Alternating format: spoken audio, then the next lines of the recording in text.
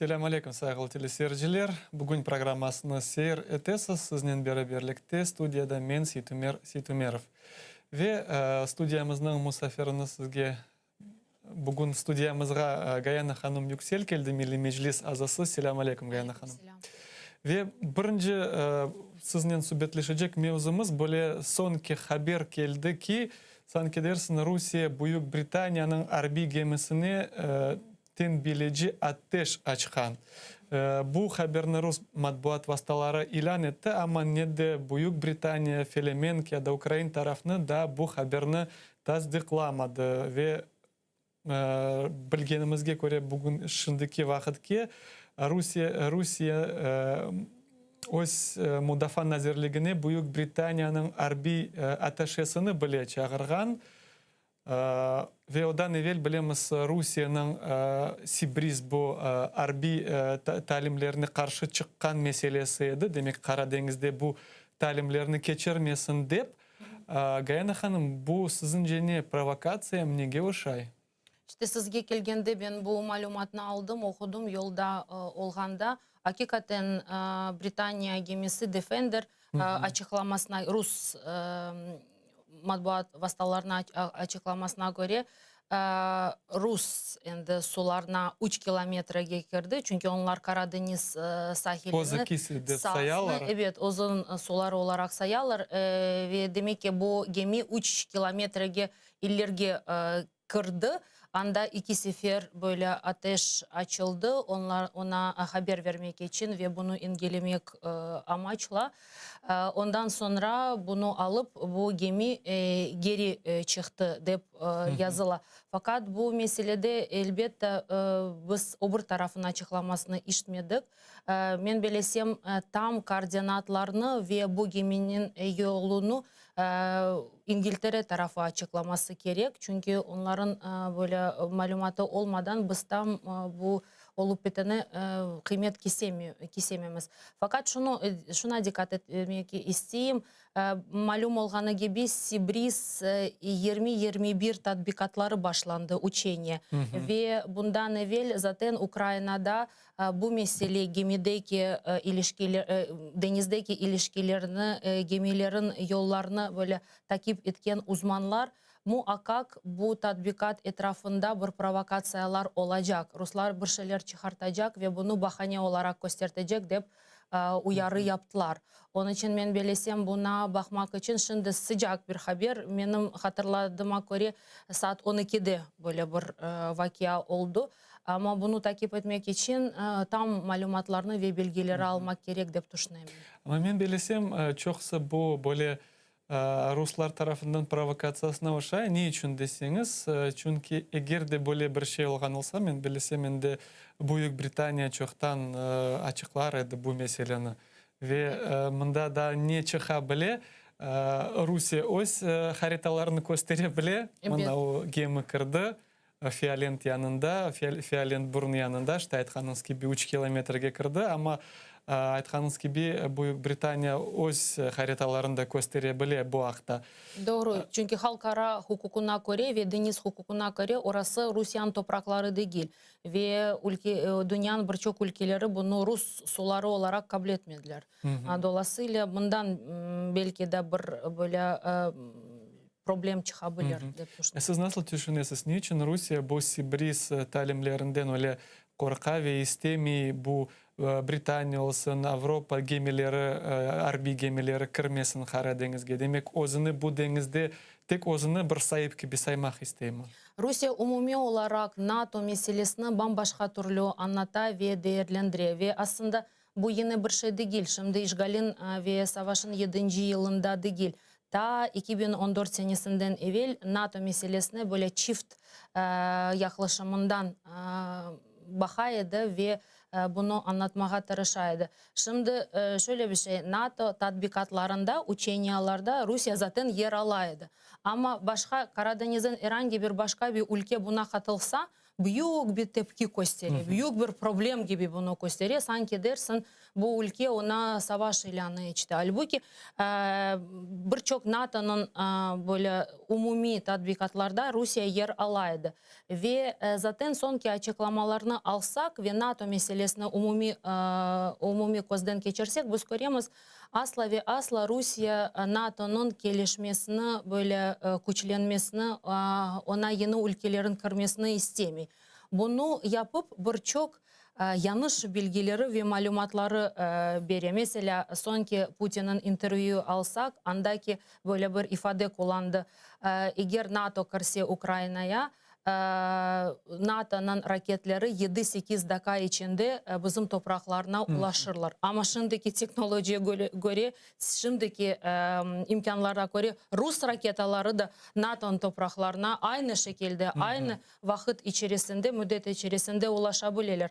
Bu ne? Bu spekülasyon ve umumi olarak zaten Rusya'nın bilirsiniz siyasi doktrini var. Siyasi doktrine göre onlar özlerini güya korçalaylar ve yine de bu siyasi doktrine göre onlar dış böyle etkisine ve baskısına müdahale eterler ve mücadele eterler dep aytmağa mümkün. Ondan dolayı bütün kendi yapan işlerini ben şimdi tek siyasetini veya savaş alanı almayayım. Tahsil, eğitim, ballarını yetiştirmeye bu konsepsiyaya göre yapıla. İnsanlarını öyle yetiştirirler. Etrafında düşmanlar. Biz ayakta durmasak, dirilmesek bizni basarlar, bizni ezerler, bizni saymazlar. Dolayısıyla bütün bunlarını yani bu siyasetin devamı. Ve bu doktrina göre biz göremiz nasıl olar ballarının davranalар. Işgal etilген Kırım'da nasıl birinci, ikinci sınıf ballarına işte tüfekler berip böyle harbi urbalar kisettirip. Bu aslında çok meraklı bir şey. Siz benim fikrimi devam ettiniz. Şimdi vakit kısıtlı olduğu için ben bunu açıklamadım ama hakikaten doğru aytasınız. Bu kichkine ballarga harbi urbalarını giydirip ballarını ölümge hazırlaylar. Bir psikolog bunu açıkladı. Onun makalesini okudum. Hakikaten de kichkine ballarga 3, 4, 5 yaşında yeni mektepke başlayan ballarga böyle bir elbise, böyle bir urba giydirmege olmuyor. Niçin? Bu urbanyen insanlar öleydiler. Bu urbanyen insanlar ölümge keteydiler. Şimdi kichkine ballarını sen nasıl bunu giydirip nege hazırlaysın? O kichkine ballarga nasıl bir ideolojiya, nasıl bir yaklaşım, nasıl bir düşünce kafaya sokasın? Dolayısıyla asla ve asla kesinlikle ballarını bu tür urbalarının, bu tür oyunlarının, çeşitli böyle programlarının yetiştirmek olmuyor deyip yazar Rus psikologu. Ve hakikaten bana göre pek meraklı ve gerekli bir makale. Onun da dışında şunu aytmağa isteyeyim. Ben 20 yıl içinde, hemen 20 yıl içinde tahsil sisteması içindeydim.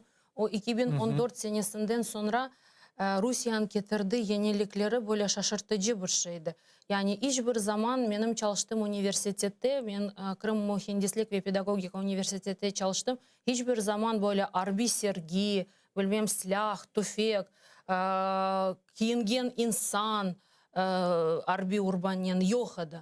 Rusya gelgen son bu oldu. Yani bu mümkün oldu. Ve hakikaten andaki gençleri, andaki böyle gencecik çocuklarını buna hazırlarlar ve bunu gösteriyorlar. Demek ki bu ülkenin siyasetinde ve ideolojisinde savaş düşüncesi vardır. Ve onlar bunu afsus ki hayata geçiriyorlar. Ve şimdi Ukrayna Dış İşler Nazirinin reaksiyası çıktı. O Twitter'ında böyle yazgan, окрім он yazganı, наочний доказ української позиції, агресивна і провокативна політика РФ у Чорному і Азовському морях, окупація та мілітаризація Криму становлять постійну загрозу Україні та союзникам. Саме тому я наголошую, що необхідна якісна нова взаємодія членів НАТО з Україною у Чорному морі. Bu birinci reaksiya bu haberge ve demek kulle bana aytkanına göre o bu haberin tasdiklaydı deb bilemiz. Yani bu şimdi Ukrayna'nın pozisiyası aynıdır. Ukrayna mutlaka NATO'nun içinde olması gerek ve NATO'nun yerinde NATO'nun ülkeleri arasında yer alması gerek. Provokasyadır dep sayarlar ve böyle bir şekilde kıymet kesin. Ve bu haberini da bu gün devamında bizim programlarımızda mutlaka açıklayacağımız. Gelecek mevzuga geçemiz. Gayana Hanım, bilemiz ki Kırım'da sonki hafta çok bela düştü. Bu yağmurdan, yağanaklardan seller düştü. Kırım'da olgan vaziyetini keliniz video levhamızda seyreteyik. Evlerini su basıp taşlar kamachap kaldı. Geçinler olgan su basıvı Yalta yanındaki Ayvasil kasabasına tonnalarnen kuruculuk çöplüğünü yup getirdi. Bu çöplük obaları Koruk ormanında teşkil etilgen edi. Çöplük ve taşlarının kalın katı sokakını kaplap evlerden çıkışlarını blok etti. Yardımını beklemege manasız insanlar çöplükni öz başına temizle başladı. Посмотрите, пожалуйста, все очень критично. Рук не хватает, ничего не хватает. Вода идет, тут все поднялось. Нас опять забыли тут.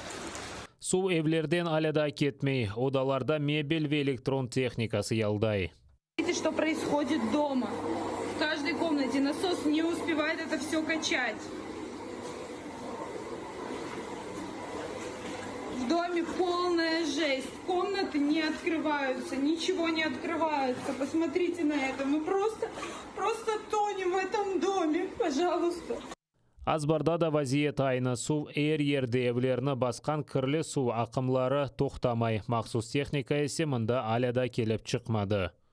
Нам нужны люди с лопатами, пожалуйста. Su basıva kıbetlerini öğrenmek için Yaltanın işgalciler hakimiyetinden başı Yanina Pavlenka da keldi. Birkaç evlerini butunley su baskan kartlar ve ballar tahliye etildi dey. Yerli sakinler ise eski trolleybuslar mezarlığı su ketmesine yol bermey dep şikayet etti. Eski totlu trolleybuslar birkaç sıraga tizilgeni için kirli su akımlarına geçirmeyip onlarını sakinlerinin ev ve azbarlarına doğurdu.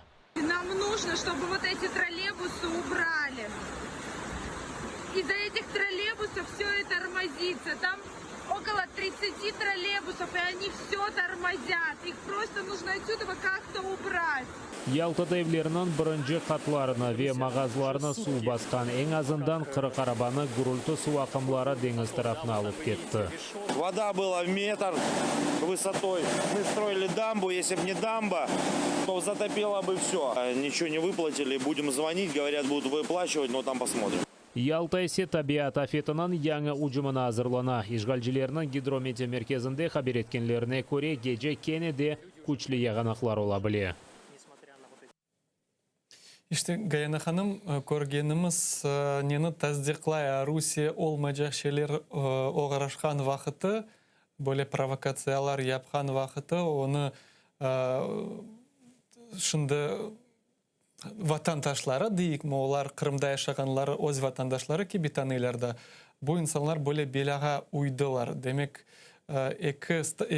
iki yüzlük standartlarını göremiz. Bir taraftan silaha tek dikkat, ikinci taraf insanlar adam değil.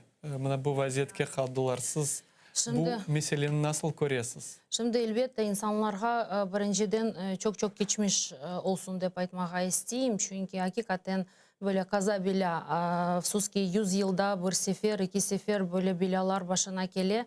Bunlara hazır olmak gerek. Ve anda olgan şimdiki sözde hükümet buna demek ki bakacak. Yani Kırım'ı harbi bazaya çevirip tek silahlarını doldurmayacaklar. Tek silahlarga para vermeyecekler. Yani bizim bilgenimize göre 7 yıl içerisinde Yalta, Kerç, diğer böyle deniz kıyısının yanında olan kurort şehirlerin etrafında birçok inşaatlar yapıldı.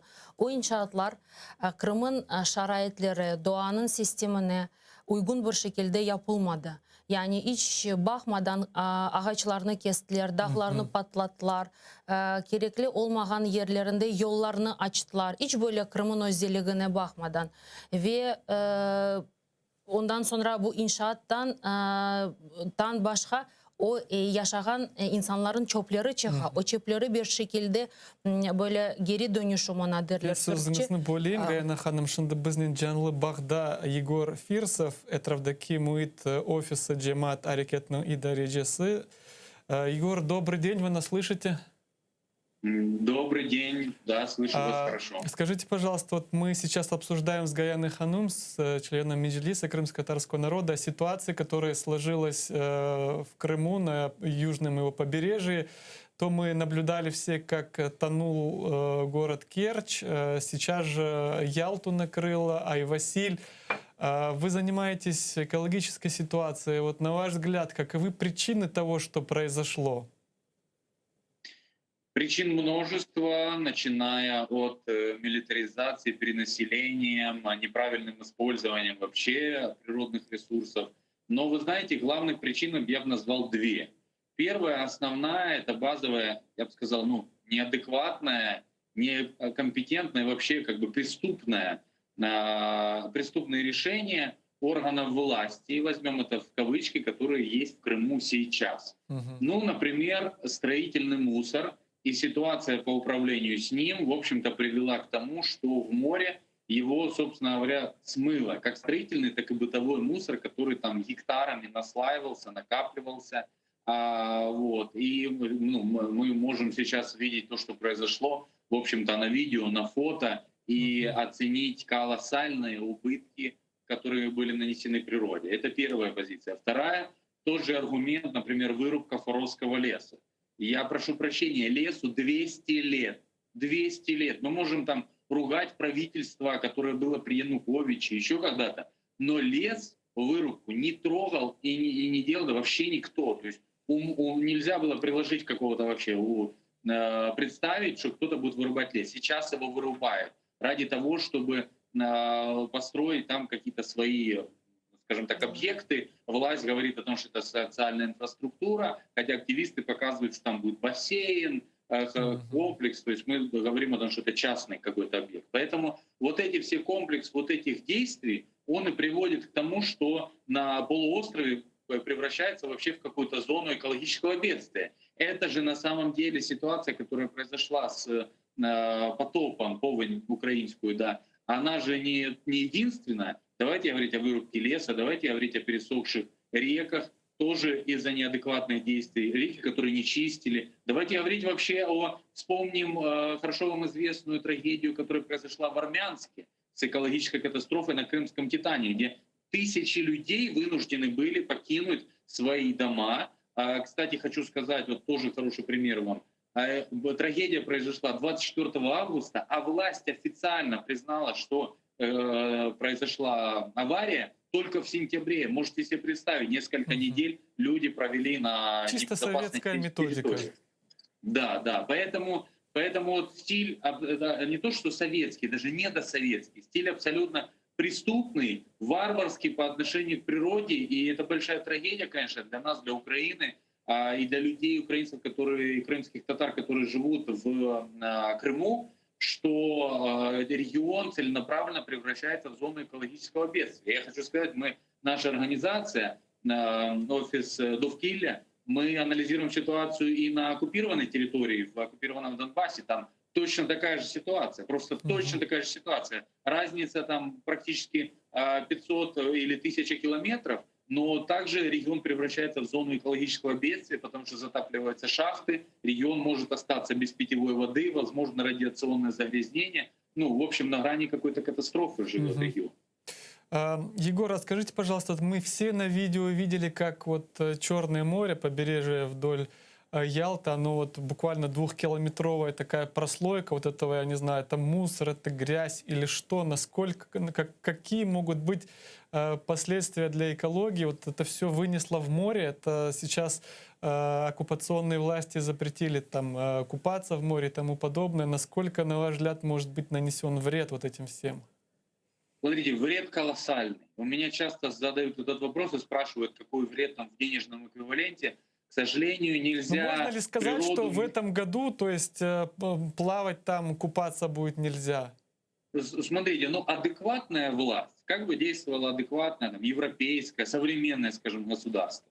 Оно бы, во-первых, открыто показало, что есть вот такая вот ситуация. Во-вторых, каждые 3 часа нужно делать лабораторные замеры, мониторинг, очень важный в море, отслеживание, мониторинг течения, куда пойдет мусор, а абсорбирующие боны, чистка воды, это тоже никто не отменял в современном мире. Вот так бы должна действовать власть и показывать нам результаты лабораторных исследований. Я обрел все сайты псевдоорганов власти, не нашел никакой информации, кроме каких-то общих слов, что все под контролем. Понимаете? Поэтому сложно очень говорить о глубоких последствиях, когда можно будет купаться, опираясь просто на общие данные. Да? Мы можем опираться на фотографии и видео, которые нам шлют активисты, например. Мы можем опираться на спутниковые съемки, которые мы видим из космоса. Но предметно говорить очень сложно. Но я могу сказать точно, общаясь с экологами, с нашим Министерством экологии, что, к сожалению, в некоторых частях Черного моря купаться нельзя будет заходить в воду, наверное, недели и месяцы точно. Недели и месяцы точно. То есть вот так, несмотря на то, что эта грязь там рассосалась, течением унесло, купаться сейчас там небезопасно. И вот на фоне всего этого очень интересная параллель в голове у меня возникла. Вот когда они проводят массовые облавы в Крыму, в домах крымских татар, они привлекают такое огромное количество спецсил, то есть это и ФСБ, и Росгвардия, там кого только нет, врываясь в дома безвинных. А вот когда вот такие стихийные бедствия происходят, вот тот же Айвасиль, где люди уже организовываются и пытаются как-то это все разгрести, я почему-то на видео не заметил, чтобы были какие-то использованы спецсилы, чтобы приехали вот эти вот все носящие погоны товарищи, которые могут по утрам врываться. Вы заметили, чтобы вот какая-то активность была со стороны вот так называемых МЧС, там, армии в ликвидацию вот этих всех последствий?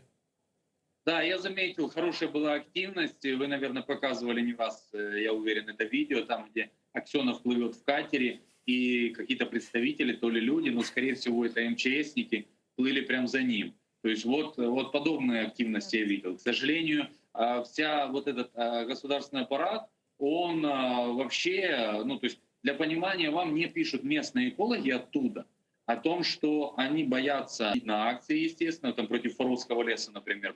Полиция, российская оккупант их откровенно запугивает о том, что они не могут этого делать, да, и грозят там серьезным заключением. То есть люди живут там, в откровенно тоталитарном режиме, опасаясь за свою жизнь. И я подчеркну, что эта речь идет, знаете, там даже не о выступлениях против Путина, против там за Украину, против оккупации. Речь сейчас идет о том, что люди выходят, защищая природу. Они там жили десятками, жили их отцы, дедушки, прабабушки и все остальное. Они видели свой Крым как свой регион, и сейчас они видят такое, что им не дают защищать деревья, которые они там видели десятками лет, понимаете, которые были высажены там несколько сот лет назад. Вот это настоящий ужас, конечно, когда люди не имеют права высказывать свое мнение, боятся власть, защищая экологию. Спасибо большое за включение. С нами на прямой связи был Єгор Фірсов, член правління гражданського об'єднання «Офіс навколишнього середовища». Каяна Ханум, девами тема суб'єтамызны, лафыңызны девам ете білерсіз, бо мәселе дос фикрлеріңізден бізден бөліше білесіз. Мен айтacağım şey, Rusça geçeyim mümkün olsa. То, что я хотела сказать, было озвучено вашим предыдущим спикером. Когда на землю приходят варвары, судьба этой земли печальна, к сожалению. Вот все то, что мы слышали о том, что Крым не развитый, там плохая инфраструктура, его нужно усовершенствовать, из него нужно делать жемчужину, в итоге превратилось в создание военной базы, в которой людям и каким-то другим сферам жизнедеятельности места нету. Какой туризм, какая культура, какое развитие инфраструктуры, сельского хозяйства, вообще какого-то социально-бытового комплекса, этого ничего нету. Просто милитаризация, непродуманная, и в итоге мы имеем то, что имеем. Вот видим, к сожалению, вот эти ужасные печальные кадры, когда действительно возвращает природа, по большому счету, строительный мусор, который подняли над Ялтой, он нависал над Ялтой. Там же началось массовое строительство. Причем строительство не просто объектов военных, там еще начали строиться виллы миллиардеров, людей, которые имеют какие-то средства, какие-то доступы к ресурсам, государственным там источникам. Ялта и до 2014 года страдала от мусора, были проблемы с системой водоснабжения. А тут такое непродуманное отношение. Все это подняли, вывезли в горы, и в итоге при первой же экологической такой катастрофе... Да, қайтты. Айтмаған мүмкін. Мында білесіз, немені раатсызлай, базы бөле украинлілерден бөле фікірлер іште білеміз. Шынды олар бұны епісіні көрелер. Ve halk üstünden belesem kuleler. Ana istediniz, хоть камнесіне бадедiniz, мына сізге деп. Ve böyle çok Facebook'ta yazılarını көрем. Bu hakkında ne düşünесіз? Kesinlikle böyle bir şey yapmamak gerek. Kesinlikle böyle ifadelerini alınız sizge, siz bunu istediniz. Mına taşlar da olsun. Endi onları geri sizge kayta. Taşlar da olsun. Şimdi azap kim çeki? Hakimiyet değil. Adi adamlar. İnsanlar. Ya kesinlikle böyle bir şey yazmamak gerek ki biz bilemiz Ukrayna'da bu tür felaketlerden, doğal felaketlerden özü da böyle pek tesir körü. Geçen sene Ukrayna'nın batı tarafında böyle seller vardı, pek yağmurlar oldu ve seller vardı. Onun dışında geçen hafta Odessa'da oldu. Yine böyle ona benzeyen bir sel, elbette böyle hücum değil, böyle bir hasar yok idi ama barıdı böyle problem. Bu tür yaklaşımlarından, bu tür ifadelerden alınız sizge, mına kaytsın sizge, kesinlikle buna yaklaşmamak gerek ki biz o topraklarını kaytarmak isteyimiz. Bu o toprakta, o Kırım'da yeniden yaşayacakmız. İşgalcilerin yaptığı zararlarını da temizleyecekmiz, da yapacakmız işlerini Kırım'ı öz eski vaziyetini kaytarmak için ve geliştirmek için. Kesinlikle böyle şeyleri yazmamak gerek deyip düşünüyorum. Elbette ki eğer devlet düşünse ve vatanperver böyle adamlar düşünse o topraklar bizim desem, ben bilesem öyle aytmamak gerekler, öyle düşünmemek gerekler. Çünkü birinciden elbette ki onların arasında sel düşünmedi. Bu Rusya taraftarını men battı ya da Ukrayna taraftarını ya da Rus'unu ya da Kırım Tatarını. Herkes şimdi bu vakit işte zarar gördü. Ukrayna hükümeti tarafından bir açıklaması olması gerek idi. O insanlara en az geçmiş olsun degen sözler aytmak gerek idi. Ben şimdi tam doğrusu hatırlamayayım. Belki yanlış aytabilirim. Ben bilsem bu konu hakkında Ukrayna Cumhurbaşkanı bir açıklama yaptı. Yine de aytam belki hata olabilir çünkü çok malumat gerek. Ama bu tür vaziyette Ukrayna'nın pozisyası şu olmalıdır. Onlar benim vatandaşlarım. Ukrayna Kırım'dan vazgeçmedi. Anda yaşayan insanlardan vazgeçmedi. Ve insanlar böyle felaketke, böyle kazaya uğrayan toprağı olarak, ana bir devlet olarak buna sahip çıkmalıdır. Ve şimdi böyle meraklı şey, Kerç su tübünde kalan vakti eşitkendirsiz ne kadar maşinan da battı. Bütün şehir çünkü 1 metre 20 santimetreye kadar su edi. Ve страховой şirketler onlarını şimdi bir şey yapmayacağımız diye. Meraklı ki hakimiyet bu nasıl bakacak. Sizde kaska yok eken, bir şey yok eken ve ilahire. Demek ne kadar halk için düşünmegenini tasdiqlay böyle şeyler menimce. Kırım sözde hakimiyetten mi bahsedesiniz? Onlarını mı aytasınız bu meselede? Onlar çetke çekilecek. Kasko, sigorta şirketleri ne yapsa yapsınlar onu mu? Yani bu zaten beklenilen bir şey. Bu sel olur olmaz. İlk çıkan video men bilesem bütün noktalarını özünün yerine koydu. Bu Aksyonov şeyde kete, kayıkta kete arkasından 3 kişi yalday. Bu ne demektir? Ya bu kişileri bir kere niye almadınız? İkinci niye? İkinci kayık yok. Ondan sonra onun da ardında daha hucur bir açıklama böyle yapılayken. Hiçbir yerde böyle bir şey Gayana Hanım, Burskun Kırım'da böyle ilan edilgen edi Ayvasil kasabasında zarar görgen insanlara yardım yapayık dep, toplanayık dep. Şimdi bizden canlı bağda Шевкет Семедляев, фааль, ода бу тедбирде иштирак эткен. Селам алейкум, Шевкет бей, иштесіз мы бізні. Алейкум салям. Шевкет бей, сіз айтқаным кебей Айвасиль қасабасына барған едіңіз ве халқымыз топланған анда ярдым етмеге. Сіз анда олғаныңызда не көрдіңіз? Насыл зарарлар келген, чоқ асылда халық топланып болды ма? Біз мүлкін олса, русча девам етейім бір аса ағыржа. Мы получили сигнал в Инстаграме, девушка обратилась с призывом о помощи, выяснили ситуацию, решили собрать туда людей. А во время сборов начали поступать чуть-чуть другие сведения, что там, в принципе, помочь нам нечем. Решили провести разведку, так сказать. Выехали туда на 2 машинах, посмотрели, походили и решили, что сбор людей на текущий момент нет смысла начинать. Я bu неден bağlı. Видеоларға көре анда 1 метрден зияде ташлар, құмлар толған. Шынды ерлі халық бұнен епісінен не yapacak? Насыл яшайжақ? Там, понимаете, ситуация в том, что это с Учансу, насколько я понимаю, с Джурджура, Учансу, смыло огромное количество щебня, камней и глины и всего прочего. Вот вы это видите, собственно. Такие завалы вручную разгребать вот прям невозможно. То есть там должна работать техника, там должна работать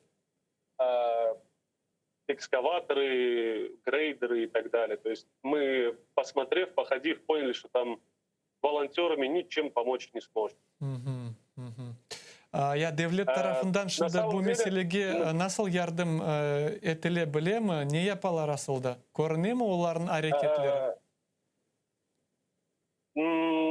На текущий момент там жители сами наняли один экскаватор, то есть сами проводят расчистку завалов улиц. Насколько я понял, 2 экскаватора есть, которые государственные, которые государство выделило. Там были ребята из МЧС, которые не знаю, чем занимаются. То есть руками там ничего не сделаешь. То есть это просто 2 метра, метров в 200, в 300, да, это на улице. Мушкуль вазiyet asıl, muşkul. Ya Şevket Bey, sizince bu belanın sebebi neydi? Şu türlü analitiklerini, ekspertlerini eşitsen, aytalar dağlarda çok böyle kuruculuk çöplükleri var edi ve onlar bir taraftan suğa ketmege yol vermediler, ikinciden bütün sel olarında düşürdü işte bu köylerge, bu kasabalarga. Öyle mi vaziyet ya da yok? Мое мнение в этом вопросе такое. Во-первых, это Аллахтан, да, такие потопы у нас бывают довольно редко, и ни одна инфраструктура к этому готова быть не может как бы априори. Во-вторых, по поводу застройки не могу сказать. То есть, да, вполне возможно, что там есть какая-то застройка, которую сюда смыло, которая заблокировала дороги в другие места.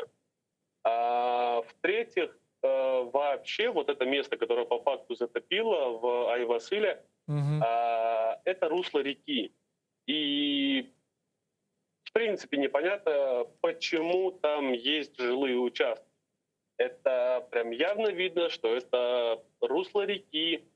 То есть, ну, это понятное дело, что какие-то проблемы будут, когда ты строишься, живешь на такой земле. Здесь вопрос не к тем, кто строится, здесь вопрос к тем, кто выделял эту землю. То есть, мое мнение вот примерно такое. Ve sinoptikler bergen malumatlarga ko'ra Qrimni da bu yaqin kunlari kenede balaban böyle yağmurlar yağa bile. Cemaat nasıl hazırlana bu yağmurlarga ve belki de başka yerlerde böyle problemler çıxa bile? Алла білектір шектен айтсам, мен жесіне көре азырланып бұл әрекетке тек дуа yapmak. Çünkü sen bilmiyorsun kaydan o gelecek, ne yapacak. O kadar hareket ne Keriç'te, Yalta'da oldu. Mencesine göre anda ne devlet ne adamlar da bir şey yapıp olamaz. Şevket Bey, siz bu Ayvasil'de bulundunuz ve çok malumatlar internette var. Siz anda olgan insan ve bizim telekanalımızda çok bizim vatandaşlarımız Kırım'da baka. İlanlar var ya da yardım gerek. Urba, odur, bodur, aş, su, şimdi siz anda olup bunlar eş şeyler gereği var mı şimdi ve eğer de gerek olsa nasıl toplanıla ve o yer sakinlerine verilecek? Bugünkü men bilmeyeyim ne anda gerek şimdi de. Evlerinin bir şey yapmağa çare yok. 2 metre gravi grunt, tek teknika gerek. Urba, aş, para ve ilah bilmeyeyim gerçekten. Onun başka adamları должны этим заниматься, я не по таким задачам. Anladım. Ve sonki sualim? Те ребята, которые вот именно звали на помощь, как мы увидели, там все в порядке, то есть там довольно хорошее положение финансовое. Есть жители рядом по улице, которые действительно нуждаются, но объявлять ли сбор или что с этим делать, пока ничего не могу сказать. Anladım. Ve sonki sualim Şevket Bey, Kırım'da o kadar yağmurlar yağdı. Aslında su anbarlarına bu episi tesir etti mi? Su anbarları dolup başladı mı? Yok mu? Siz bilesiniz bunu? Gerçekten yok. Bilmiyorum. Onu belki Zahir Bey, Akadırov son gösterir bizge. O bu meselenin uğraşa. Mencesine göre evet o biraz toplaşar ama bilmiyorum. Çok sağ olun Şevket Bey, bizden bağlanğanınız için. Bizden canlı bağda Şevket Semidlayev faal ve Tunya'nın bu Ayvasil kasabasına barıp yardım etkinlerinden birisi edi. Gayana Hanım, devam etmemiz sohbetimizni. İşte Allah'a şükür olsun halkımız böyle sonki yılları öğretildi birlikte ve göremiz böyle bir şeyler çıksa her vakit birlikte beraberlikte bu elbette ki kuvandırgan bir şeydir. Сейтумер Бey, мен мүмкін olsa лafınızды білмеймін, belki sonra sual sorarsınız. Men bir şey etmeye isteyeyim. Daha önce söyledim de Zelenskiy'in açıklaması yapıldı. Yanlış malumat vermedi. Öyle bir açıklama yapmadı ve Ukrayna hükümeti tarafından en az Cumhurbaşkanı tarafından böyle bir açıklama yapılmadı. Şimdi haber geldi. Büyük Britanya'nın press ofisinden Twitter'da yazılgan olarga bir kimse atmagan degenler. Demek bundan ne peyda ola bu Rusların provokasyası. Provokasyası ve yalanı. Yani dediğim gibi beklemek lazım. İki taraftan açıklama oldu. Detaylar olsun. Ondan sonra birinci növbette ekspertler, ondan sonra diğer insanlar da toplum buna kıymet kesecek. Ama provokasyalarga hazır olmak gerek. Her bir sahasında, her bir alanda bunu kullanacaklar ve istediği gibi oynatacaklar. Buna hazırlıklı olmak gerek. Ben de başka bir şey etmeye isteyeyim sizle ilgili. Buna şimdi dinledik de birinci elbette bu tür felaketler volontörlerin işi değil. Volontörler ondan sonra katılarlar. İkinci şimdi aytadı yani bu izin bergen insanların suçu doğru. Bu tür yerlerde teknolojiyalar var.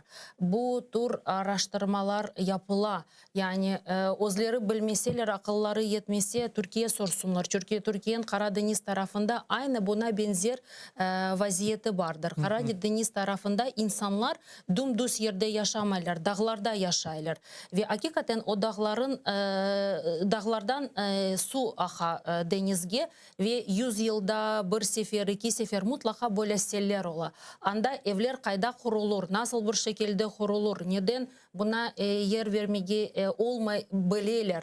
Yani bu teknolojiyalar var ve mutlaka Yalta, ona benzer bir Aluş'ta, YBK tarafında kuruculuk yapılsa bu malumatlары ve bilgileri kullanmak gerek деп sayамын. Ama benim көргенime кере Kırım'daki hükümet, sözde hükümet her şeyi bile.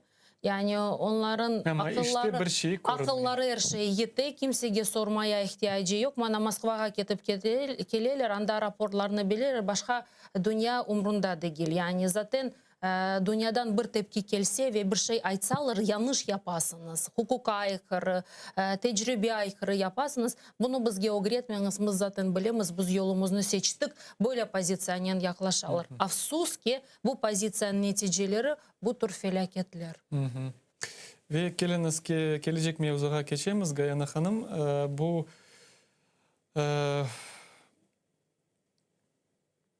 Avrupa Şurası'nın parlament asambleyasının yaz sesiyası endi 3. gün ketmekte ve bilgenimizge göre bugün Kırım Tatarlarının akları boyunca rezolüsiya kabul edilecek. Siz de men belesem bu meseleni seyretedirsiz. Nasıl düşünesiz bu rezolüsiya bugün kabul edilecek mi ve geçken senelerge göre bu rezolüsiyadan şiddetli oldu mu ya da yok? Yani bu tür rezolüsiya çalışmalarında meclis yer aldı dep aytmaga mümkün. Çünkü meclis azası İskender Bariyev ve onun teşkilatı Kırım Tatar Resurs Merkezi gerekli malumatlarını ve bilgileri verdi ve diğer hukukçular ve pravazащитникler. Şimdi Avrupa Parlamentosuna gelsek ve umumi dünyadaki sisteme gelsek bilesiniz bu birinci rezolüsiya olmaz. Çünkü 7 yıl içerisinde birçok buna benzer dokumentler kabul edildi. Birleşmiş Milletler'ini alsak 19 tane rezolüsiyası. Onlardan 5 tane rezolüsiya insan hakları boyunca. Avrupa Parlamentosu yaklaşık, yanlış aytmasam yaklaşık 15 tane. OBSE 20 tane. 12 tane UNESCO aldı. Ondan sonra 4 tane dava açıldı İnsan Hakları Mahkemesi'nde ve Halk Ara Kriminal Mahkemesi'nde. Bu açıklama eğer kabul edilse daha önceki açıklamalarına ve rezolüsiyalara ek olacak ve Kırım'da vaziyetini göstertecek. Şunu aytmak gerek, Sedamet Bey bilesiniz mi? Yani yıldan yıla geçkende rezolüsiyalar daha kavi ve daha kuvvetli ola. Ve rezolüsiyalar hakikaten Kırım'da olup biteni ve Kırım'daki olğan vaziyetini pek yaxşı bir şekilde gösterirler. Ondan dolayı men bilesem bu rezolüsiya mutlaka kabul olur ki okuyayım andaki bizim Ukrayna delegasyamız, heyetimiz baya mücadele yapar. Çünkü her zamanki gibi Rus tarafından büyük bir diriliş var. Karşılık çıkar. Onlar alt çalışmaları yaparlar. Andaki insanları tesir etmeye tırışarlar. Bilesiniz bu tür şeyler yani insan ilişkilerinin, insanın bağlıdır. Buna ne kadar kavi çalışsan, ne kadar böyle etrafına özün tesirini gösterteceksin, o kararlar sonra elde edeceksin. Ama mutlaka kabul olur ve daha ilerideki Ukrayna'nın pozisyasını güçlendirmek için Kırım meselesini Halk Ara Mahkemesi'nde bakmak için bir daha çevik, bir daha mıh olacak dep düşünüyorum. Çünkü şuna inanam, erken veya geç Kırım işgali mutlaka Halk Ara Kriminal Mahkemesi'nde bakılacaktır. Yani çünkü insanlara karşı, insaniyete karşı yapılgan bir suçtur ve bu tür suçlar cezasız asla kalmaz. Ve Tuni'nin biz bu meseleni müzakere etkende böyle inceliği var bu vesihana rezolüsiyanı ki evvelsi adı edişte Kırım'da olan durumu ve onu şimdi değiştirgenler Ukrayna tarafı Kırım Tatarlara karşı yapılgan baskı gibi ve bu da Pasede Ukrayna delegasyasının yolbaşçısı Mariya Mizentseva aytqаны gibi bu ufacık galibe olsa da ama galibedir dey. Doğru. Ukrayna... Demek bu kontekst değiştirir. Birinciden evvel olgan rezolüsiyalar demek vaziyet hakkında Мында ачыктан ачык айтыла Кырым татарлары каршы япылган баскылар. Doğru. Ben de onun Facebook'taki açıklamasını gördüm. Bu daha konkret ve daha bilirsiniz mi umumi problema değil. Yani problemanın tam ortasını ya da mühim bir noktasını göstergen bir açıklamadır. Yani bunu mutlaka kabul etmek gerek ki Kırım Tatarları destek için yani birçok rezolüsyalar kabul edildi. Hatta ve hatta umumi halk değil yani bizim siyasi mahpusların da isimleri geçeydi bu tür rezolüsyalarda. Zamanda Ahtemçik, Oselmi Umerov yer alaydı. Ondan sonra sivil gazeteciler ve hapiste olan bizim insanlarımız yer alaydı. Mutlaka olması gerek dep sayamın. Ve gelecek mevzuga geçemiz. 26 iyun günü Milli Bayrak günü kaydı edilecek. Aslında nasıl hazırlıklar kete bu günge, nasıl tedbirler olacak? Aklımızda geçken yılları elçilikler binalarında Kırım Tatar bayrağı köterilgen edi. Bu yılı da öyle şeyler olacak mı? Nasıl programlar var? Aytabilirsiniz mi bizge planlar? Olacak. Allah'tan yavaş yavaş bu felaket karantinadan çıkamız. Şimdi birbirimizi görmeye, toplanmağa böyle çare elde ettik. Ve Allah'ın izniyle şimdi online değil birbirimizni korup offline bir şekilde bunu geçireceğiz. Esas bir merasim daha önceki yıllarda yapılganı gibi kocaman bir Kırım Tatar bayrağı açılacak ve Kiev'in merkezinde Hristiyatik'te alıp varılacak. Ondan sonra meydanda bir mitingler bitecek. Ama onun dışında avtoprobeg yapılacak. Onun dışında... Bu indi merasimler kabul edildi. Tabii indi hazırlıklar devam etti ve insanlar toplanırlar, işlerini yaparlar. Onun da dışında daha önce yapılgan gibi Kırım'a büyük bir bayrak gidecek ve şimdi bu bayrak Ukrayna'ya dolaşıp Kırım'ın sınırına demeyelim, Kırım'ın böyle suni sınırına. Memuri sınırına. Evet, yani sözde sınıra gelecek ve yandan insanlar onu uçuracaklar Kırım'a. Aynı şekilde paralel bir şekilde Ukrayna bağımsızlık gününde Donetsk tarafında Ukrayna bayrağı uçacak ve bizim aktivistler paralel bir şekilde hem Kırım Tatar bayrağını yürüteler hem Ukrayna bayrağını yürüteler. Bunun da dışında bilirsiniz Seyit Ömer Bey bu sene ikinci kurultayın 30 yıllığı ve bunun çerçevesinde bunun etrafında bazı böyle adımlar beklenili. Şimdi Ukrayna Cumhurbaşkanı temsilciliği bir şeyler hazırlay ama ne hazırlaysınız deyip sorganda açıklamalar. Diler biz bunu şimdilik açıklamayız böyle gerçek olsun.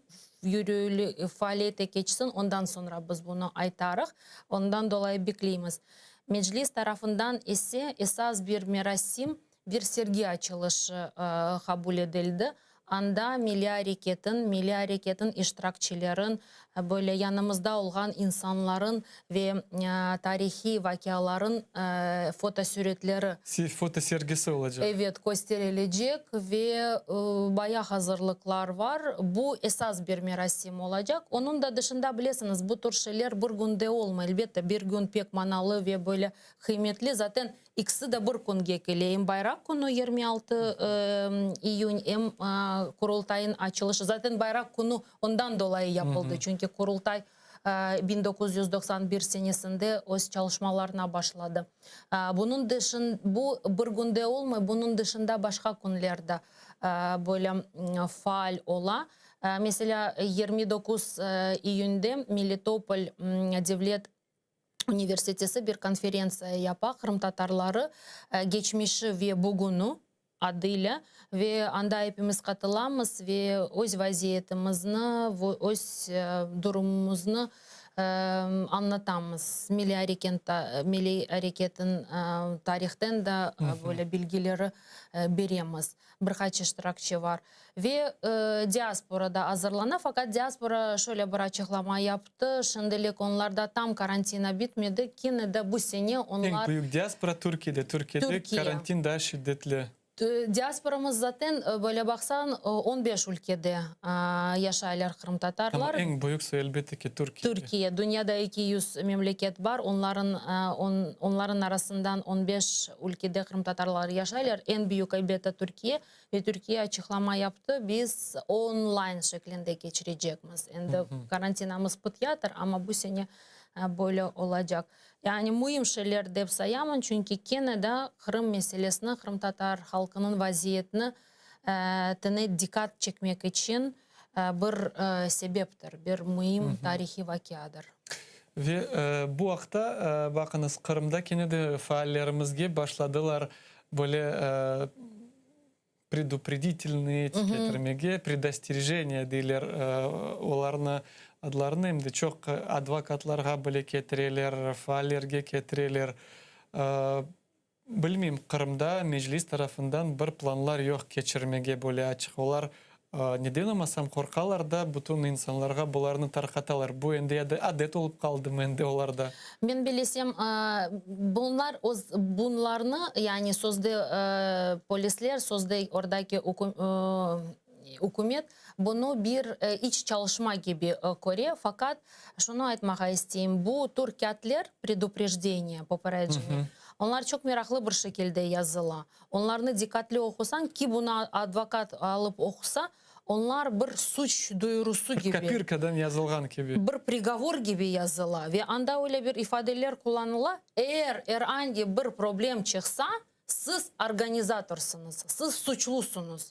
Yani demek ki yarın bir gün iki kişinin arasında bir kavga şamata çıksa ya da bir herhangi bir beklenmeyen vakıa olsa demek ki insan suçludur. Bunu mahsus yaparlar. Suçlu insanlarını böyle tek tek sayıp böyle toplayırlar, kontrol altına almaya çalışırlar ve çok aslında umumi olarak bu prosedür haksızca yapılan bir prosedürdür. İkinci, neden bu insanlarga gelirler ve her yıl aynı insanlarga verirler, biz hepimiz bilemiz. Çünkü insanların pozisyası var, insanların bakışları var, onlar bunu Hepsinde bu saklamaylar. предостереженияларын tebessümle kabul ederler. Bu предостережение bizim milli içimiz yazışamız da bu предостережениялар bir kitap şekline geldi. Ama ben yazdım hepsini toplayınız tarih için mühim vesikalardır. Mutlaka toplamak gerek.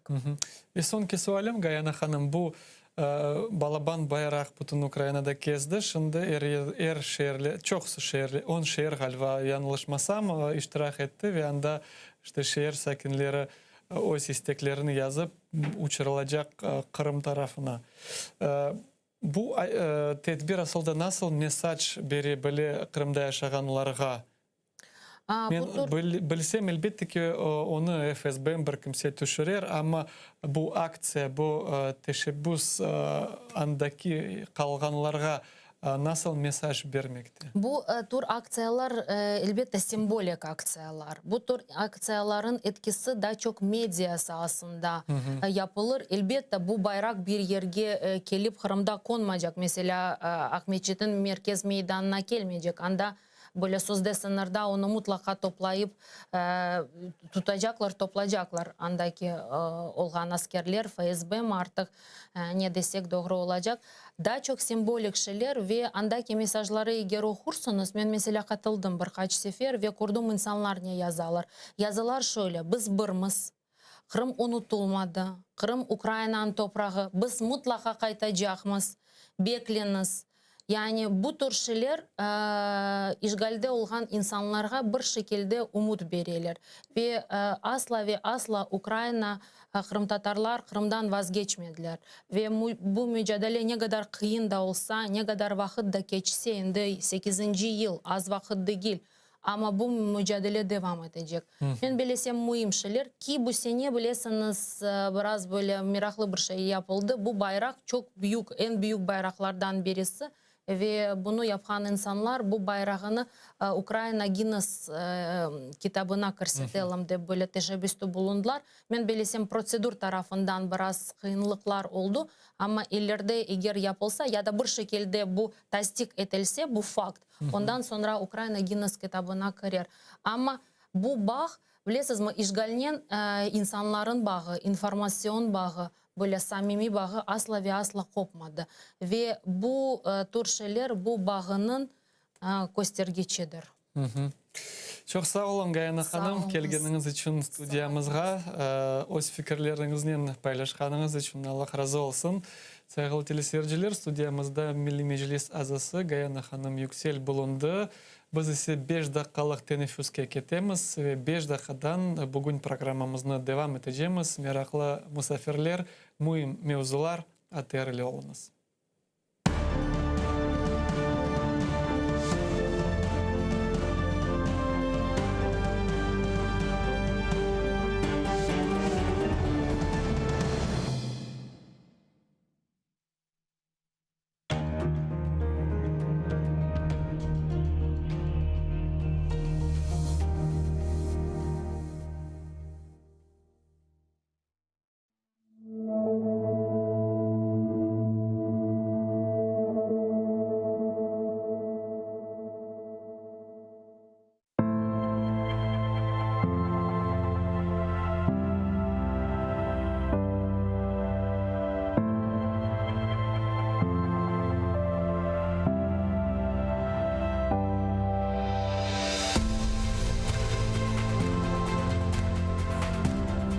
Мен қаялар көксінде, қара қышта, язда, қарлар түбінде,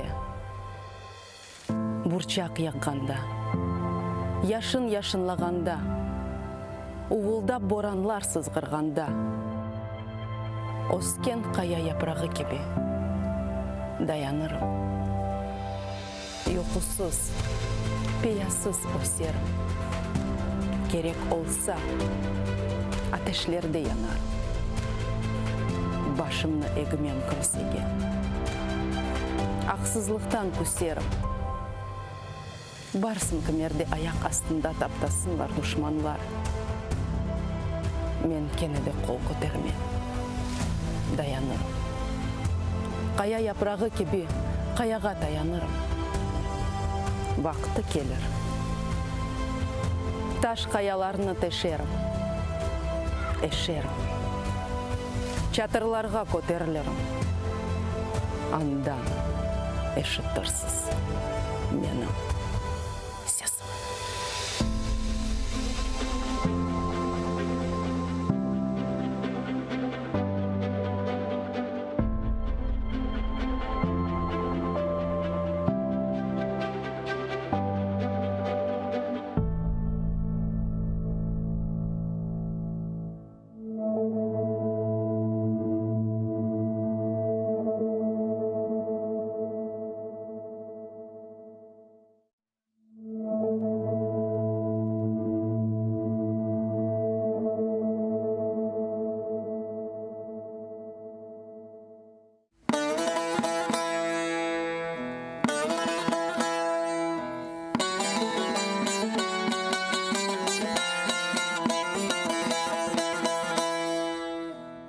Sazın teli söylesin kendi derdini, inlegen yüreğimin hasevetini, keçmişler ruhlarını, göz yaşlarını, halkımızın sonu yok kaygılarını.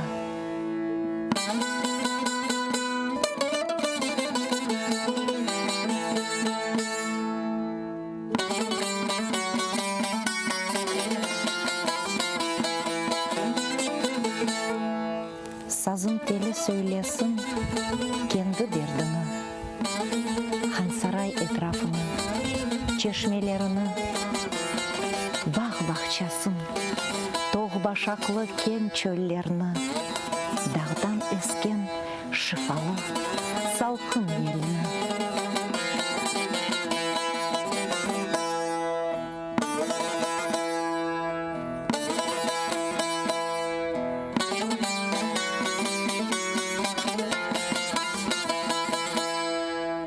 Karadeniz dalgasını söylesin sazım, ağarmış efsanesini söylesin sazım, camiler minaresini söylesin sazım, aşık Башы хөнер, керем ерлі, сөйлесін сазын.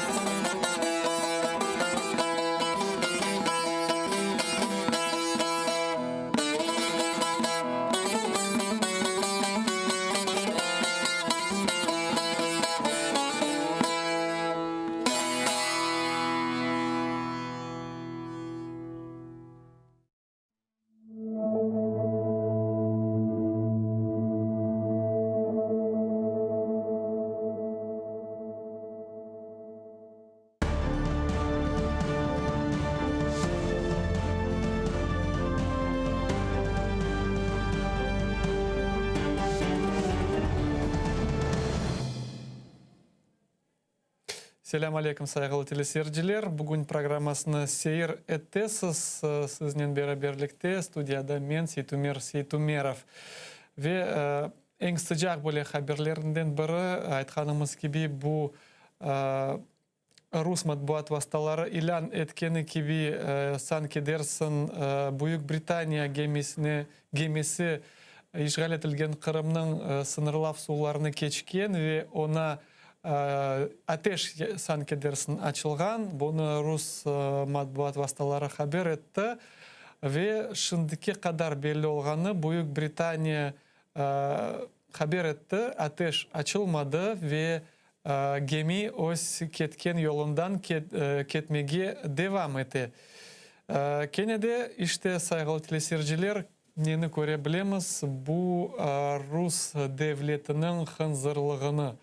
Bu Rus devlet nasıl etip de böyle destabilizasyon şeyler yapması.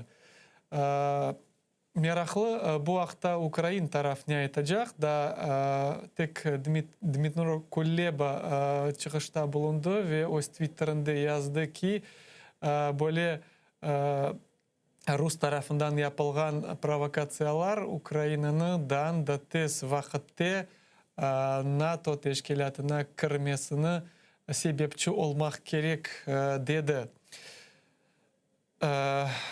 Böylelikle saygılı teleseyirciler bu hadise hakkında devam edeceğimiz sizinle haber etmeye ve biz adetimiz üzere bu ikinci blokumuz Kırım'la bağlamaya tırışamız ve siyasi mabuslarının korantalarını sizinle tanış etmeye devam edeceğimiz. Ve bugünkü birinci misafirimiz bu siyasi mabus Edem İsmailov'nın kaynanası Muniver Tata Kelamova. Selamun aleyküm Muniver Tata.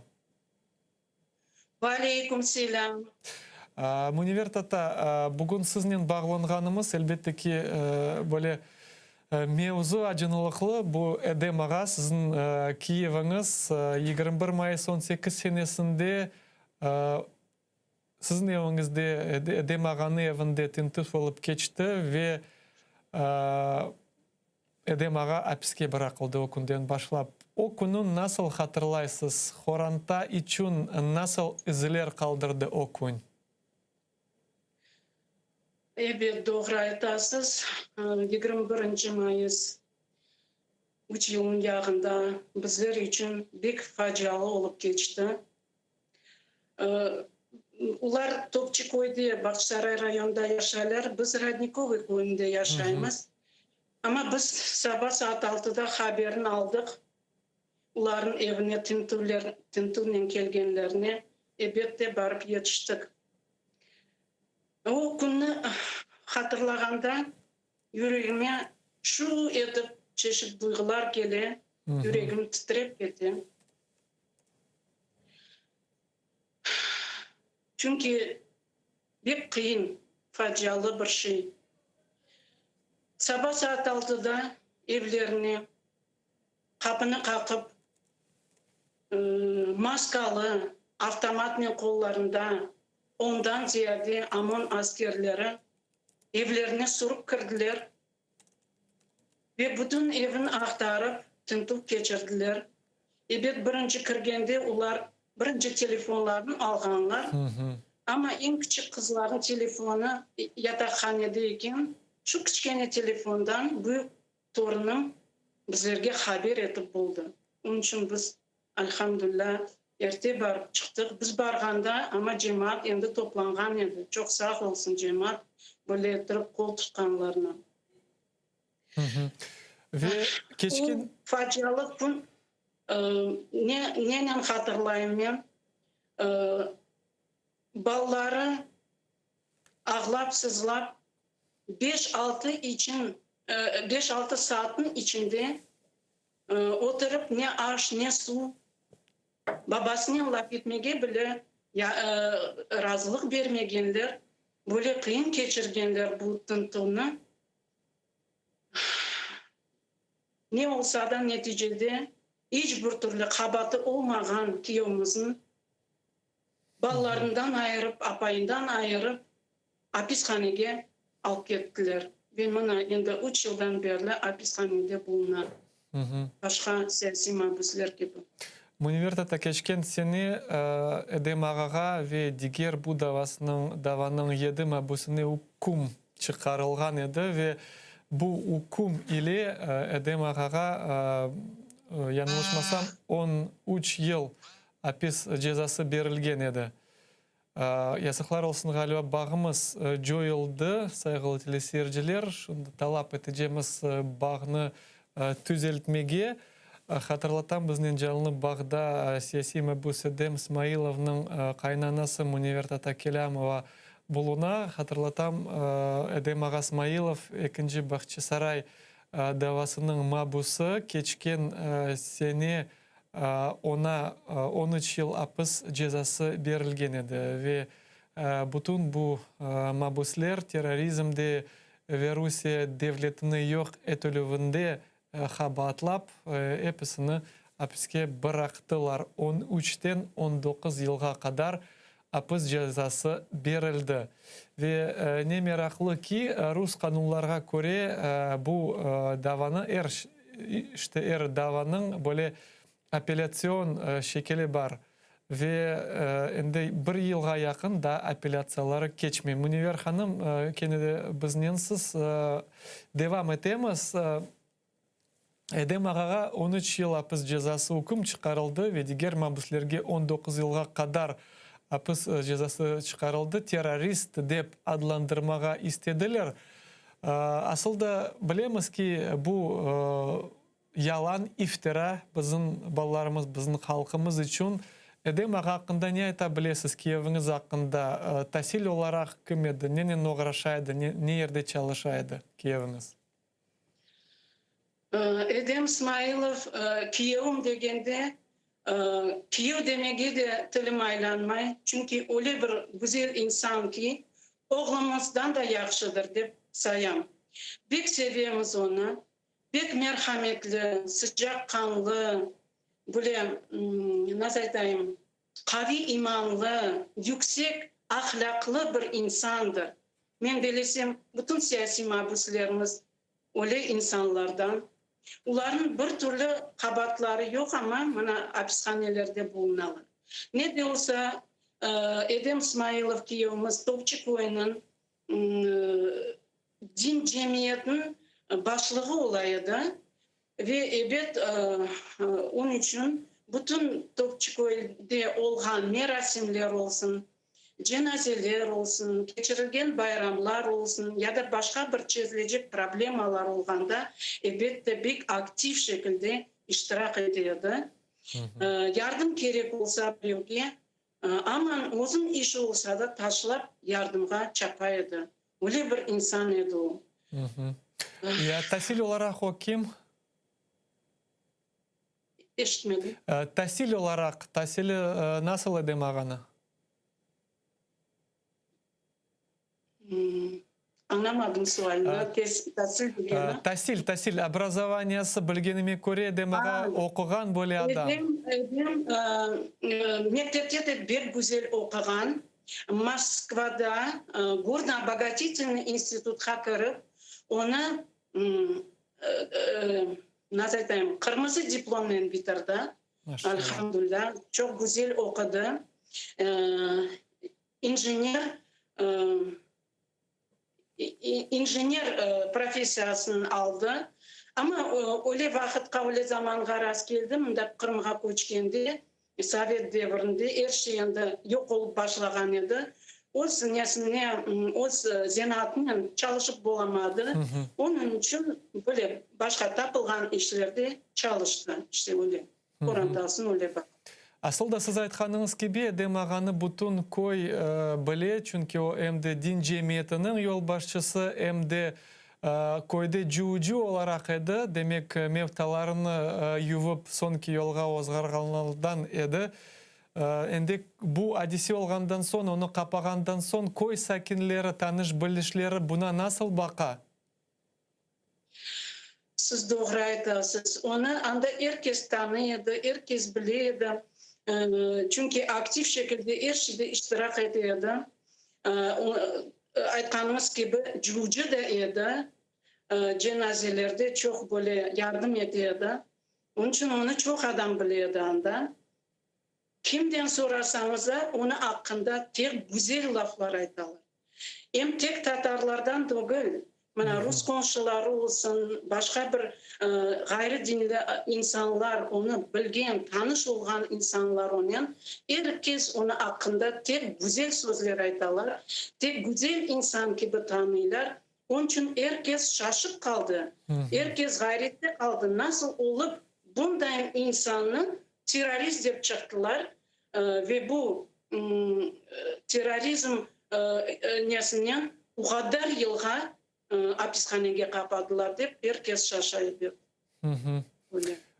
Siz Sovet hükümetini körgen insansız. O vakitleri bizim halkımızga предатели лағабını koyacak ediler. Sanki dersin halkımız bu Sovet hükümetini satıp nemselerini tarafdarı olgan dep. Şimdi ise böyle tendensiyalar göremiz. Halkımızın böyle cinayetçi gibi bütün dünyaya göstermege isterler. Olar teröristler, ekstremistler ve ilahire. Bu keçken devrinin bağını göresiz mi? Demek ki bu Rus devleti nasıl diyeyim Sovet devletinin mirasçısı olarak bu siyasetini alıp baramı halkımızga göre nasıl düşünüyorsunuz? Doğru aytasınız. Asıl nelerin padişahların vaktinden beri bizim halkımızın çekişeler evet 44. senesi предатель lağabı koyup halkımızga böyle bir facialı deportasyon edip yarı halkımızın yok ettiler. Şimdi ise Kennedy halkımızın çekişeler endi terörist lağabı koyup, ekstremist lağabı koyup böyle ettirip halkımızga baskınçılık yaparlar. Men bilesem biz Kırım Tatarlar Müslüman olarak dinimizni köteyimiz, Allah'ını tanıyımız, böyle birlikte beraberliktemiz, boy sunmayımız ularga. Men bilesem onun için bizim halkımızga böyle baskınçılık edilen. Ve bilgenime göre bu mahkemede karar çıkarılmasından evvel siz 16 sentyabr günü 2020 senesi bir kişilik narazılıkka çıkkansız yaşagan Родниковая kasabasında. Neticeleri ne oldu? Aslında çıkkanınızın sebebi neydi? Kimge neni anlatmak istediniz böyle aksiyanen, öyle piketten? Doğru aytasınız. Çıkan edim. Aynı şu günü bizim siyasi mahpuslerimizge 2. Bakçısaray grupasına Rostov'da şu günü mahkemede böyle kararlar çıkarılacak idi. Men sağlığım olmağına bar almadım Rostov'a. Onun için iş olmağında kolumdan gelgeni eteyim deyip böyle одиночный piketke çıktım. Evet, piketini nemen gösterecek edim. Plakatımda böyle yazılgan idi. Крымские наши дети не террористы, разговоры в мечети не преступление. Böyle bir plakat yazgan edim. Ve onun ben ne bildirmek istedim? Narazılığımı bildirmek istedim. Çünkü bizim siyasi mahpuslar, bizim kahraman oğlanlarımız, halkımızın en güzel oğlanları, hiçbir türlü kabahatları olmayıp, yıllarla endi hapishanelerde bulunalar. Elbette biz kaylı değiliz bu şeyin. Çünkü bizim ballar, bizim halkımız hiçbir türlü terörist değil. Bizler Kırım Tatarlar Müslümanız. Müslümanlarda yalan aytmak, adam öldürmek bu haram sayıla.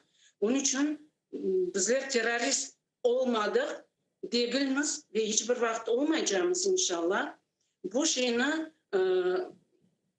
göstermek için, bildirmek için bizim ballar hiç türlü bir kabatları olmayıp hapishanelerde oturganını bildirmek için böyle bir aksiyaya çıkan edim.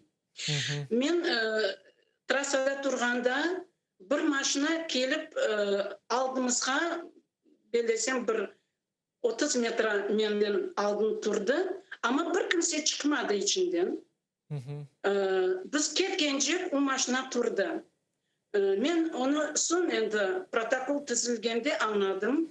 Bunun içinde politsiya xadimleri oturaydı, belesem. Çünkü fotoğrafyalar gördüm. Nasıl ular meni maşina içinden çıkarganlar. Endi politsiya bölümüne bargan son gördüm materiallarını biz podpiske bergende. Ama men çok duralmadım pikette. Çünkü men sağlığım zayıf, tegaran ayak üstünde çok duralmayım. Yarım saat kadar durdum. O maşinadan da biri çıkmadı. Sonra men kayttım evge. Şu günü mahkemeye gittik soysoplarla beraber böyle Kipu İnstitut'un yanında mahkemesine. Men evde olmaganda şu günü, şu piketke çıkan günüm kelgen politsiya xadimleri evimizge. Ve kelinim, yani ballar tek evdeydi, torunlarım. Soraganlar meni, kelinim ebet aytkan, evde yok ketti dep. Ular uyak buyak azbarga bakıp foto çıkarganlar, soraganlar bir şey öyle tırıp ketkenler. Son bir bilmeyeyim, bir hafta geçti mi, 2 hafta geçti mi mektup geldi poçtadan. Politsiya bölümüne çağırıla dep. Bargan edim advokatla beraber. Ular neme protokol yazacağımız dep onun için çağırganlar. Demek memuri dava sizge karşı açıldı. Demek sizge memuri dava açıldı. Dava açıldı mı, açacak edilir mi? Onu ben çok böyle yürist taraftan çok anlamayayım. Ne için desem, açıldı mı, açılmadı mı sonracık anlamadım. Çünkü protokol tızdılar ama protokolda çok yanlışları var idi. Advokatımız Dilegemici o yanlışlarga, ularga ukazat edip böyle netti. Son podpis koyganda, onun için men podpis koyganda materiallarını böyle bakanda gördüm özüme fotoğrafyalarım pikette turgan maşina içinden çıkarılgan anda esledim. Son qaytkan son 1-2-3 haftadan son daha bir mektup geldi. Kene suddan bir mektup geldi. Что у protokol bargan sudga ama ona içinde çok yanlışlar olan için onu bir daha kaytarganlar. Men çok anlamam böyle yürüsünü taraftan ve onun için daha çağıracağımız deyip böyle bir mektup daha geldi. Ama geçti zaman başka mektup da gelmedi. Beni de başka çağırmadılar. Son advokatından Dilegemici'den sorasam o ayette vakit çok geçken için ama onlar o işini toxtattılar. Münevver Tata asılda edem ağa endi 50'ge yakın olgan insan sağlığı nasıl? 53 yaşında. 53 yaşında bağışlarsız. Endi sağlığı nasıl? Bu endi 3 yıldan ziyade hapishane şaraitleri sağlığına tesir etti mi? Aslında хорантасы onun көрішіп oldu mu? Evet, Rostov'da olganda bir-iki kere Sidanyaga barıp geldi. Kızım da, torunlarım da bargan edi. Bir-iki kere. Sağlığı, hapishanede oturgan adamların sağlığı мен белесем herkes anlay. Elbette zayıflaşa. Onu elbette birinciden gözünden ne var edi, gözükne yüreği, zreniyası yaramaydı. Gözlerini tesir etti. Kaç kere netken böyle yardım gerek bu taraftan deyip, men belesem oğa öyle yardım göstermegenler. Son elbette başka taraftan da ne böyle, poçka taraftan bilmem bir şey, biraz neleri bolaydı. Ama edem öyle bir bala, ne vakit sorasak, bazı vakit böyle telefon açkanda, nasıl sağlığın, nasıl desem, hepsi yaxşı, hepsi normalni. Ana öyle bir insan, aytmay bir vakit, ama biz anlayımız elbette problemalar olgan. Tişlerinin balaban probleması var, onu ayttı. Tişlerden problemi var, ama mında değil. Tiş doktoru tek tiş çıkara, başka bir şey yapmaydı. Ana öyle işte. Aslında üniversitede halkımız öyle zorluklar tübünde kaldı. Aslında halkımız öyle zorluklar tübüne kaldı. O kadar ağırlıklar şimdi geldi başımıza, halkımızın başına. Siz tata olarak nasıl düşünüyorsunuz? Budan hepsinden çıkmak için ne yapmalıyız? Ne yapmalık gerekmiz? Birinciden men belesem, bizler Müslümanımız elhamdülillah. Bizler birinci Allah'ın göstergen yoluyla yaşamak gerekmiz. Allah'ın emirlerini yerine getirip, emir etken ibadetlerin güzel derecede becerip, onun razılığını kazanıp yaşamak gerekmiz birinciden. Ne için? Allah Kur'an'da ayda, Allah sirer için, Allah yardım ede imanlı insanlardan. Onun için elbette bizler birinci imanlarımızı kavilleştirip, onun göstergen Kur'an'da yoluyla yaşamak gerekmiz. Birinci. İkincisi men belesem, birlikte beraberlikte olmak gerekmiz. Çünkü birlikte beraberlikte güç var ve galebe var. Onun için birlikten beraberlikten Allah bizlerini ayırmasın. Amin. Ve bu fırsatla faydalanıp mümkün mü? Bir teşekkür bildirmek isteyeyim cemaatimizge. Men belesem tek meni kızımın korantası değil, bütün siyasi mahbuslerin korantaları.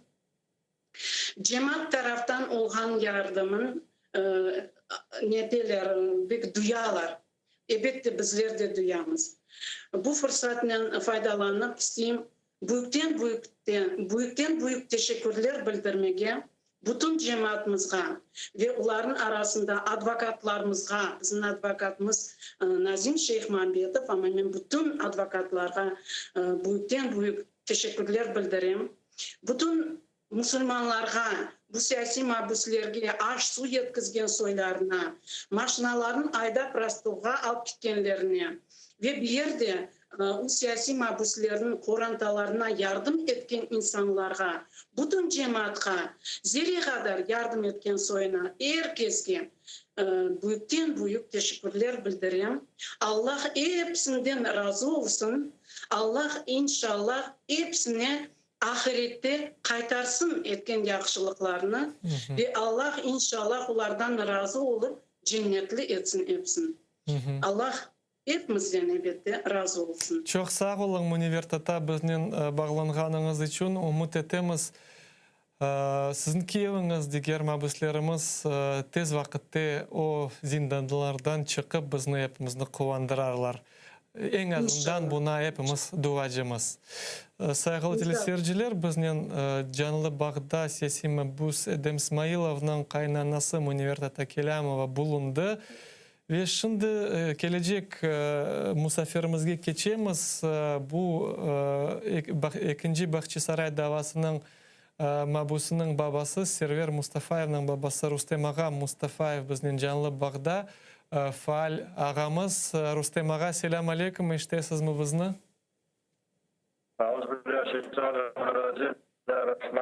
Aleyküm selam.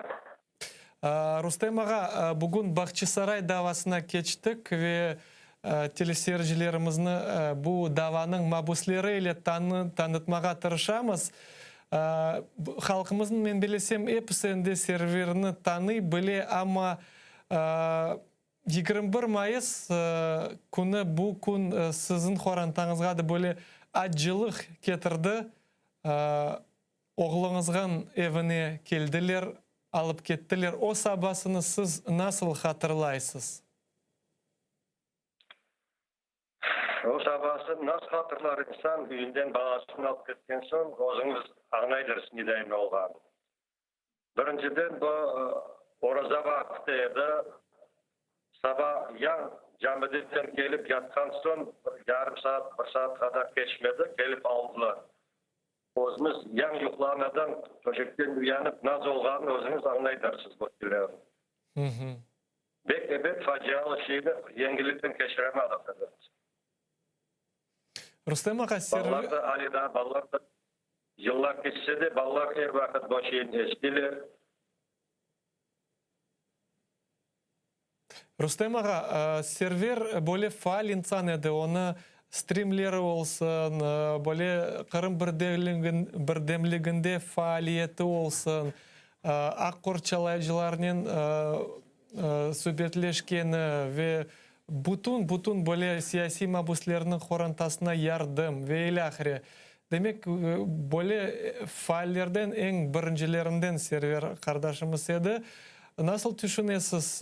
Bu onu hapiste bırakanlar onu faaliyetinden bağlı mı? Nasıl düşünüyorsunuz? Mutlaka aytsanında şu faaliyetinden bağlı. Çünkü birinci 4 bala algan son Orandalar böyle kalgan son birinci biz Başsaray'daki ondan ögme ahyardakları onların orandalarında asıl zayıf balada var çıktı zayıf bala o yaşasış kurullarında onların orandaları onların anaları babaları atbayları ne yardım gerekirse bu teşkili meselelerden sonra indi Krim Solidarność degen organizasyon teşkil etkenlerden oraya da server. Evet, bütün mahkemelerde olsun, ülelerde, tintürlerde olsun, varıp buradan da olsun Rim dilekçelerinde. Rim'o yeterge çıkarıp bu şeylerin hep aydınlatıp hepsini evet onlar da tekşireler bunu. Facebook arkalı herkes görüyor onu. Menimcesine mutlaka şu yapkan hareketlerin faal olanların anlap ondan söyler tek men olumda kalganları da bu hali dokun şu devam edip böyle şeyler bütün faal iştirak etkenler bütün ballarga yardım verdiler onların orandalarına жүрgenler ballar hepsi öyle söyler bir şey. Eftarlar yapkan söyler tek serverde o gün kalganlar da şey bugün alınganlar da şey yakında mahkemeden geldi onlar da şey biri aşçıydı biri iftarlarga hazırlık hareketlerini görgen söyler özümüzde eşittiradırız. Evet birincili bu sebep oldu deyip sayam men özüm şahsi. Aslında server bunun hepsinin uğraşkanda, böyle faaliyetlikte bulunganda elbette ki tehlike duyadır ama izletkenlerini, onu seyretken bu tahkikatçılar taraftan, FSB tarafından ama server bilgenime göre bundan korkmaydı. Oğa ruh, takat, kuvvet ne beredi bu meselede?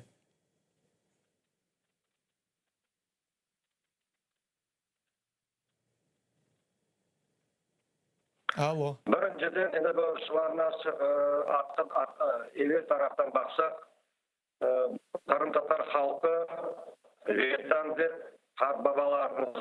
babalarımızdan, bitalarımızdan eşitlikte gelir. Bizler endi Vietnam'a kaytıp gelgen son bu Vietnam sahibi olmak için mutlaka bütün cemaatimiz, bütün halkımız hareket yaptı. Evet, bu denizler olur ve basın akılına kendine tegen işler oldu. Hatta SSR dağlı ardından böyle oldu. Akşam yatıp sabah başa okum edebiyat. Bu şeylerin hepsini göz önüne algan son bu ballar, katalgan ballar hepsi ali malumatlı ballar. Çoksa onlar önüne Edem İsmailov da şey o adam edi. Herkes. 99% hepsi ali malumatlı ballar. Evet, onlar da bu şeyin üstünde pek alçalar. O'zini ardından insanların alıp bargan söylerini görürler. Her yerde şu sebep ola babalarını hepsini şimdi o sözünü aytmadı bir sakın şu ciştiralaştı. Saylap ağalar, ana o dalada жүрген ayıban en yaxşı şiçkilerini tapmaşandayın. Bolada en yaxşı faal ballarımızın saylap ağalar. Endi öyle sравнение yapmak değil, yaxşı olur, endi manasını anlatacak oldum. Bu sualımızga açık ardında koşacak olan mümkün olsa bugün bütün cemaatimizin içinde evet daha da pek çok faal ballarımız da var, ağalarımız da var, kadalarımız da var, tatalarımız da var, cicelerimiz de var degendeyin. Ama çok hürmetli halkıma bir müracaatım var, aytacak olan şu arada çünkü manası gelişti. Mesela için bana oğlum Eden Bekerov'ten Ahmetçik'te Şizo'da boğanda Eden Bekerov'ten beraber bir kararı ettiler. Onun baba yanlarını korup ona yardım edip o adam endi çıktı ama her vakit onun çıkışlarında çok telefon açıp her vakit bu kişilerin eşi ayta bizlerge bek balabamdan balabam sağ olunuz bundan bala birgensiz. Meni yangidan doğgandayin boldum. Severden şu parayı oturup dedi. Bu Eden Bekirov için. Sinçik vaktinde Server Enver Omerov'den otura. O adam da esli başlı oğluma yaraşa, menden yaşa, ama oğluma yaraşa büyükçe. Sinçik o adamdan destek tapıp, ona yardım edip, vatandaştayın, dostayın, ağadayın, babadayın sayın. O adamdan iş görüyor. Yardımlaşa. Benim bir isteğim var. Bütün hürmetli halkıma, cemaatime. Her insan öyle özünün ardından adam alıp barıp ya da adamlara yardım edebilmek kolundan kelendayın. Misal için aş pişirgen adam bir iki fukari halkım aramızda fukarici adamlarını tapıp onlara bir iki aş verse, aşçılar misal için. Kurucular böyle yardımga muhtaç olan kuruluş boyunca işleri bolsa onlara var yardım etseler. Endi ilahiri misal için daha şairlerimiz olsun, kompozitörlerimiz olsun bugünkü layık bir türküler, manalı, evvelki Ural'dağı dayın ya da Zil Karım'dayın türküler yazıp insanlara gönüllerini açmak. Men aytacağım bütün cemaatimizin içinde öyle bilgili, özne cemaatine yaraşa adamlar yardım edebilirler, birbirine destek olabilirler. Bir şey yapamaganda mahkemelerge gelip yanlarında bir şey etmeyip cemaatin destek oturganlar o bile yaxşı. Buna bugün mahkemede barıp geldik. Eko songa bahslara geçişlerden iki bala koykadan alınan balaların Alek'ten Ernest'in 50'ge ziyade bana yakın adam var edi. Advokatımız çıkıp aytdı, ballar bek razılar, sağ olun dep ayttılar dep. Bu hepimizin destekimiz özümüzge yaraşa, kolumuzga yaraşa, küşümüzge yaraşa birbirimize destek olayım. Şonluktan biz ognede çıkar, galip de olalım. İnşallah. Endi sizin digniп qo'shmaga da lafım yo'q, Rustem ağa. Böyle ko'ngildan chiqqan so'zlaringizda 3 yıl geçti. Tahqiqat aman 3 yıl devam etken edi. Aslında onu qabatlab böyle приговор deyler. Nasıl isbatlar keltirebildiler? Onu demek terörist olarak terörist teşkilatına alakası olganı ve Rusya'nı yok etilmesinde kabahat ettiler. Nasıl deliller getirdiler? Какие доказательства bunu erişini?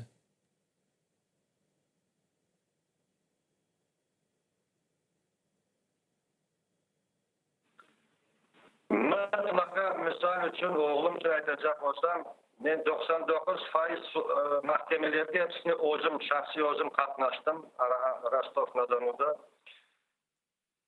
Bir erkekte dalil gönderilgen büyürük, onu mecburlar becermege mahkemecide, sudyası da, prokurorı da hepsi anlap oturalar bu üdürbaşı olan. Çünkü bir örnek olarak bir söz edecek olan onların yapkan. Kazan taraftan olan ekspertler bu insan gözümden çıktı degen sözünü Wikileaks'dır tercüme yapkanlar. Prokuror da bunu şu bütün nemedisinden çıkar. Раз он может выколоть глаз, то это уже террорист деген. Это böyle şey. Bırak şöyle her bir şey şahit. O sekretli свидетельleri desin. Borçlar içinde yaşayan tarih kızılarını anladı. 500.000 para verdim onlara haber çıktı şu sekretli свидетели. O zaman borç içine çıkmadı. Bana böyle daliller çıkarak deseler, ben aytarım, sıfırdan da eksik daliller. Her bir şey şahit. Bu işin başlayan davasını alıp bargan Allah первополномоченный сваль бергенде не помню, не знаю, материалов дела. Böyle şeylerde, dalillerde onu kullanıp adamını hakaretlemeye mümkün. Özümüz içinde bakın, bu daliller özüm zalda oturup dinleyen adamaydı. 45 adam kireydik. Herkes bunu geçtip görüp oturdu. Rüstem ağa, server hapishanede bulunsa da ama Allah onun razı olsun, cemaat için düşünmege toxtamay ve her vakit bağ tutmağa tırışa. Hem de şiirler yazaydı, hem de mektuplar yazaydı ve ilahire. Bu mektuplar ile nasıl deyler hapishaneden vestочка gibi, böyle haber gibi keleler olar, nasıl fikirlerini, nasıl duygularını server bildirtmege istey.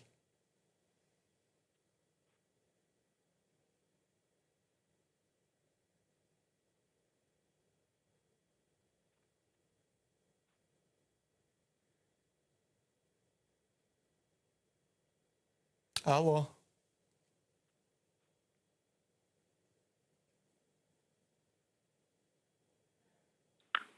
Server manda da şayırdı, adam da şayır rahat yaza. Cemaatta birlikte olun, birbirinizge destek olun. Bütün fikirleri bunun içinde. Aytmadı vetan sahibi olmak için birbirimizge mutlaka destek olmak gerekmiz. Bizim sevip saymak gerekmiz. Her vakit yazgan şeylerin kalbine olmak.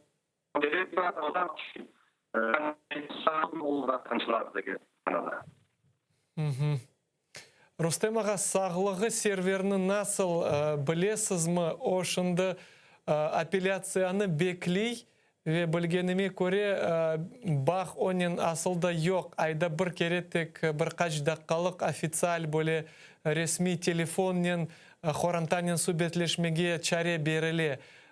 Sağlığı nasıl?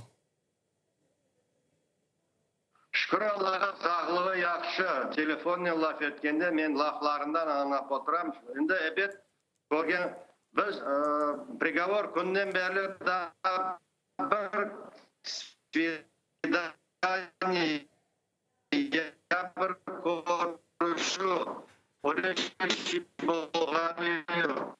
Bana şu günden beri 15 dakikasını laf edermiş. Ayda görüyorlar. Ondan başka avukatlarımız kırmışlar. Onlardan kırık haber degenden, kork degen adamlardan onlar aytganda hepsi gözüne düşüp aşağı etip besleyip işte başka çare yok. Yani 8 aydan beri başta 9 olayda korkanımız da yok. Böyle tek telefon arkalı. Herkese aytganda göre durumu yaxşı olsa da şahidi. Men çıkasılıktan mendi. İşte bizlerge bir özde baba olarak apara. Rüstem ağa, ve sonki sualım, birkaç hafta evvelsi Ukrayna Dış İşler Nazirliğinden böyle teşebbüs çıktı. Onlar halkara siyasetçilerini teklif ettiler. böyle siyasi mentorство yapmağa, demek siyasi himayecilik yapmağa ve Osman Arif Mehmetov'un misal olarak belli böyle felsefeci ve siyasetçi Francis Fukuyama os himayeciliğini aldı.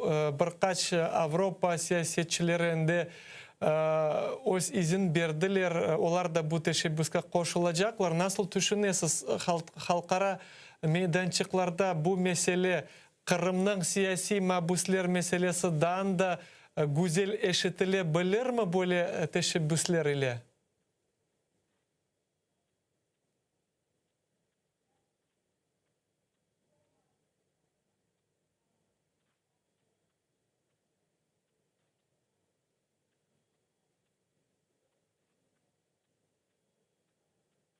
Alo.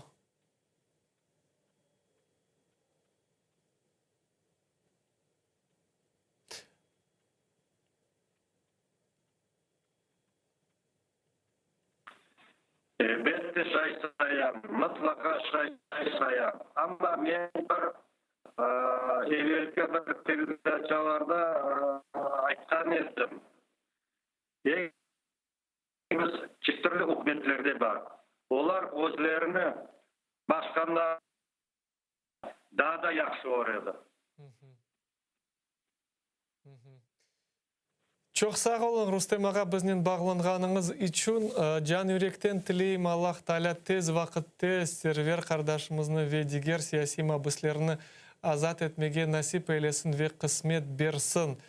Ve hepimiz bu proseslerde çette kalmayıp özümüz elimizden kelgenini ne yapabilgenimizden de uzaklaşmayık ve böylelikle destekimizni gösterek. Olsun ufak tüfek yardım, olsun bir-iki satır mektup yazıp ve ilahire. Bu hepsi yardım, bu hepsi bizning galibimiz için bir kichkene kerpiççiktir. Ve yayınımızı devam etemiz sayılı teleseyirciler.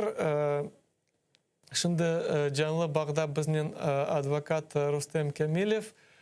Selamun aleyküm Rustem Bey, iştesizmi bizni? Aleyküm selam, temiz yaxşı. Rustem Bey, her gün biz tırışamız böyle advokatlarımızla bağlanıp digest gibi geçirmege en mühim olgan meselelerge. Çünkü her bir advokat öz davaların baka. Ama birinciden sizden ne soracak edim? Bilgenime göre siz bugün cenazede bulundunuz. Bizim Kırım Tatar advokatımızın Safiye Şabanova'nın 90 yaşındaki emcesi olgen. Siz de cenazede iştirak ettiniz. Ne aytabilirsiniz bu haqda? Nasıl cenaze geçti? Bu saat 10'da Abdal mezarlığında o geçti cenaze merasimi Safiye Hanım'la emcesi geçindi. Bulunduk cenazede evet kişi pek çok gelmedi. Gelip olamadılar adamlar besebelli.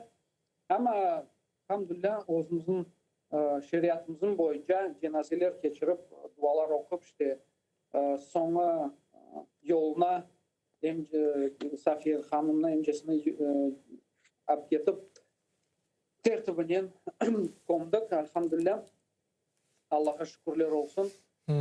Bu duada bulunamız. Safiye Hanım'a taziyeler bildirdik. Özümüzün öyle duygularımızla gördü işte inşallah iştirak ettik. Öyle sağ olsun. Cemaatte hoş oldu. Allah razı olsun. Biz de Ater telekanalından Safiyet atamızga öz taziyelerimizni getiremiz. Allah'ın emrinde olsun.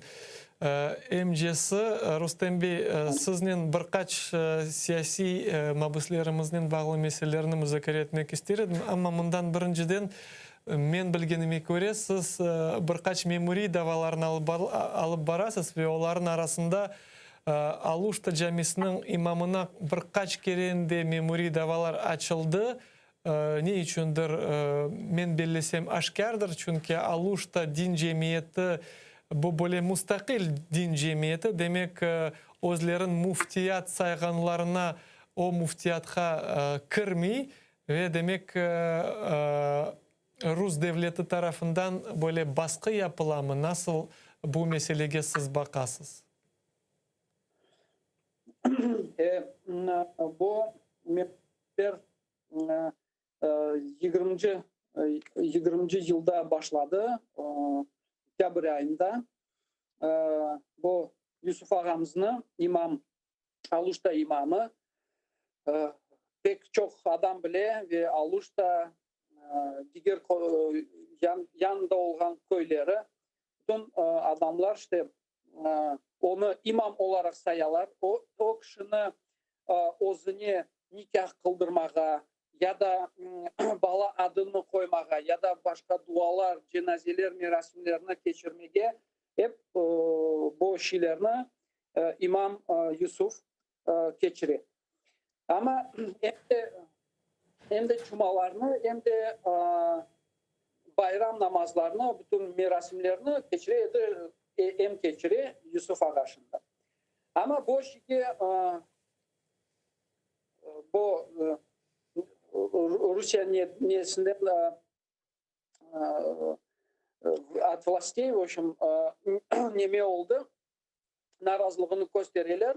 Hem de bu niyetki borçlarına her zaman ya prokuratura gele bakmağa, проверка yapmağa ya da boşunda Yusuf Ağa'a kene 5000 штраф memuru için karar oldu.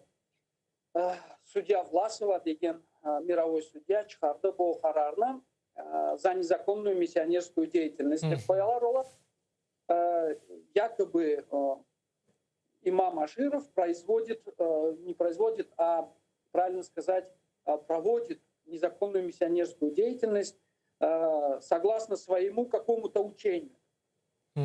Однако мы в суде это доказали, что никакого своего учения у религиозной общины и у имама Аширова нету. Он все проводит согласно канонам ислама, что и прописано в уставе религиозной общины. Hem de Yusuf Ağa özünü bütün bu tertibi Hanafi mezhebi ile. Neden prokuraturadan kelgen şartlar olar bilmeyedi asıl da Yusuf Ağa nasıl al bara bu merasimlerini, kaysı mezhebine göre. Bir tanesi aytты Maliki mezhebine göre. Bu mahkemede açık olundu bu şey. Ben özümü aytkanda sözümünü işte mahkemede karar çıkarmazdan evvel söz berildi korçalıcıға. Men ayttım, bakınız mına bu şart böyle ayttı. O ayta Maliki mezhebinden al bara ama Yusuf Ağa al bara Hanafi mezhebinden. Ve böyle şeyler çok oldu bu memuri işte. Biz onlarını açıkladık ama karar çıktı. Штраф koymağa 5000 штраф koydular.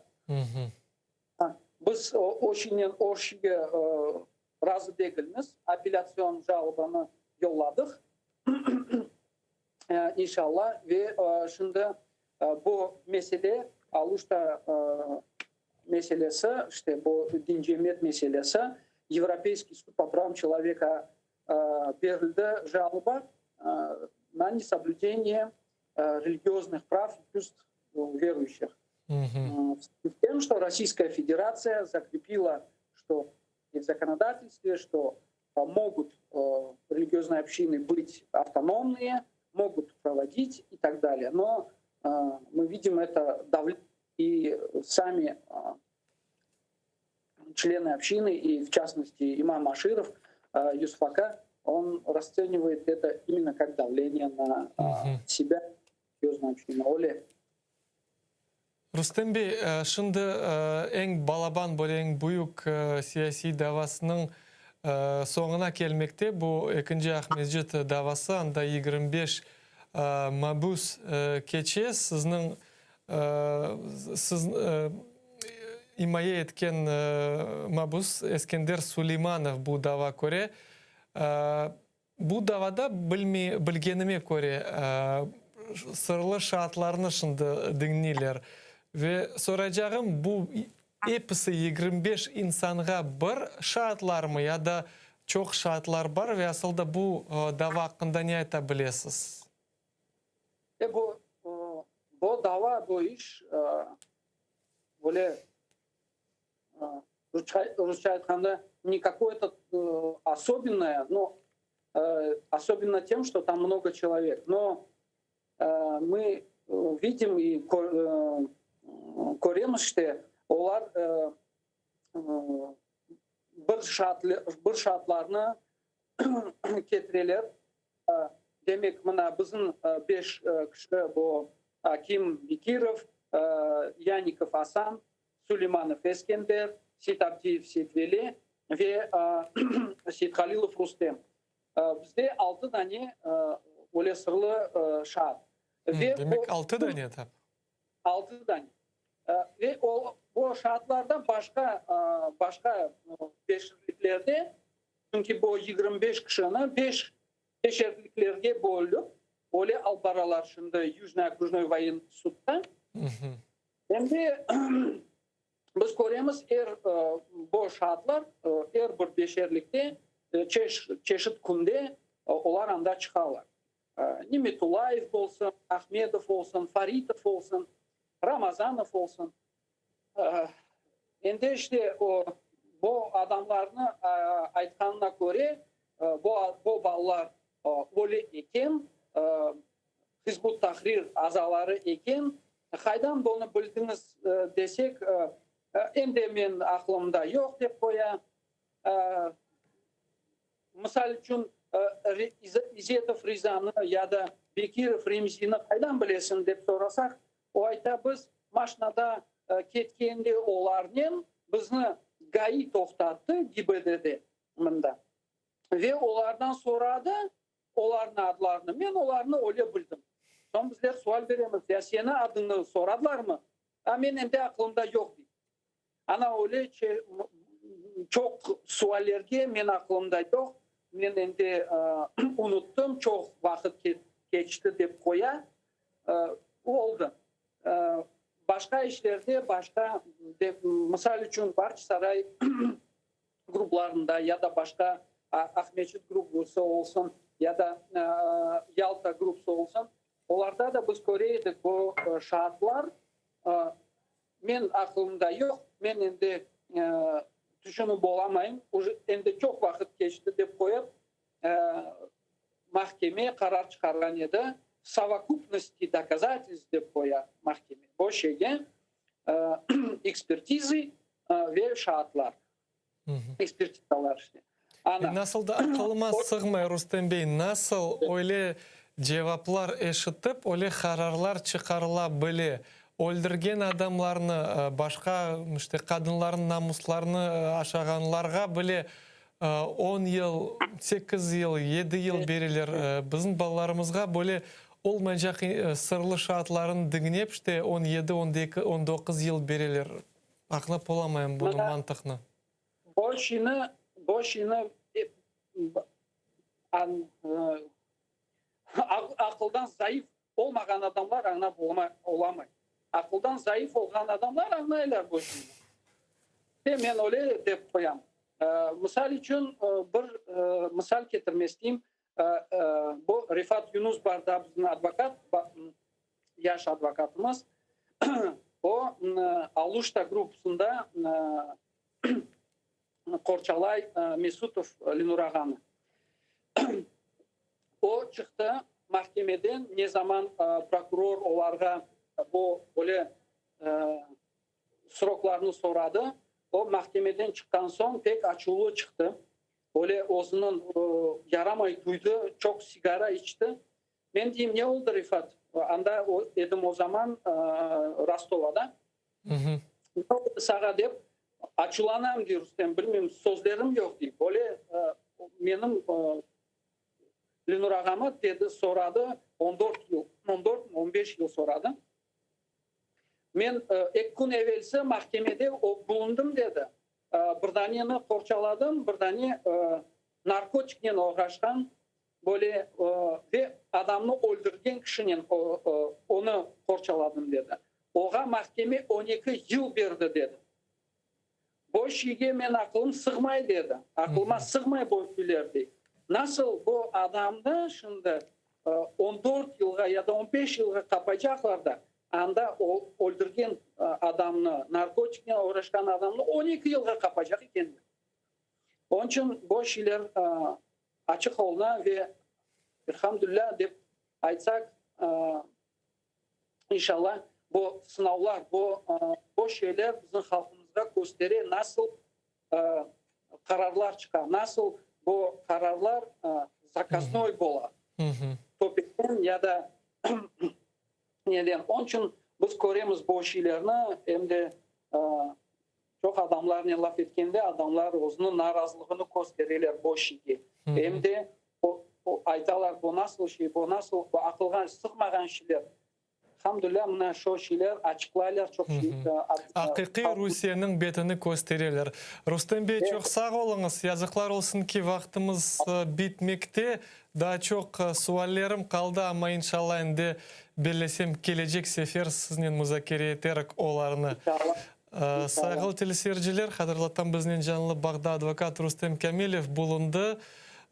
Программамыз соңына келмекте. 5 dakikadan son bugün programmasını Gülsüm Halilova devam edecek. ATR ile olunuz.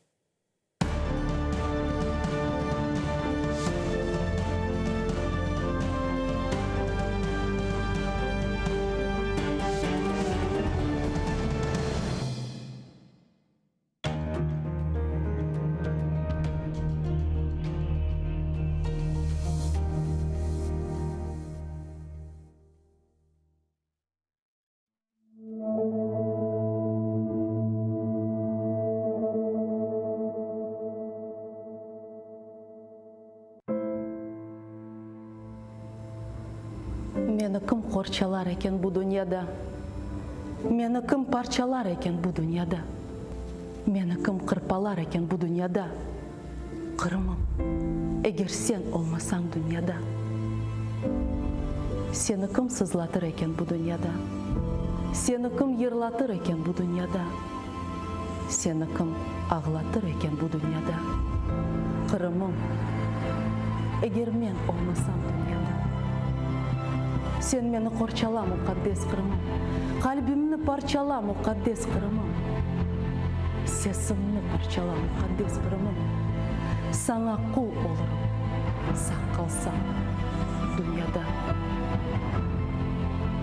Yurtuna qul olmaq baxtdır bu dunyoda. Vatanlı baxtsızlar yoxdur bu dunyoda. Qirm, sen menim uchun taxtsın bu dunyoda. Senin için o'lerim, saq qalsam dunyoda.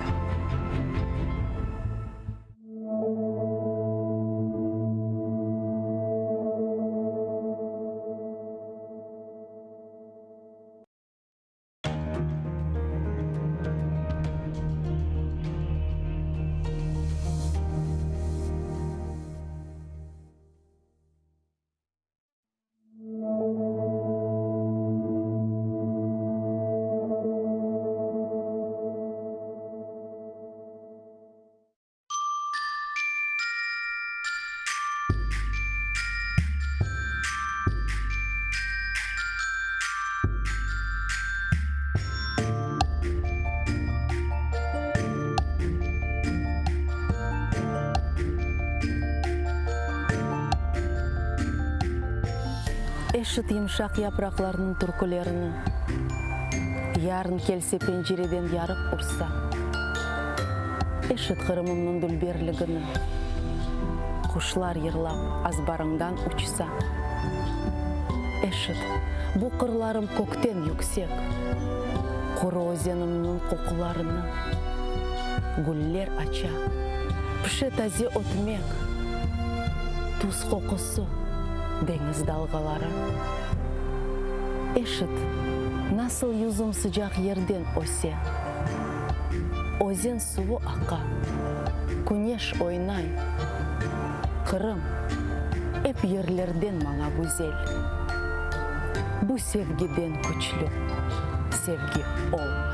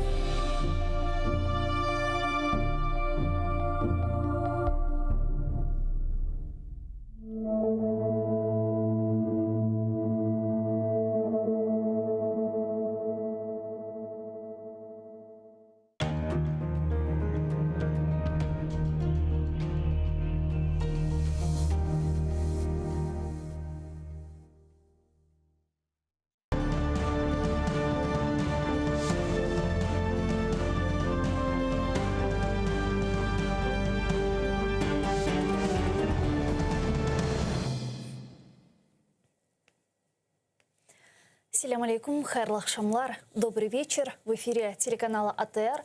Вы смотрите информационно-аналитическую программу «Бугунь». В студии для вас работаю я, Гульсум Халилова. И следующие 4 часа в этой студии мы обсудим основные новости и события сегодняшнего дня. Вы также можете присоединяться к нашему эфиру. На экраны ваших телевизоров периодически наши режиссеры выводят номер телефона +3 8073 419 41 58. Звоните к нам абсолютно бесплатно по Вайберу. Можете присоединяться по Скайпу. atr.tv – это наш адрес. Подписывайтесь на YouTube-канал телеканала АТР. Там мы вещаем как в онлайн-режиме, так и выкладываем самые интересные фрагменты из наших эфиров. А я хочу наш эфир начать со следующего срочного информационного сообщения. Россия заявила о нарушении российской границы британским эсминцем «Дефендер» у мыса Фиолент. Со стороны России была открыта предупредительная стрельба. Российский бомбардировщик выполнил предупредительное бомбометание. Корабль «Дефендер» покинул территориальное море РФ.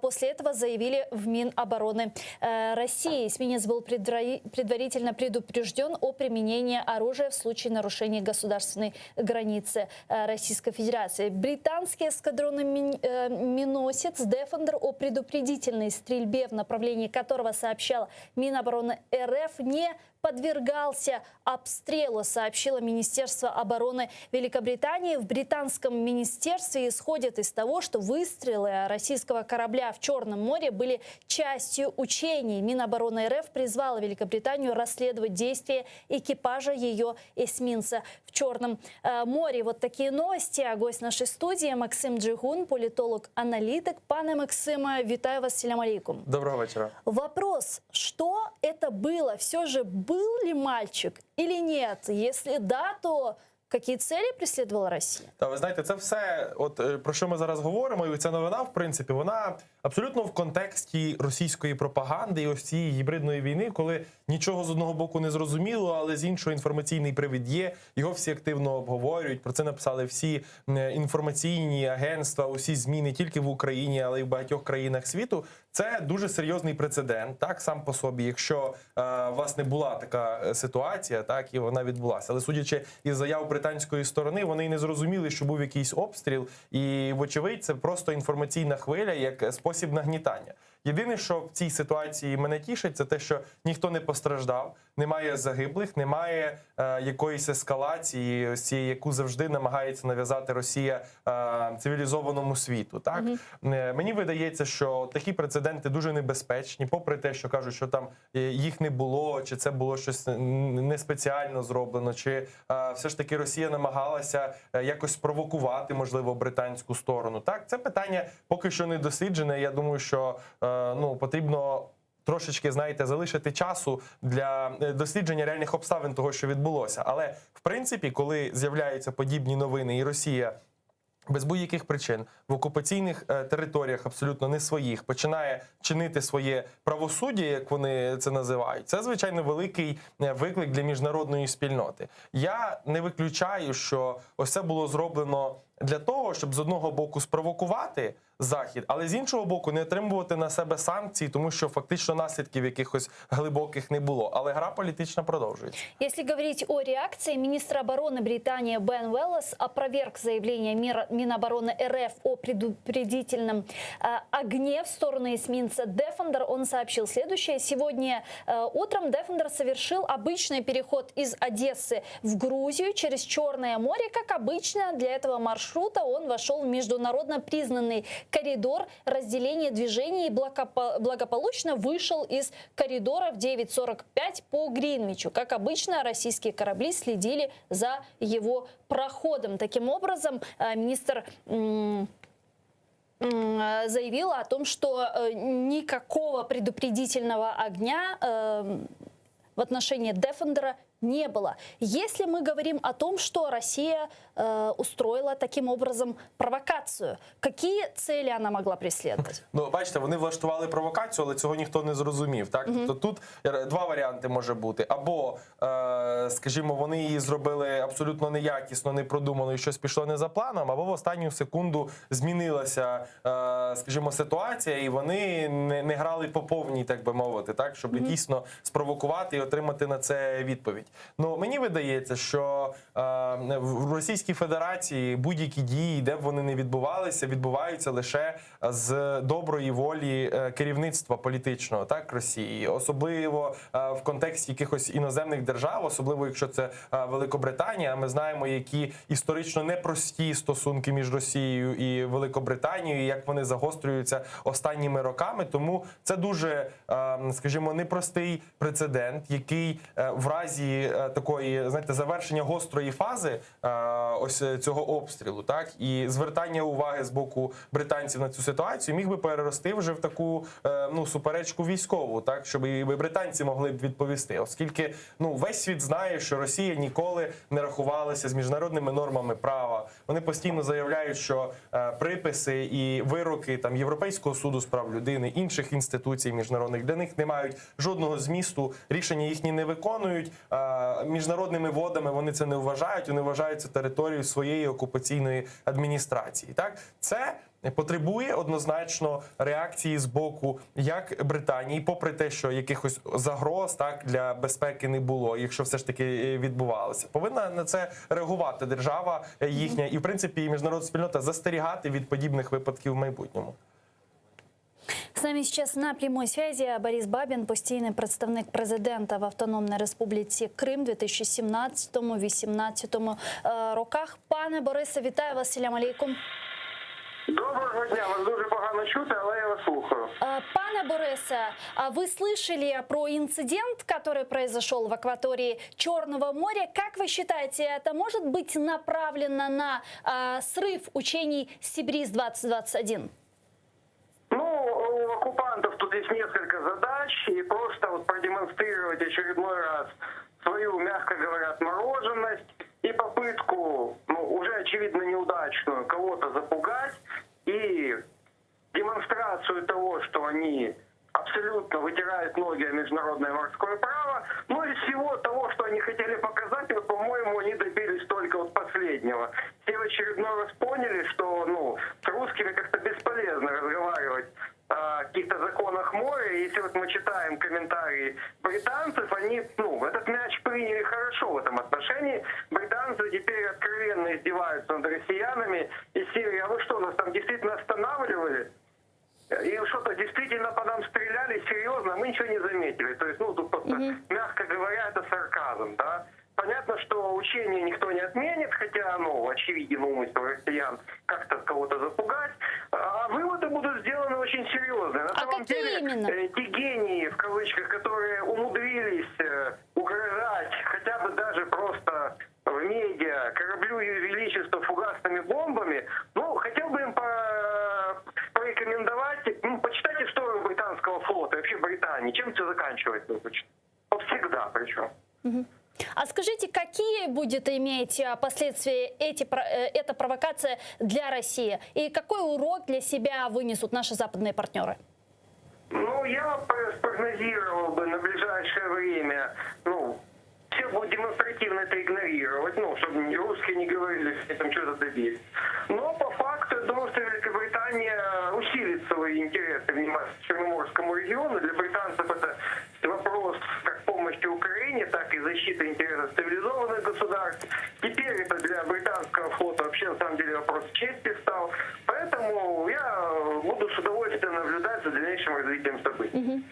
В понедельник на своей странице Facebook главный редактор портала Black Sea News Андрей Клименко опубликовал пост, в котором показал недвусмысленную такую ситуацию в акватории Черного моря. Он указал на тот факт, что Морской гидрографический институт Минобороны Испании проигнорировал заявки Украины на проведение масштабных морских учений в акватории Черного моря, в то время как принял заявки РФ. Отсюда возникает вопрос, на кого все же работает эта структура, что вы думаете по этому поводу и не формируется ли, по-вашему, некий казус белли?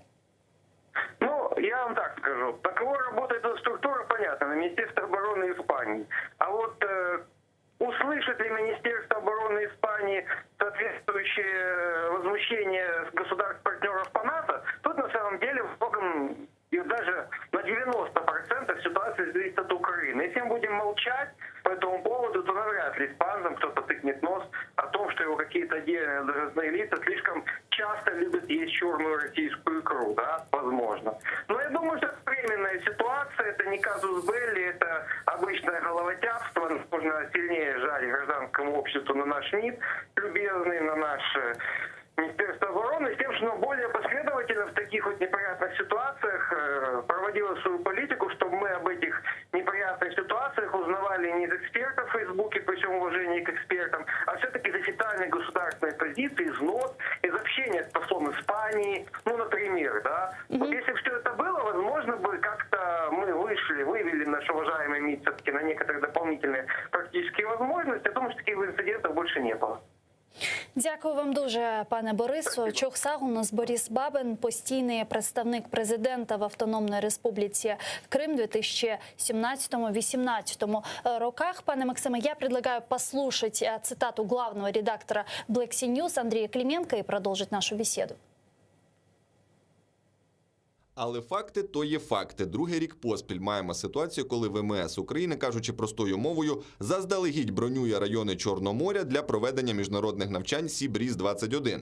А Іспанський гідрографічний інститут, який відповідає за публікацію попереджень про закриття для судноплавства районів Чорного моря, вперто не бачить повідомлень ВМС України. А тим часом публікує попередження Чорноморського флоту Росії, що видані значно пізніше. В результаті виникають ситуації, коли ворожі держави проводять військово-морські навчання в одних районах. Вот как мы должны на это реагировать?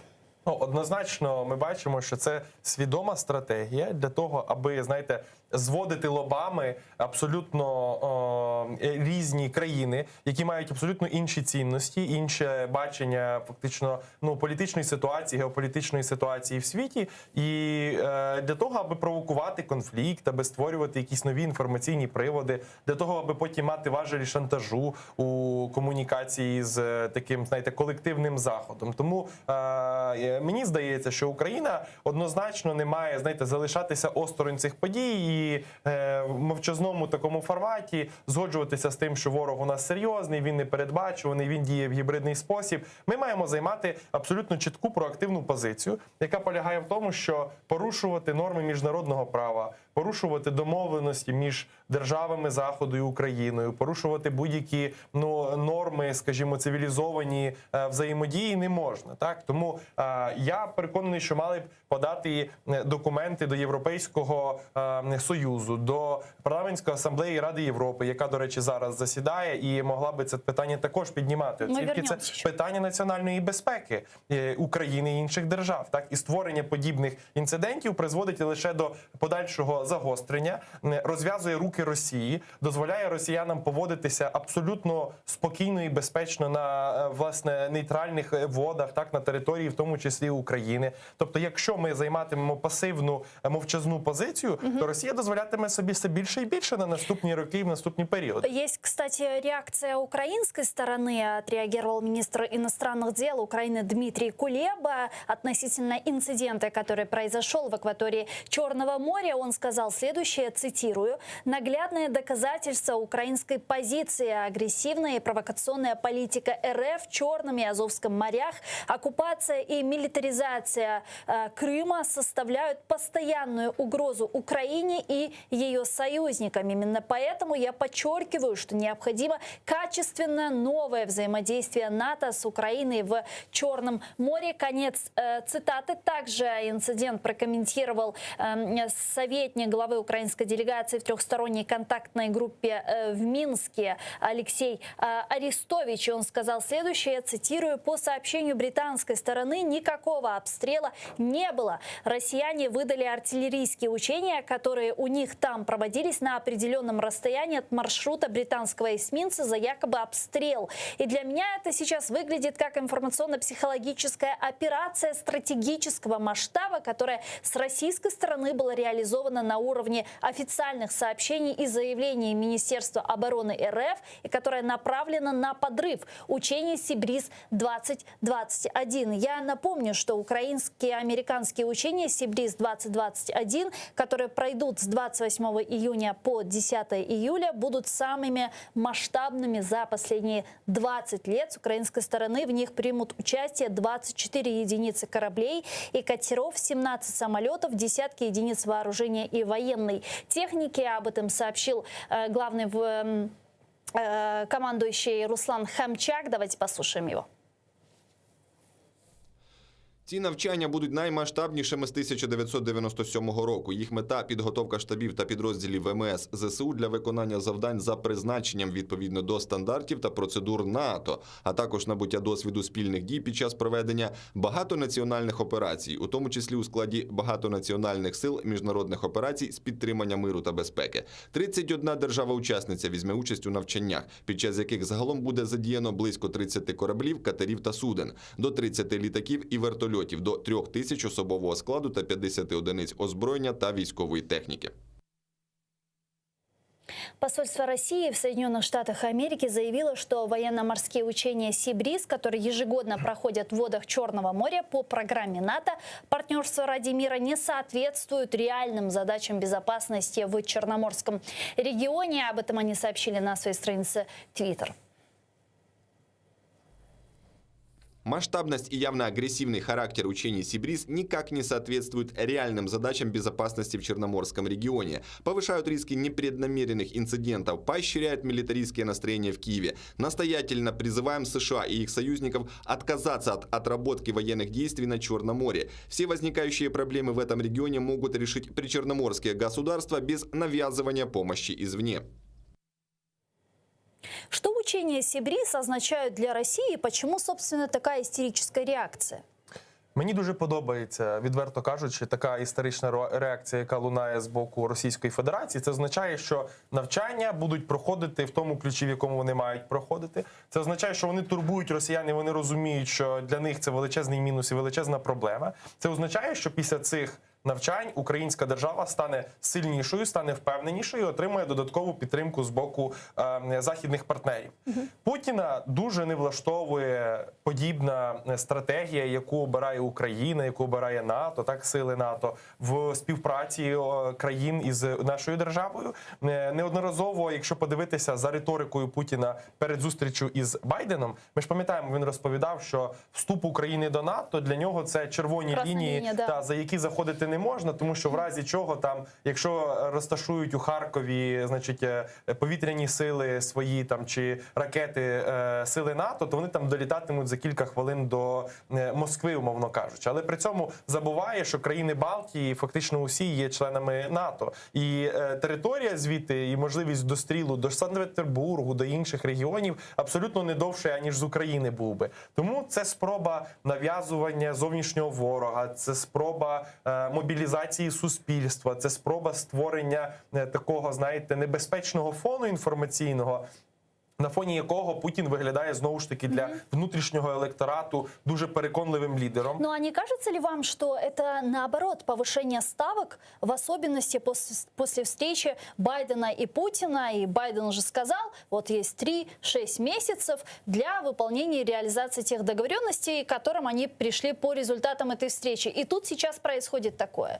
Ну так, ми ж розуміємо, що це дуже довга, дуже складна, але дуже цікава дипломатична гра між Росією і Сполученими Штатами. І те, що за останні місяці, знаєте, на фоні таких проблем українських і багатьох таких провалів в деяких місцях у нас дійсно є, ну, скажімо, затвердження з боку НАТО і їхнього комюніке, яке відбувалося зустріч у Брюсселі, про те, що Україна отримує план дій щодо членства, і Україна отримає членство в НАТО. Це, на секундочку, одна з найсерйозніших заяв за останні 10 10 років, які в принципі лунали від НАТО по відношенню до України. Це дуже бентежить Путіна.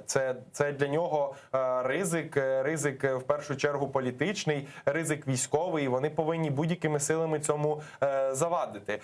Проблема лише в тому, що в нинішніх умовах Україна убезпечує себе, запрошуючи ось такі серйозні держави до співпраці і до спільних навчань, оскільки, проводячи провокації зараз під час цих навчань, Росія проводить їх не проти України, Росія проводить їх проти колективного Заходу. І відповідальність вона нестиме, власне, перед цими усіма країнами, а не лише Україною, яка залишилася десь осторонь. Тому для нас стратегічно це дуже важливий, дуже потужний крок вперед. І те, що безпрецедентні розміри цих навчань будуть, і кількість країн, які беруть у них участь, це величезний крок на шляху до євроатлантичної інтеграції України, до демонстрації Заходу, що, скажімо, Україна є обороноздатною, вона значно поліпшує свої стандарти військові, що у нас є реальні перспективи і можливості бути в одному ряду із такими потужними країнами, як Сполучені Штати, як Канада, як європейські держави.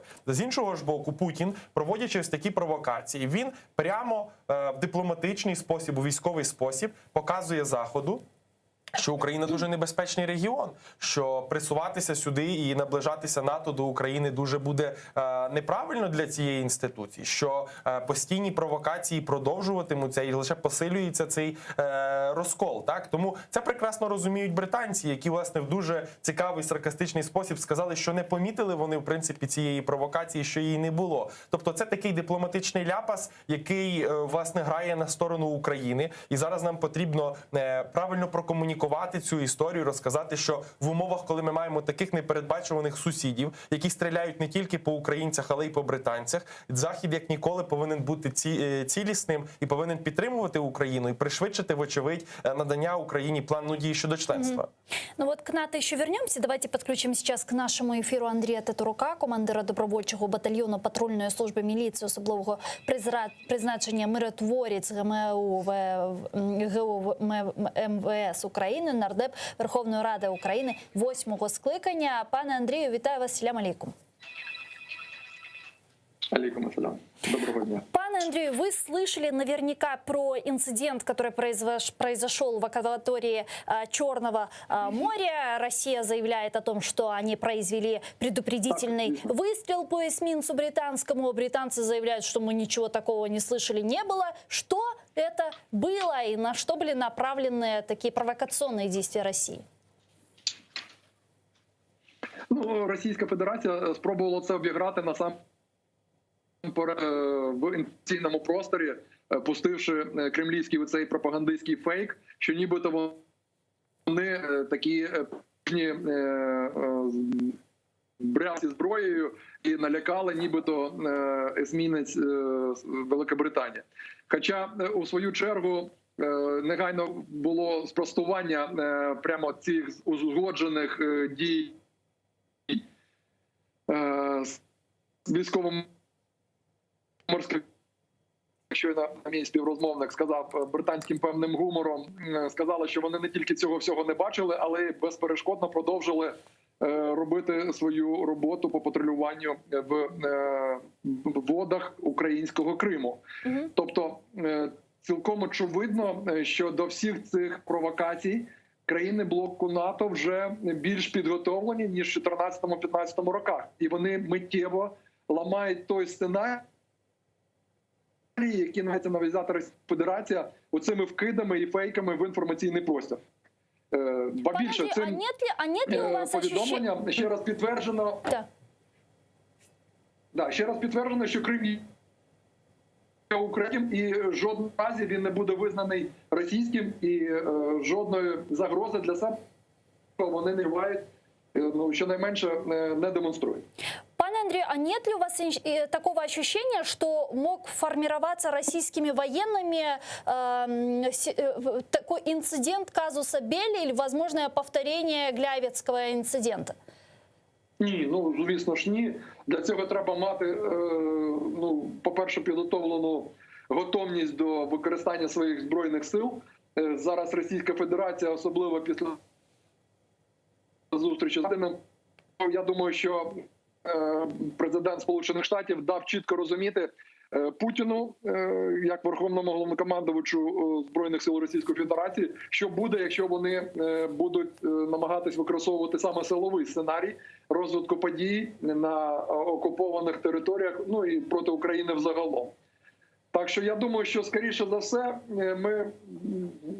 я не хочу казати це, але очевидно, що це, знаєте, як в російських комедіях особливості русський рибак, хтось або знову в чергово п'яний з російських моряків, а потім намагаються прикритись тим, що вони нібито здатні зараз протистояти силовому блоку НАТО, і вони тут викликають нібито такою поведінкою з вогонь на себе, щоб потім використати це для нападу. Ну, це смішно, тому що всієї потуги Збройних сил Російської Федерації цілком недостатньо, щоб протистояти оборонному блоку НАТО. Вони не здатні протиставити жодної потуги ні на морі, ні на сухопутному, ні в повітрі, ні в космосі. Так що я не бачу тут не підготовки, скоріше за все, що це або тупа провокація, або просто інформаційна фейкова імітація брязкання зброї. Какие последствия может иметь такая провокация? Цілком, до речі, можуть мати серйозні наслідки. Якщо після того, як Російська Федерація застосувала бойову зброю і бойові машини проти українських військових, проти 2 бойових кораблів і транспортного корабля, які їхали, пересувались з одного морського порту країни в інший, то, на мій погляд, якраз тоді було ввести певні санкції проти як військових, так і цивільних суден за порушення морського права. І якщо зараз Росія продовжуватиме вести себе як пірати, то введення навіть на короткий термін певних обмежувальних санкцій для проходу військових або цивільних суден через протоки, або накладання на них певних санкцій дуже, скажімо, охолодило б гарячі голови в Кремлі, які дозволяють собі саме силовий спосіб демонструвати, скажімо, готовність Росії до застосування зброї.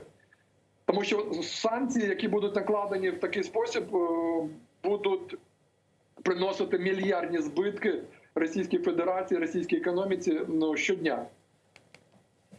Дякую вам дуже, пане Андрію. Чохсаголос Андрій Тетерук, народний депутат України 8-го скликання, був з нами на прямому зв'язку. Пане Максиме, ми бачимо милитаризацию Российской Федерации оккупированных территорий Украины, милитаризацию акватории Азовского и Черного морей. Россия до сих пор не стянула с границ Украины, не отвела от границ Украины свои войска, которые стягивала несколько месяцев назад. Об этом недавно Дмитрий Кулеба сообщил, что всего лишь 12 тысяч военных России отошли, остальные все стоят на местах. Вот о чем это говорит и что мы можем сейчас практически с этим делать? Так, каже лише про те, що будь-які домовленості з Росією, як було сказано кілька століть тому, не вартують паперу, на якому вони написані.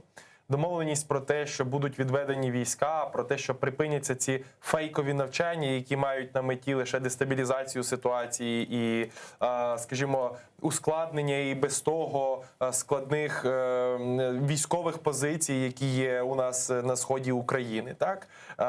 Каже про те, що Росія веде себе вкрай, скажімо, не хочеться казати, скажімо, поганих слів, так, але веде себе вкрай нахабно, намагаючись продемонструвати, що чомусь для них правила не писані. Вони можуть не зважати на написані правила, так, але при цьому інших вчити правильним манерам і розповідати, хто має право проводити в Чорному морі навчання, хто не має, що якісь там конфлікти в регіоні Чорного моря вони можуть вирішувати самі між собою, так, не потрібно тут НАТО, але при цьому можуть приїжджати до кордону кордону України, розгортати там табори, завозити повноцінну військову техніку і проводити якісь типу навчання можуть. Тому що з практичної точки зору можна зробити? Лише з української сторони. Ми можемо лише, скажімо, фіксувати усі ті прояви незаконні, які є з боку Росії.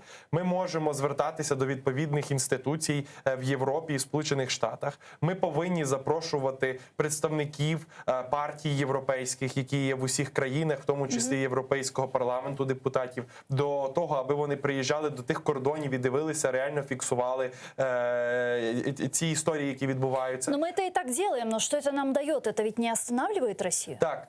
В чому проблема між ось тими речами, якими я кажу, і реальною ситуацією? Це в тому, що будь-які кроки дипломатичні, які ми можемо вчинити, вони мають лише декларативний характер і можуть протоколювати фактично порушення прав людини і порушення міжнародних норм права з боку Росії, так, які теоретично згодом можуть бути використані в судовому процесі проти Росії. Що ж стосується практичних якихось реальних кроків, які принесуть результат, сьогодні вони вкрай обмежені. Єдиний фактично розроблений механізм, який має європейська, скажімо, частина так світу, які мають Сполучені Штати розроблений, це санкційна політика. Але як ми бачимо з практики, санкції активно діють проти оточення президента і проти пересічних росіян, які чи то на щастя, чи то на жаль, звикли до ось такого способу життя, і які не зважають на жодні негаразди, на жодне затягування поясів, які можуть роками жити на пенсію там в $30-50 і вважати, що Путін це їхній, скажімо, і спаситель. В такий спосіб побороти Росію не можна. Побороти Росію можна тільки тоді, коли безпосередньо президент Росії буде відчувати конкретні втрати особисті, буде розуміти, що для нього ведення військових дій, для нього провокації є вкрай невигідними і вони є деструктивними для нього особисто, не для держави, тому що про державу там вже давно забули, про країну мається на увазі. А що стосується апарату президента, його особисто, ось це та точка, куди можна вцілити. Недаремно ж по відношенню до Білорусі зараз розглядають можливість введення санкцій на калійні добрива, які вони експортують до світу. Тому що за підрахунками експертів за місяць Лукашенко особисто отримує близько $50 мільйонів з, скажімо, схем різноманітних і відкатів на експорті калійних добрив. І тому введення санкцій проти компаній, які цим займаються, вдарить особисто по Лукашенку. І я впевнений, після того він стане більш лояльним, він стане більш відкритим до співпраці і до зміни своєї власної позиції. Якщо, звичайно, Путін дозволить. А що стосується Росії, лише особисті якісь шляхи, які могли б створити надзвичайно некомфортні умови життя для Путіна в Росії. Украина придерживается политико-дипломатического пути возвращения своих территорий. Мы рассчитываем на введение санкций в отношении России в долгосрочной перспективе, чтобы они дали какой-то эффект. Но если мы предположим, что сейчас Россия начинает полномасштабное вторжение в Украину, происходит некая провокация, и Россия начинает более агрессивные действия. Кто придет к нам на помощь? Можем ли ми рассчитывать на помощь наших западних партнерів, на помощь Североатлантичного альянсу? Те, що ми бачимо наразі, це переважно такі, знаєте, завірення нас у підтримці безкомпромісній територіальної цілісності України, її суверенітету. Ми чуємо чимало про те, що в разі якоїсь загрози наші партнери будуть діяти більш жорстко, але якоїсь конкретики ми не отримуємо абсолютно. Тому я глибоко переконаний, що в разі посилення і поглиблення проблем так на Сході, і ескалації війни з боку Росії, Україна однозначно опиниться один на один із ворогом. І єдине, на що ми можемо розраховувати, це на якусь фінансову підтримку з боку Заходу, на військову підтримку з боку Заходу. Але розраховувати на те, що прийдуть, знаєте, солдати НАТО у синіх касках і почнуть боронити Україну, наразі сказати ми не можемо. Так? Тим паче, чи сили ООН це могли б зробити. Тому що є дуже багато, знаєте, факторів стримування для колективного Заходу.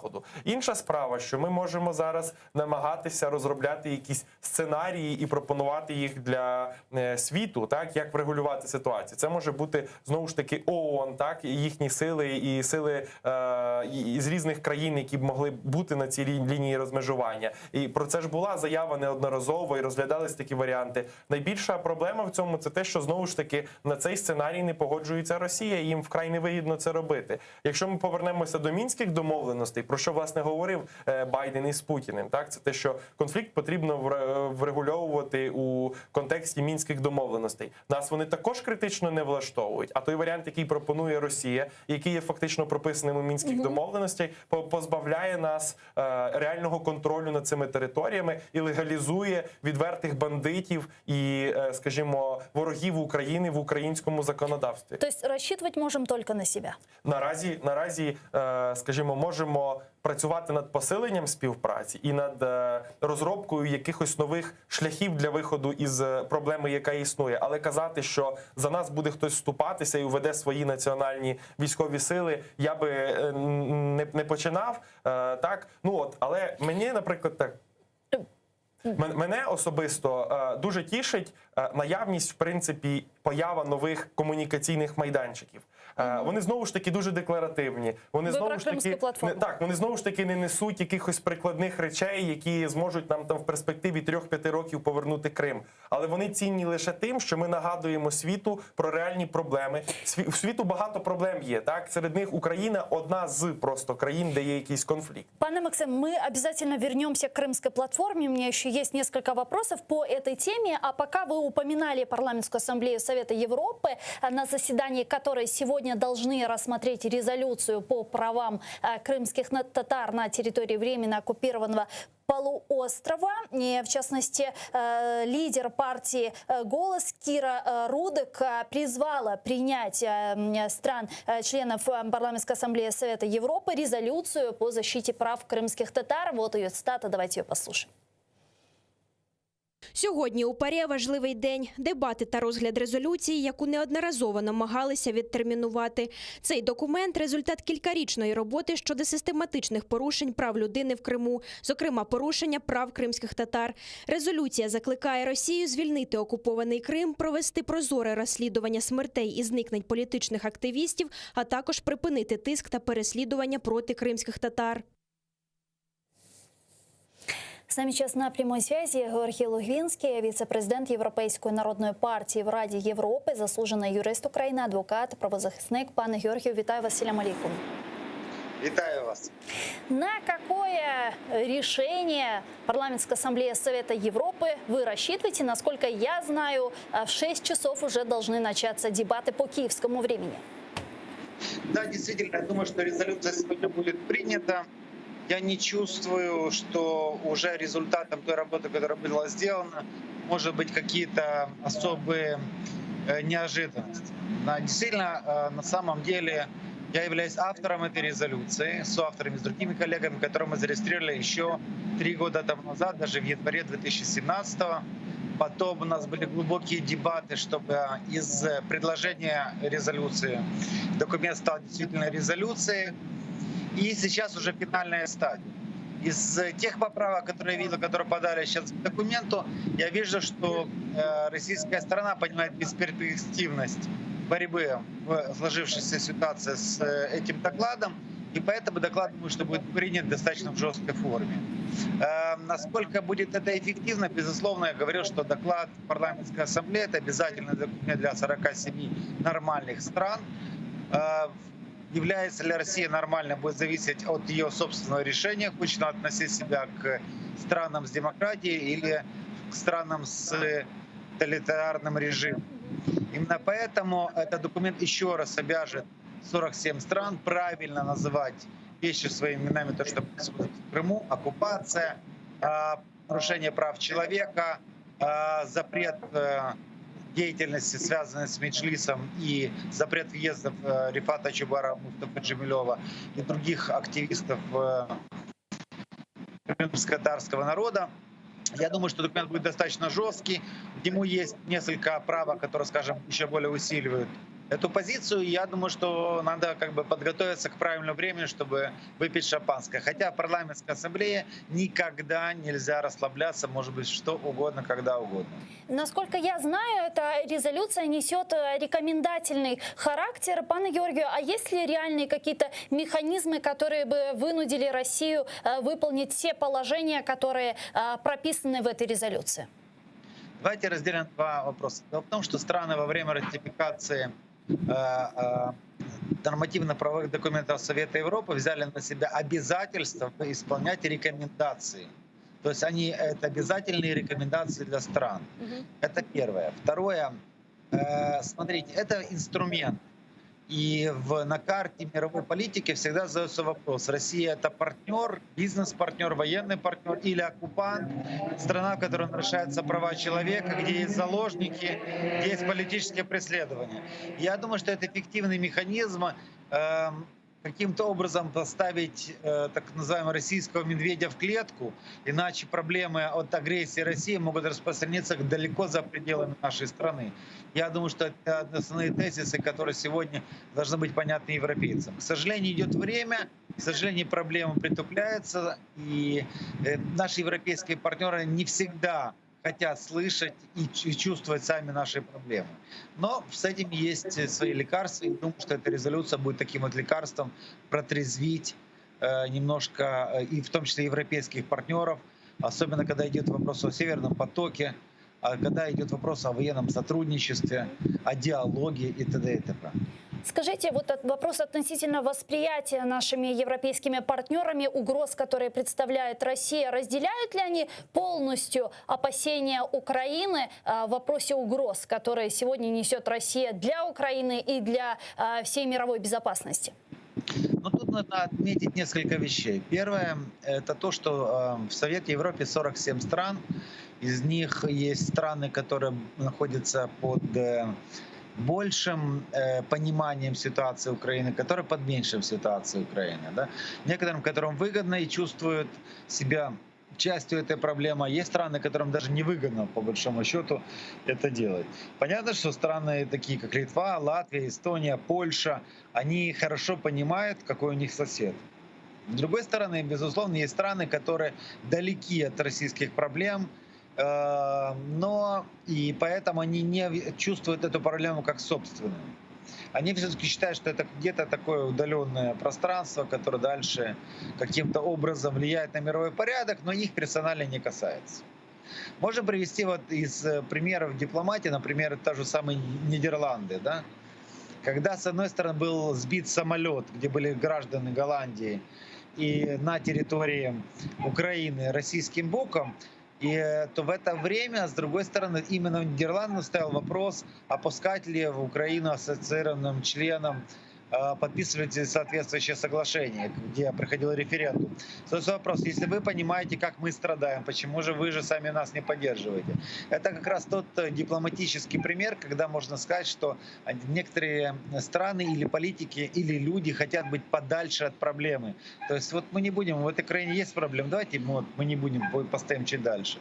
Это вопрос нашей дипломатии, парламентской дипломатии. С этими странами надо работать, доносить и не давать им возможность все-таки замолчать и закрыть глаза на те проблемы, которые происходят.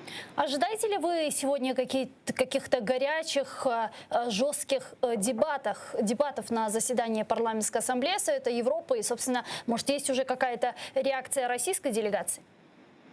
Да, реакция российской делегации уже есть. Она просто сюда даже не приехала.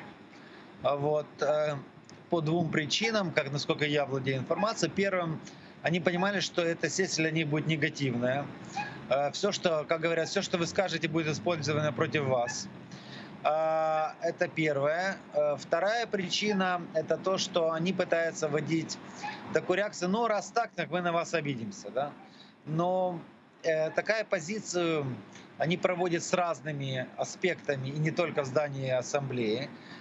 Я думаю, что против таких вот выпадков должна быть какая-то жесткая тоже реакция. В свое время, когда в прошлом созыве мы не давали возможность им манипулировать и держали максимально оборону, где манипуляция была деньгами, манипуляция, мы выйдем из конвенции, Европейской конвенции защиты прав человека, вообще выйдем с Совета Европы.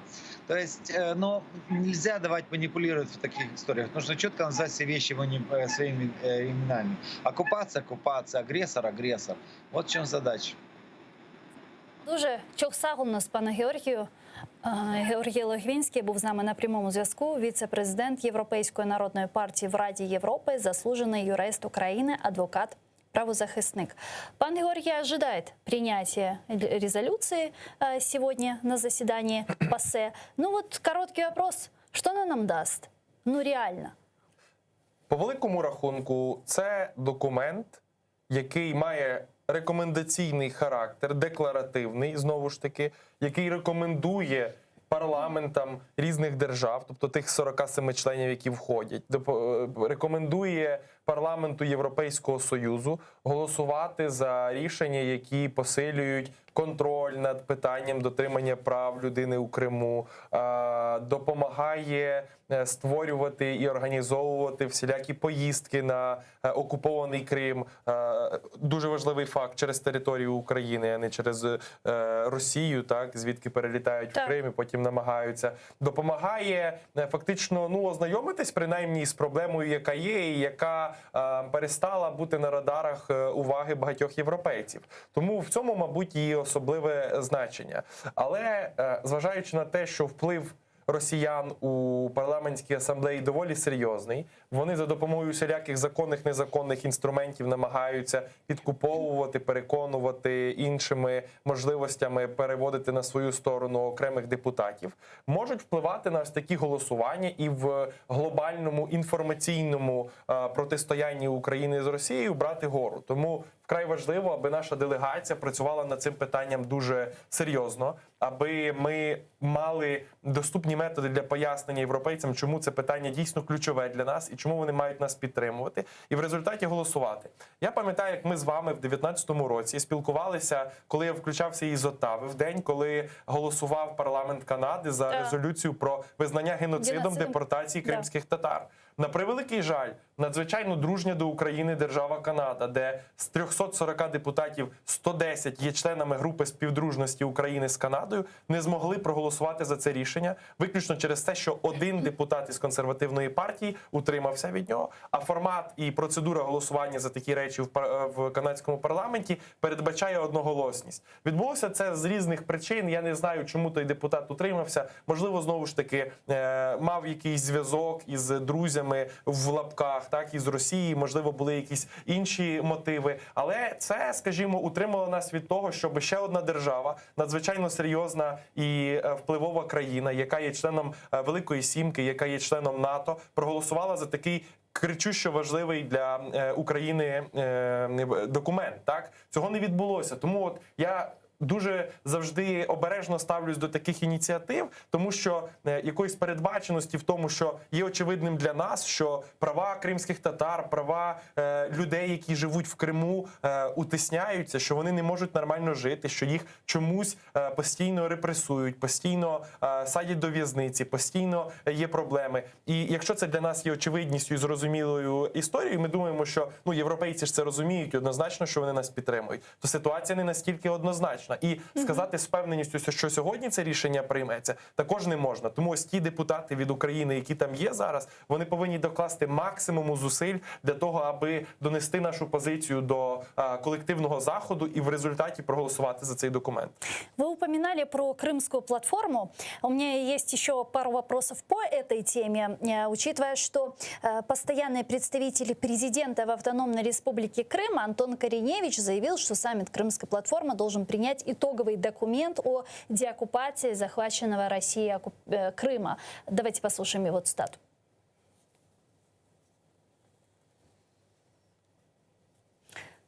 Давайте послушаем цитату Антона Кориневича, постоянного представителя президента в Автономной Республике Крым. Я попрошу наших режиссеров ее сейчас вывести, якщо вона у нас є. Ми вважаємо, що буде дуже хороший результат, якщо саміт, який відбудеться 23 серпня в Києві, завершиться підсумковим документом, якоюсь політичною декларацією, яка включатиме всі ключові питання і проблемні сфери щодо тимчасової окупації Криму Російською Федерацією. Я так понимаю, что сейчас как раз идет работа в Министерстве иностранных дел по разработке этой крымской хартии, по написанию этой резолюции. Что в ней такого принципиально отличительного может быть? Ви знаєте, мене дуже турбує формулювання «має закінчитись саміт якоюсь декларацією з боку представника президента в Автономній Республіці Крим. Дуже сумно, що ми досі не знаємо, якою резолюцією має закінчитися і що в ній має відбуватися. Це, звичайно, прокол, над яким потрібно працювати. Але я думаю, що для нас ключове наразі – це заручитися підтримкою великих, потужних держав, зокрема Сполучених Штатів, Канади, Німеччини, можливо, інших країн, які входять до Великої Сімки в цьому питанні, налагодити постійний системний діалог по питанню Криму, так, і дозволити залишатися на пульсі подій усьому світу, так, тому що відбувається. Що буде включати в себе цей документ і які конкретні кроки він нестиме, це велике запитання. Я, чесно кажучи, не знаю. Я впевнений в тому, що має цим питанням опікуватися Україна в першу чергу. Но если мы говорим о том, что мы организовываем саммит Крымской платформы, на который приезжают, а мы рассчитываем на то, что приедут на саммит Крымской платформы лидеры различных стран, партнеров, Украины и так далее, и принимается в результате некий документ, то наверняка там должна быть какая-то дорожная карта, или я не так понимаю? Однозначно. Більше того, ця дорожна карта має бути, ну, скажімо, співзвучна із позиціями цих держав задовго до безпосереднього проведення заходу. Ну, це ж звичайні особливості дипломатичного протоколу. Коли зустрічаються лідери держав, документи підписуються лише декларативно, вони вже давно підготовлені, тексти вичитані, підписують лише для того, аби затвердити добру волю і політичний намір. Тому хотілося б сподіватися, що українська сторона дійсно запропонує якийсь варіант. Можливо, ми отримаємо якісь пропозиції від держав-учасник Кримської платформи. А могут быть те, которые не подпишут? Или не захотят Ви подписать? знаєте, я переконаний в тому, що якщо певна держава не готова підписувати якесь комюніке, то навряд чи вона братиме в принципі участь у такій платформі. Хіба що для дестабілізації єдності, так, яка може бути. Але є надія, що українська сторона дуже прискіпливо до цього питання ставиться, і участь будуть брати лише ті держави, які беззаперечно підтримують територіальну цілісність України.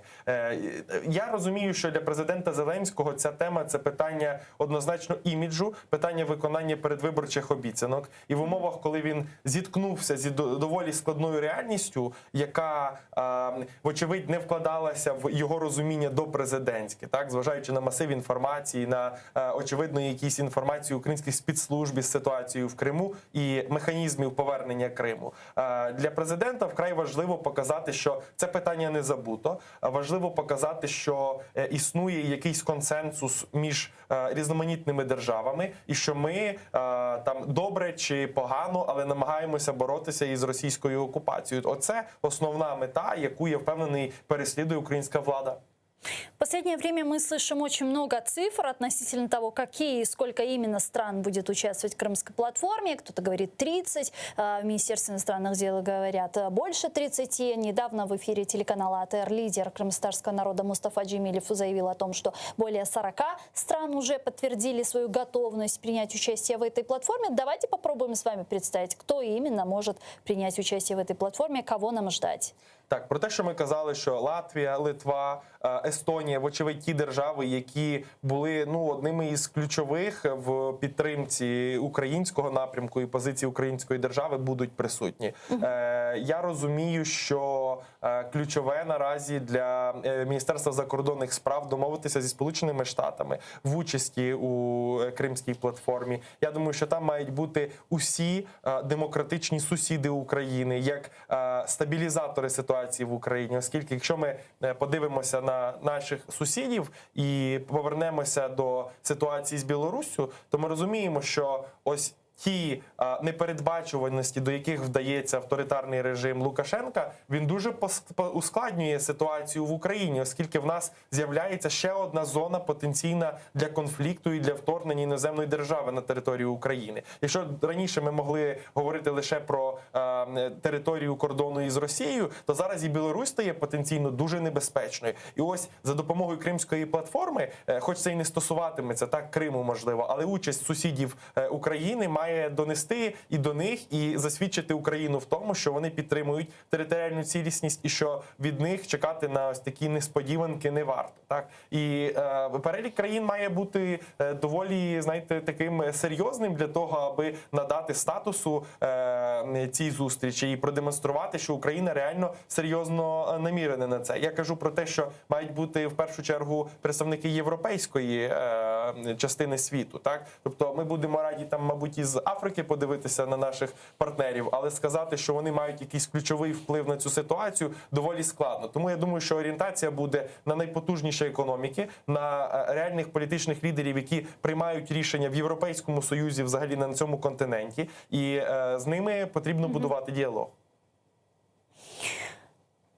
И по поводу Крымской платформы, знаете, вот еще что хотела спросить.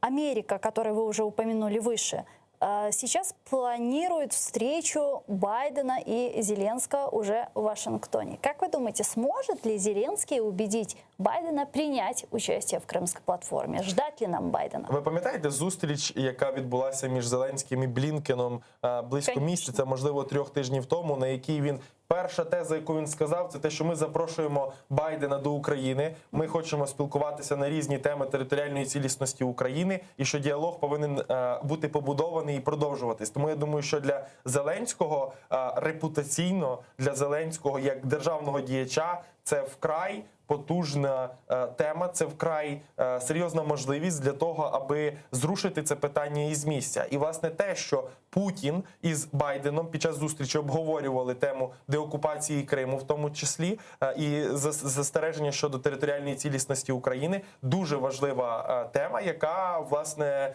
повинна розкручуватися далі. Попри те, що Путін сказав, що там немає про що говорити, я впевнений, що певна нота дипломатична з боку Сполучених Штатів пролунала. І під час поїздки однозначно буде дуже багато розмов вестися. Я думаю, що з точки зору Байдена ключове питання тут – це питання викорінення корупції в Україні як найбільшого ворога, більшого ворога, ніж Росія, насправді, в нашій державі. І, звичайно, питання підтримки України повинно також лунати. І я сподіваюся, що Зеленський знайде достатньо аргументів для того, аби переконати Байдена брати участь в цьому заході. Я насправді сумніваюся, що особисто Байден буде брати в ньому участь, але те, що представники з Держдепу Сполучених Штатів чи, можливо, представники уряду Сполучених Штатів будуть долучені у якості спікерів, у якості співорганізаторів цього заходу. Дякую вам дуже, пане Максиме. Чохсагл, у нас Максим Джигун был гостем нашей студии, политолог-аналитик. Я с вами не прощаюсь, мы прерываемся буквально на 5 минут, а далее вернемся в эту студию и продолжим информационно-аналитическую программу «Бугунь». Оставайтесь с Первым крымско-татарским. Корушкенджи.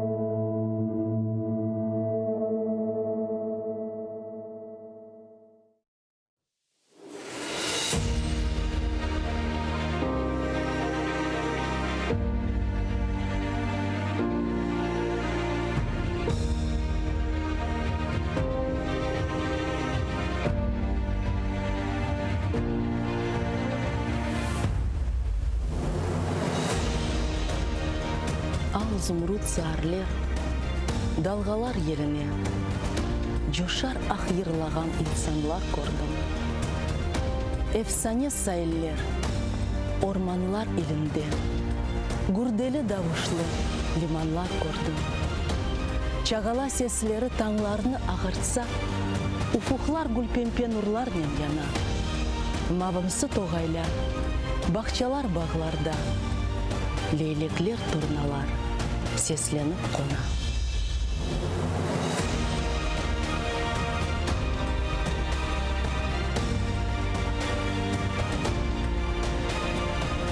Бұ ернің судай, су yok бір өзенде. Топрағы мұжизе, не сачса инсан. Қыблада, күчік бір өвчікте өссемді. Әр ерін менің бір, ей Қырым ветан.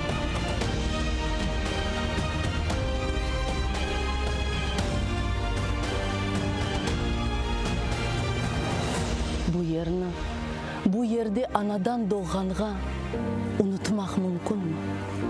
Бұ ерде әр ань бабамның қабырыне яғмырлар яғғанда, бешігім башында ағылаған анам. Темелің ташым ед, жанымсың, тенімсің. Қатрамда яшайсың, истиғбал ветан. Әбеді ерімсің, әбеді менімсің. Мұқаддес дияр, ей Қырым ветан.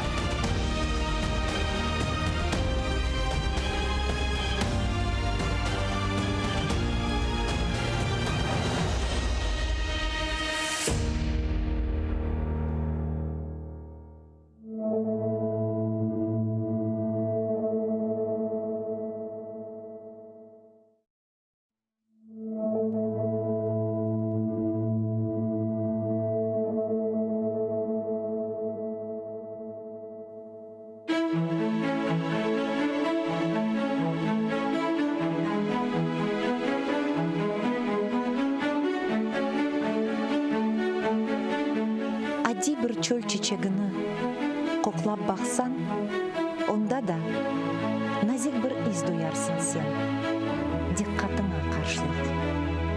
Жүрегіңні аңлап олсан, ен яман деп белеген кішінде де, илле бардыр, аз олса да, яқшылық.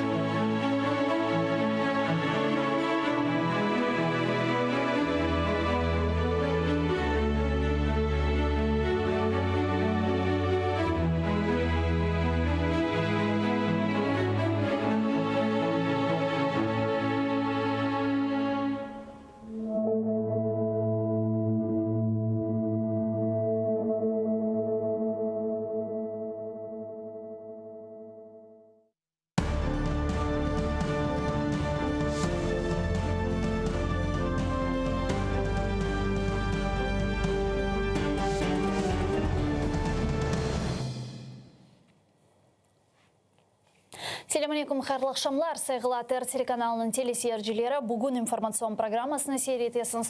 Студияда сізлер үшін мен Гульсум Халилова чалшам ве невбеттеки яйынларымызға башлап, оларны девам еттеміз. Хайдетілгеніне көренді бір қачкеде бүгін яйынларымызда айтып кечтік. Бүгін Авропа Шурасы парламент ассамблеясында демек Қырым татарларының ишғал етілген Қырымда Қырым татарларының ақлары или бағлы резолюция бақыла ве мен шымды сіздерге бұл резолюция бойынша өткерілген дебатларының жанлы шекелде динлемеге теклиф етепін, бақып көрежекміз бераберлікте бұл резолюция үшін не қадар девлет 47-сінден ой бережек, рей бережек ве бұл резолюция қабыл етілежек ма келіні сейретейік. В политических решениях. Благодарю вас. Thank you very much, Mr. Спасибо большое, господин Мустафа. Сейчас слово предоставляется госпоже Нурулаевой, простите. Она тоже подсоединяется через интернет. Пожалуйста, госпожа Нурулаева.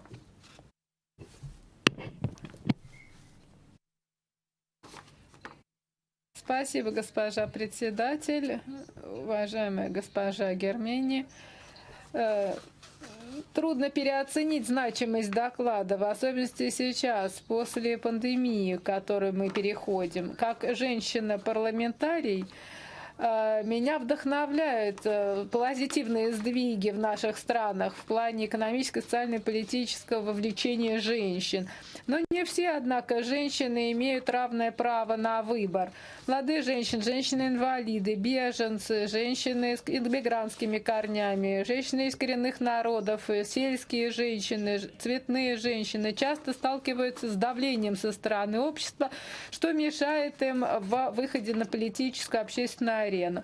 Такой опыт знакомый нашей стране, Азербайджану. В нашей стране живет более 1 миллиона беженцев и ВПЛ, из них женщины составляют большинство. 30 лет оккупации лишили их надежды на будущее, этих женщин, лишили желания о работе в публичной и политической сфере. Сейчас, после блестящей победы в 44-дневной Отечественной войне, эти женщины вновь обрели надежду на то, что смогут быть представлены в политической и публичной сфере. Эти надежды не пустые.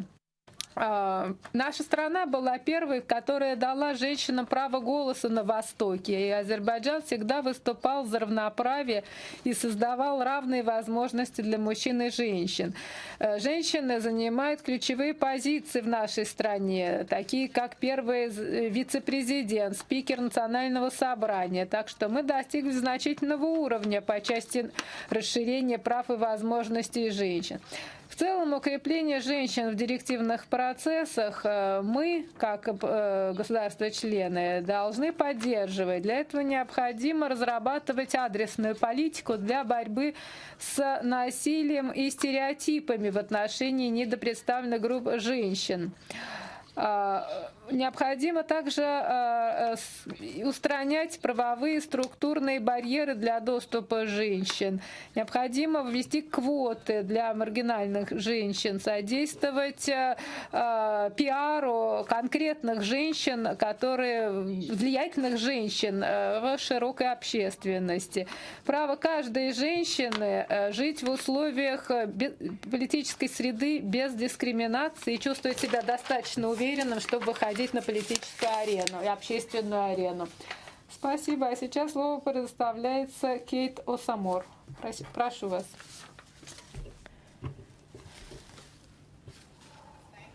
Спасибо, госпожа председатель. Уважаемые коллеги, хочу поблагодарить докладчика, госпожу Гермения, за очень важный доклад. Хочу остановиться на участии женщин с мигрантскими корнями и цветных женщин. Поддерживая то, что говорили другие коллеги, политические партии должны быть движителем изменений. Они должны обеспечить представленность всех сегментов населения в своих партиях. Необходимо, чтобы партии задумались над тем, как лучше отбирать цветных женщин в качестве кандидатов, как оказывать им поддержку в их стремлении стать лидерами. Это серьезная проблема, на которую часто не обращают вопрос. В 2015 году на парламентских выборах опубликованы были исследования, где показано было, как отбирались кандидаты на моей партии. Бывшие лоббисты, бывшие парламентарии, бывшие люди, занимавшие ведущие должности, вновь выдвигались в качестве кандидатов. Цветные женщины оставались в очередной раз за бортом. На выборах в 17 Şimdi Avrupa Şurası Parlament Ассамблеясының топлашуында en baştan bir қаждаққа dinledik sizlerle beraberlikte saygılı arkadaşlar. Kadınlarının akları meselesi müzakere etile. Şimdi men alған haberlerge göre demek Parlament Ассамблеясында Kırım Tatarlarının rezolюциясы boyunca debatlar yarım saatten başlayacak. Yani bunun için 20 dakika lazım da bizlerge 20-30 dakika beraberlikte bekleyecek saygılı arkadaşlar ve sonra Avrupa Şurası Parlament Ассамблеясында ötkerilecek Kırım Tatar halkının akları ile bağlı rezolюцияны dinleyeceğimiz. Malum olğanı gibi bu rezolюция için birçok yıllar devamında işler alıp barıla, çaba sarf etile. Georgiy Lagvinskiy'nin aytkanına göre hatta birkaç yıldan beri endi bu rezolюция üzerinde çalışmaktalar ve o bu rezolюцияның böyle müelliflerinden biri olğan. Aytılğanına göre demek Parlament Ассамблеясында 47 aza devlet mevcut ve onların bugün bu rezolюцияны kabul edilmesi beklenili. Biz de beraberlikte bekleyimiz. Hususan bu rezolюцияның çok ciddi ve güçlü olğanını bizim studiyalarımızda milli vekillerimiz Avrupa Şurası Parlament Ассамблеясында Ukrayna эйетінің yolbaşçысы Мария Мезенцева веда бірчоқ дигер бізім анда бұлынған эйет азаларымыз айтып кечкен еділер. Малюм олғаны ке болшымды Страсбургта бұл топлашув өткеріле. Ве ярым сааттен енді қабыл етілмесі керек. Мен шуны қайдетмеге істейм, сәғыл арқадашлар, асылында бұл резолюцияның ішінде не бар? Бұл резолюция не ақында айта? Біріншіден бұл әлбеттеке қанунсызжа ишғал етілген Қырымның бұл қанунсызлықның ләғу етілмесі. Бұл демек резолюцияның бірінші бөле мұйым мадделерінден бірі. Sonra әлбеттеке бұл ишғал етілген Қырымда ишғалны тенқит еткен сияси фааллерінің ге қаршы басқыларының сияси фааллерінің жоқ етілмесі, сияси фааллерінің тақып етілмесі, өлдірілмесі мәселелерін бойынша тетқиқат алып барылмасыны талап ете бұл резолюция.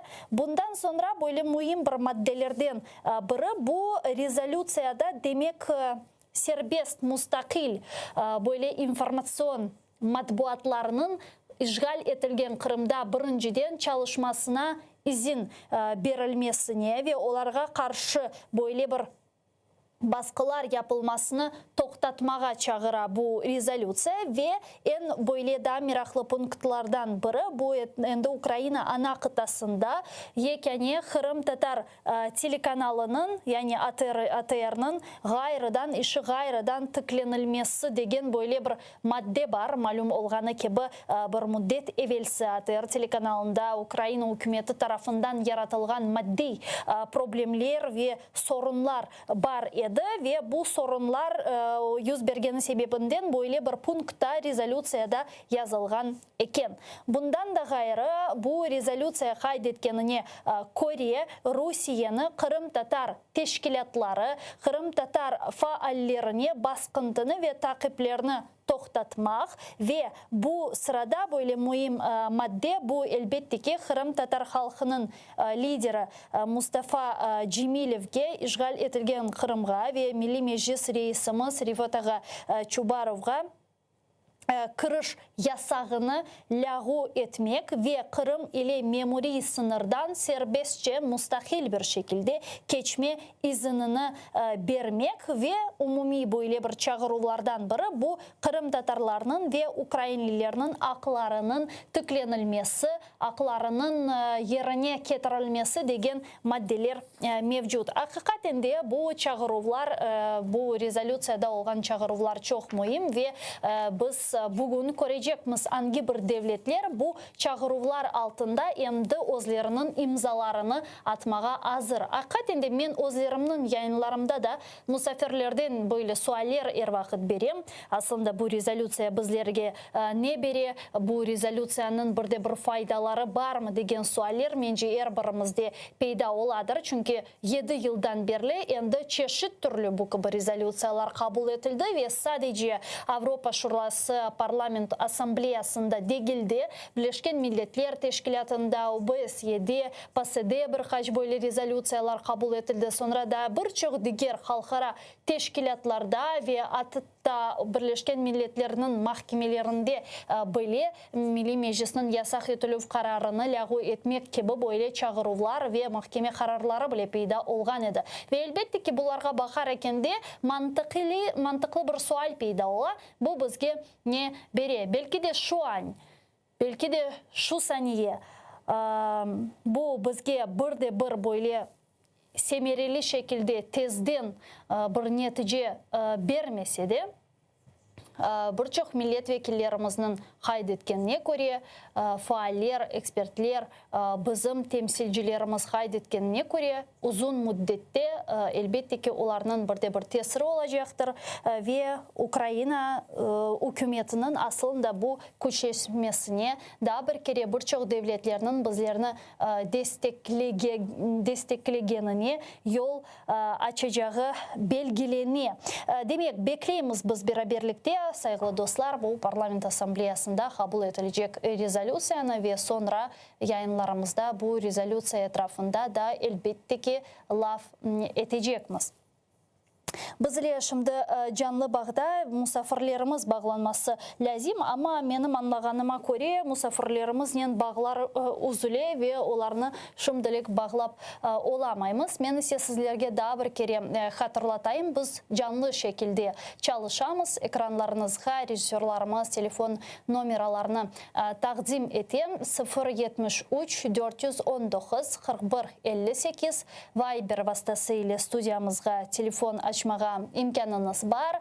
Ya da Skype adresimizni kullanabilirsiniz. atr.tv bizim adresimiz. Buyurunuz bizlerge telefon açınız. Sizin sesiniz bizler için pek mühim ve canlı şekilde stüdyamızga telefon açıp seslerinizni, bilmeyen fikirlerinizni, peyda olgan suallerinizni seslendirebilirsiniz. Men ise bu bölüm devamında da aslında ötkerilecek birçok diğer Ukrayna anahtasında ötkerilecek birçok diğer tedbirlerini de laf etmege istedim. Bu ötkerilecek bayrak günü ve bu bayrak gününe 26. iyunge hazırlangan tedbirler. Bu tedbirler sırasında bizim yayınlarımızda endi Kırım Tatar Milli Meclis Reisi Rifat Ağa Çubayarov anlattı. Tunev'in yayınımızda Elmi Ağa Umerov anlatkan edi ve böyle esas tedbirlerden biri bu Kırım Tatar bayrağının Ukrayna vilayetleri ve şehirleri boyu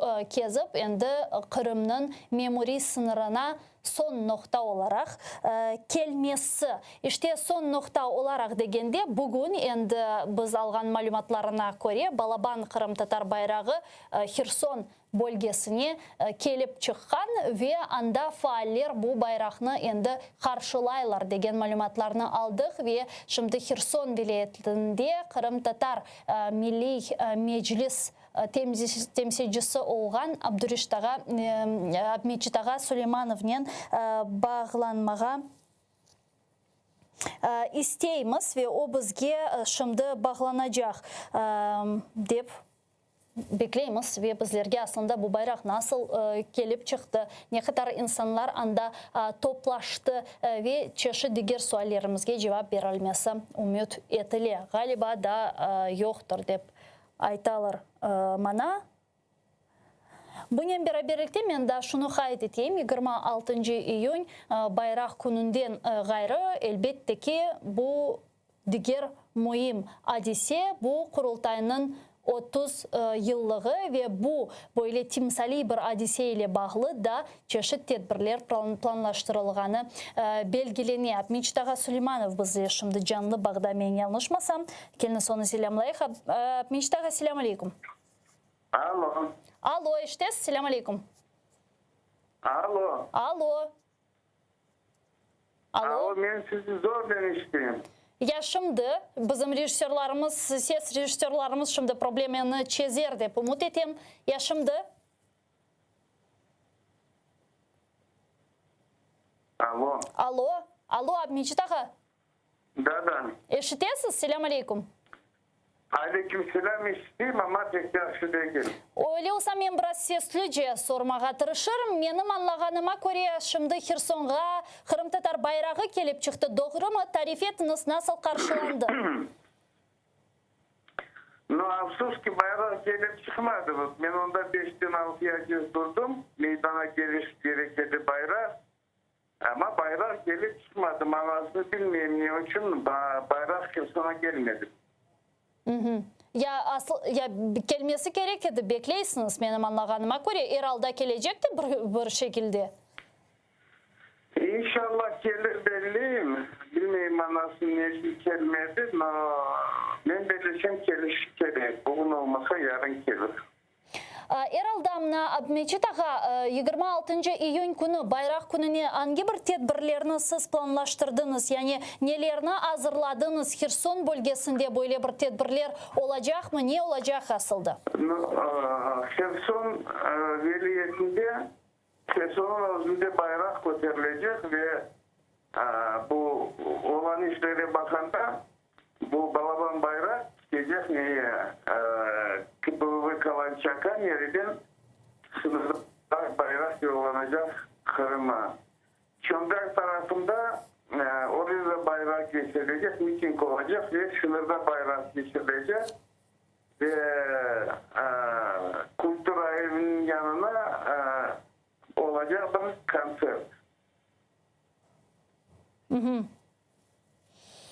Kim iştirak edecek bu tedbirlerde? Aslında sizin planlaştırganınız endi hoşulacak insanlar belgilendi mi bilmeyeyim. Belki andaki yerli hakimiyet temsilcileri de teşrif buyuracaklar. İnşallah ben belirlesem seçimin özünde bu Veliyetin başkanı olacak. Bekmişehir'in de başkanı olur. Ve Kherson'da yaşayan da Kırım Tatarlar ya Novoalexeyevka'da ve sınırda Novoalexeyevka'nın ve Geniçki'ni yaşayan adamlar, Geniçki'de yaşayan Kırım Tatarlar, Ruslar da gelir ben belirlesem.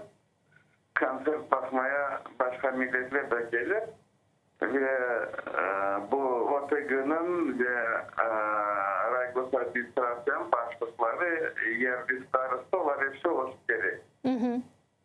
Bunun beraberlikte Mechtaga demek 26 iyun günü bayrak gününden gayrı böyle Kırım Tatar 2. Kırım Tatar kurultayının 30 yıllığı kayıt edilecek. Mına o vakitten bu günge endi 30 yıl geçti ve aynen bu günleri işte 30 yıl evvel endi teşkili böyle bir tedbirler ötkeriyle edi. Siz o vakitlerini aslında nasıl hatırlaysınız? O vakit endi milli hareket içerisinde böyle teren şekilde bulungan ediniz mi?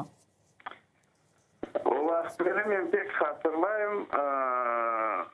Ben birinci kurultayın delegisi edim. Ve birinci organizasyon meseleleri İçki rayonda olarak meclis kurultay geçirmeye hazırlık gelir sayılamaz. O bütün işlerde iştirak etmedim ve sonunda da kurultayda iştirak etmedim. Onun için bu geçen tedbirler pek akılma. Aslında o vakit mına hükümet ve hakimiyet tarafından hangi bir maniyalar ve zorluklar ile karşılaşkan ediniz? Aslında karşılaşkan ediniz mi ve onlarını geçmek usulları kaydan böyle peyda oldu? Pek yaramayış. Alo? Alo, pek yaramayış diye bir şey anlamadım. Men daha bir kere tekrarlayayım öyle olsa, 30 yıl evvelsi Mechtaga hangi bir bu demek kurultay toplaşığı ile bağlı zorluklar ve maniyalarla karşılaşkan ediniz? Afsus ki anlamadım. Bağımız ne yazık ki uzule, men eşitmeyeyim Mechtaga Süleyman'ın. Alo? Yok, galiba bağımız olmayacak bugün. Musafirlerimiz nedense bağlanıp olamaylar. Saygılı arkadaşlar, biz ile ne yazık ki ben çok üzgünüm bu sebepten ama umut etem şimdi bağımız tüzeler ve diğer musafirlerimiz ile bağlanıp olurmuz. Asıl da işgal etilgen Kırım'da malum olğanı ki bu eğer de bir Kırım Tatar halkının tedbirleri ile bağlı günler yakınlaşsa, bizim için önemli, mühim günler, bazılarda trajik, felaketli günler ki biz onlarını anamız ya da böyle bir bayram günleri ama endi Kırım Tatar bayrak gününü bayram günü dep adlandıram da sonki 7 yılı endi bayram degen şey de kalmadı. Ama alda bu gibi hadiseler, bu gibi tedbirler ötkerilmesi arifesinde böyle bir adet olup kaldı endi işgalcilerge, bizim faallerimizge işgal etilgen Kırım'da demek böyle предостережение mektuplarını tarqatmaq. Emna Rimana Gajilyalnen tunevin laf etken edik, onun evine böyle mektup gelgen, sonra Kurultay Merkezi Seçim Komisyonunun demek reisi Zayra Gasmedля, Elmaz Akimova ve da birçok diğer bizim faallerimizge bu gibi mektuplar kelmege devam ete ve böyle faallerden biri Roland Bey Osmanov ona da böyle предостережение kağıdı kelgen eken ve o bizlerle şimdi canlı bağda ve bu hafta tarif etmeye hazır. Roland Bey, selam aleyküm. Aleyküm selam.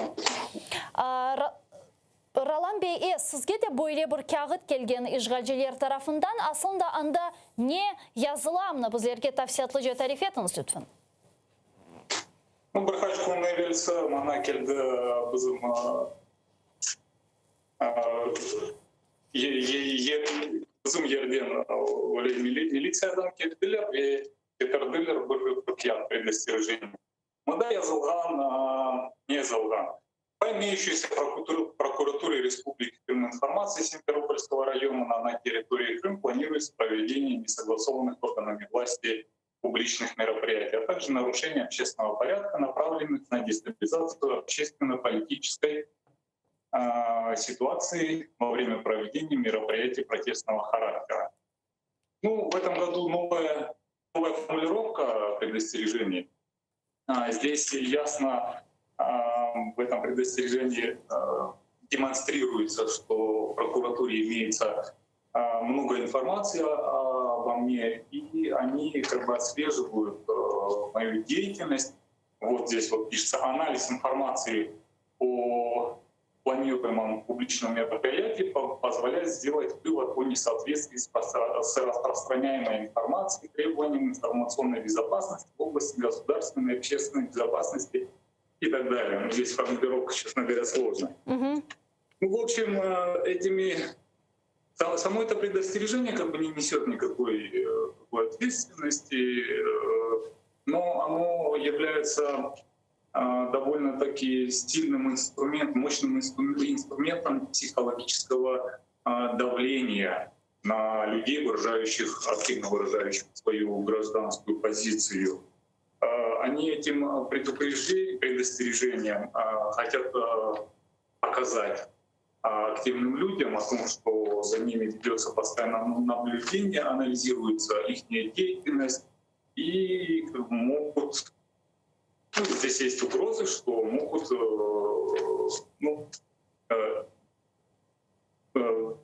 привести к ответственности деятелей. Ну, это все делается для того, чтобы создать такую обстановку психологического давления. Вы, наверное, заметили, что у нас в мероприятии проходится вот такой негативное, не негативное, а вот таким вот психологическим давлением. 18 мая в этом году, вы, наверное, видели, тоже у нас проходило под таким, как это сказать, наблюдением правоохранительным органам. Они там были как жандармерия. И мы вынуждены были вот в такой обстановке, как бы очень тяжелой обстановке проводить свои травмные мероприятия. Даже люди, приехавшие с Украины, в этом году побывавшие на 18 мая у нас в Крыму, мне после этого рассказывали свои впечатления о том, что здесь такая тяжелая обстановка психологически, что в Киеве такие мероприятия гораздо проще, гораздо свободнее. Там люди гораздо свободнее себя чувствуют. Уралан бей, ямбуна bu mektuplер sizden gayrı da kimlerge keldi? Sizin malumatlarınız var mı? Aslında çok insanlarga şimdi tarqatılamı bu mektupler?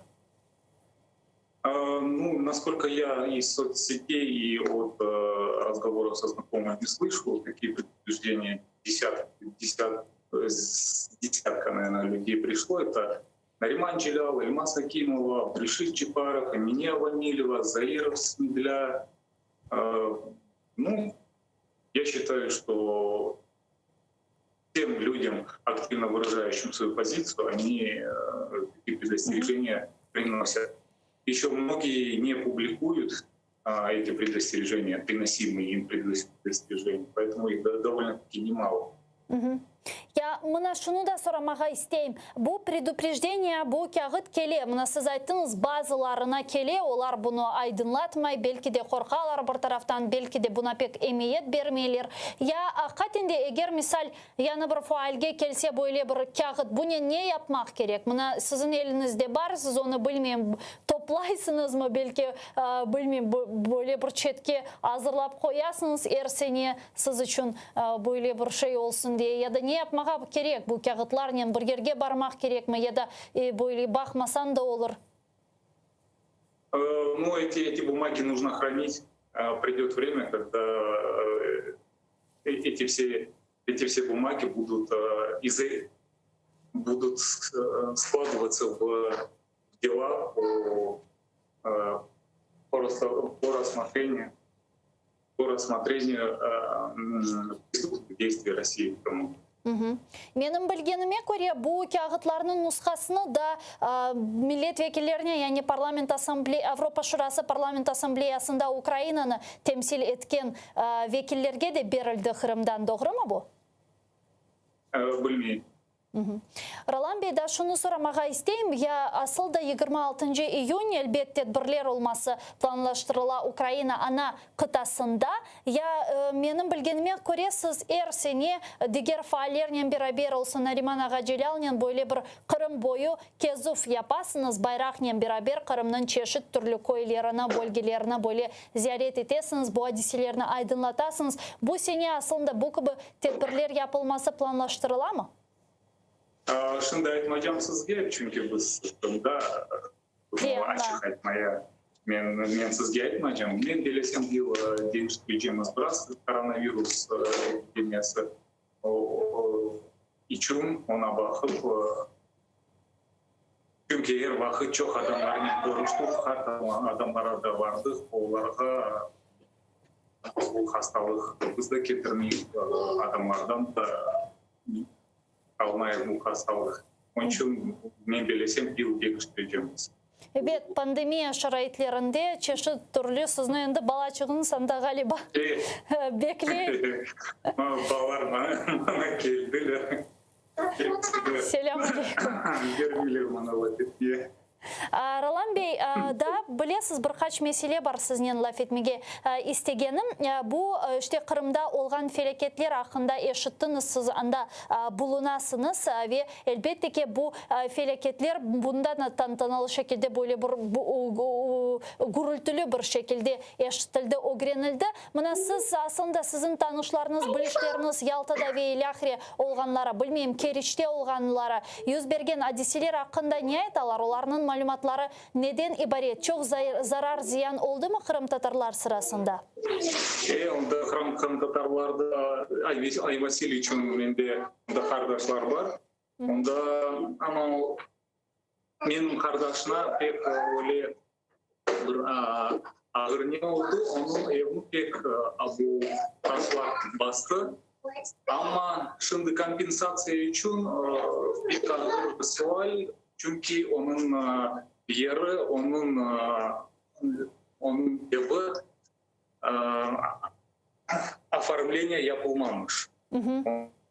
Onun için ben delesem çok adamlara böyle kompensasya verilir.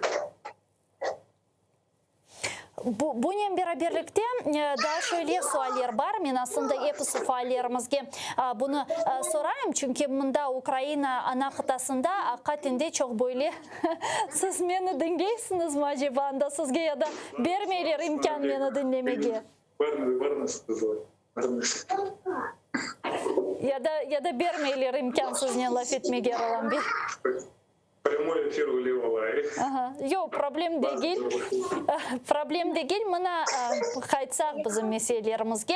Men bütün faallerimizden aslında bunu sorayım. İşgal etilgen Kırım'da bulunganlardan. Mına Ukrayna ana kıtasında şimdi sonki vakitleri çok mühim ve gerekli adımlar atılması başladı ve böyle adımlar sırasında bu elbette ki Ukrayna prezidenti Vladimir Zelenskiy'nin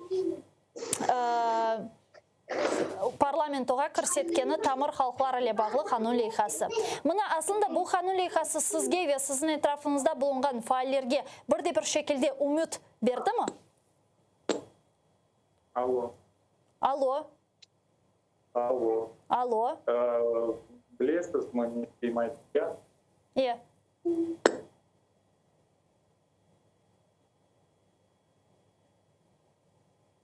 Мен сізні ешітмейм, алло.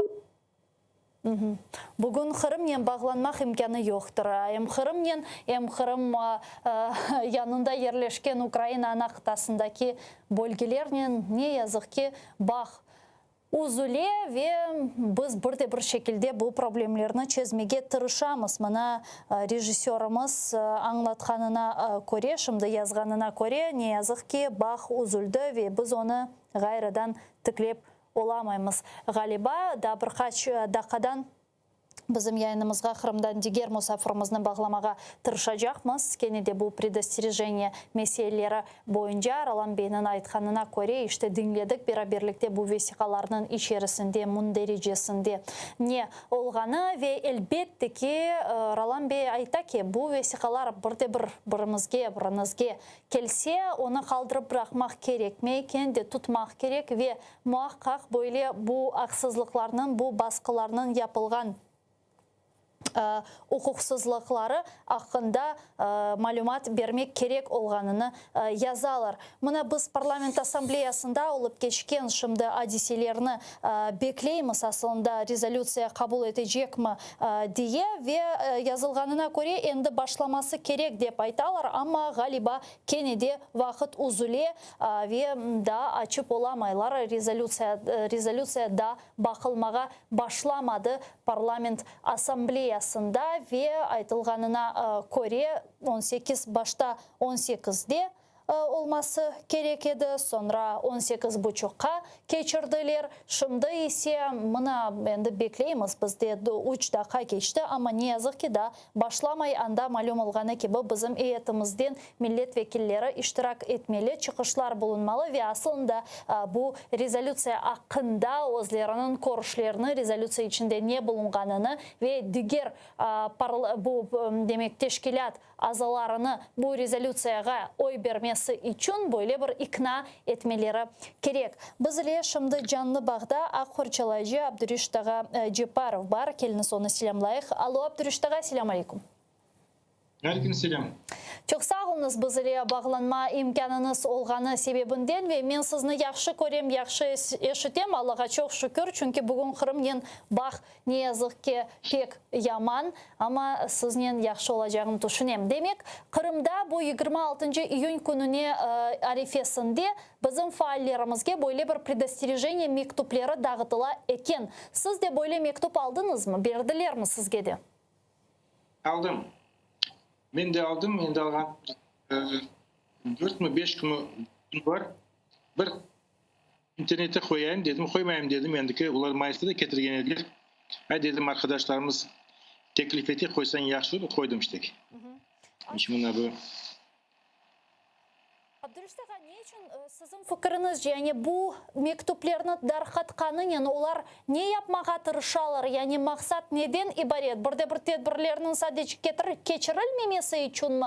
Ya da başka bir maksatlarını takip eteyişgacılar? Başta bir bu getirgen oğlan diyeceğim yaş bir politsiya xadim geldi. O'zida g'ariblikda işte bizde bu sistemi degan egamini bayaq.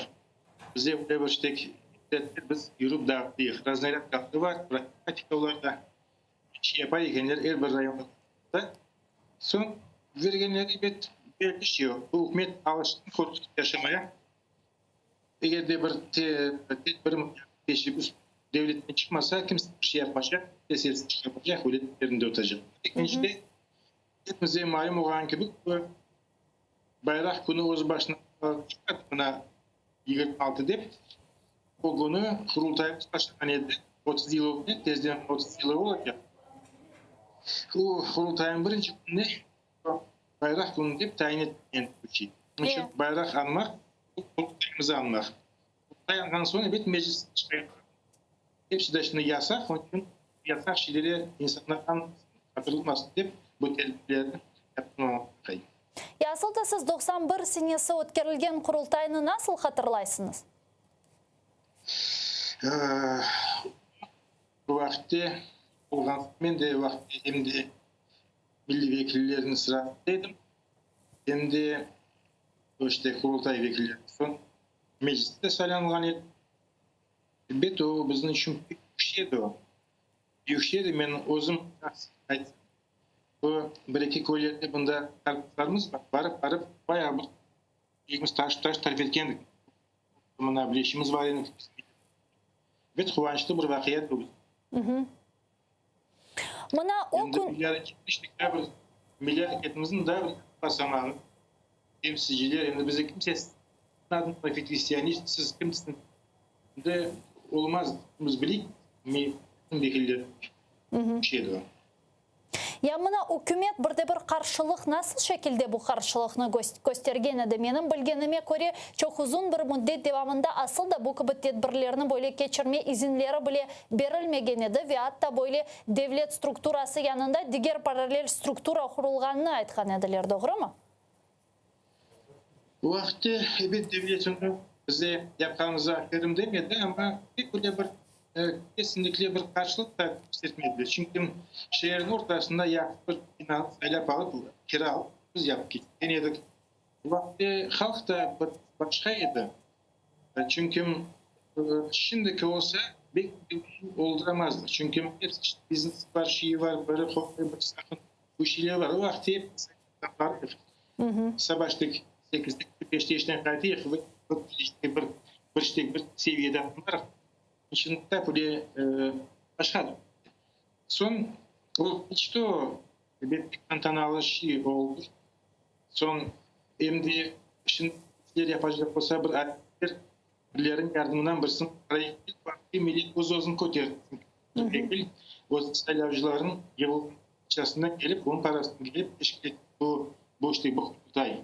Bu büyük şeydi, bu самодостаточность de hareketi, bu işler teşkil edip paketten bir yardım yaparız. Zor hükümetimizin bu şey geçirgeni. Çok sağ olun Abdurrаш Tağa. Men umut etem biz bu meseleni 26 iyun günü ATR telekanalında ötkerilecek marafonda da tavsiyatlıca laf etermiz. Fırsatdan faydalanıp sizni canlı yayınımızga 26 iyun günü da davet etem ve bu meselelerini da tavsiyatlıca laf etermiz. Sağ olunuz bizle bağlanıp kısaca suallerimizge cevap bergeniz için. Korçalayıcı Abdurrаш Jiparov bizle canlı bağdaydı. Saygılar arkadaşlar. PASD ise Kırım Tatar halkının akları ile bağlı demek rezolüsiyanın bakılması başladı. Men teklif etem beraberlikte dinlemege olarım. Министров, наша ассамблея, комитет министров, и многие другие, Генеральная ассамблея ООН и многие другие неоднократно осуждали эти действия российских властей. И попытка аннексии Крыма, референдум и попытка аннексии Крыма Российской Федерации были очевидно незаконными. Это не может быть основой для какого-либо изменения статуса Крыма. Крым остается частью Украины. Тем не менее, Российская Федерация также несет обязательства к международному праву в качестве временной оккупационной державы. Россия отвечает за нарушение прав человека, которые совершены в Крыму с начала 2014 года. Европейский суд по правам человека также подтвердил, что Россия может быть воспринята как наделенная юрисдикцией в Крыму по значению конвенции в связи с эффективным контролем за территорией. Это правовая основа. Коллеги, это правовая основа.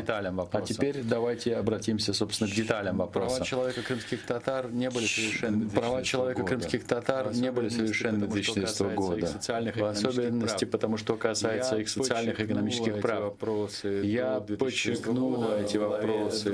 Beraberlikte dinlegenimizge göre şimdi Avrupa Şurası Parlament Asambleyasında demek Kırım Tatar halklarının akları bozulganı ile bağlı rezolüsiya bakıla. Bu güçlü bir rezolüsiya olması gerek ve böyle aytıcılardan biri, sözcülerden biri Kırım işgalini asla ve hatta kabul etilmeyeceğini ve bu baskılar hakkında aytılganını bizlerge kayıt etti. Dinlemege beraber devam etemiz sevgili arkadaşlar. Şimdi küçük bir böyle teneffüske geçtik ve sonra devam edeceğimiz. Buyurunuz.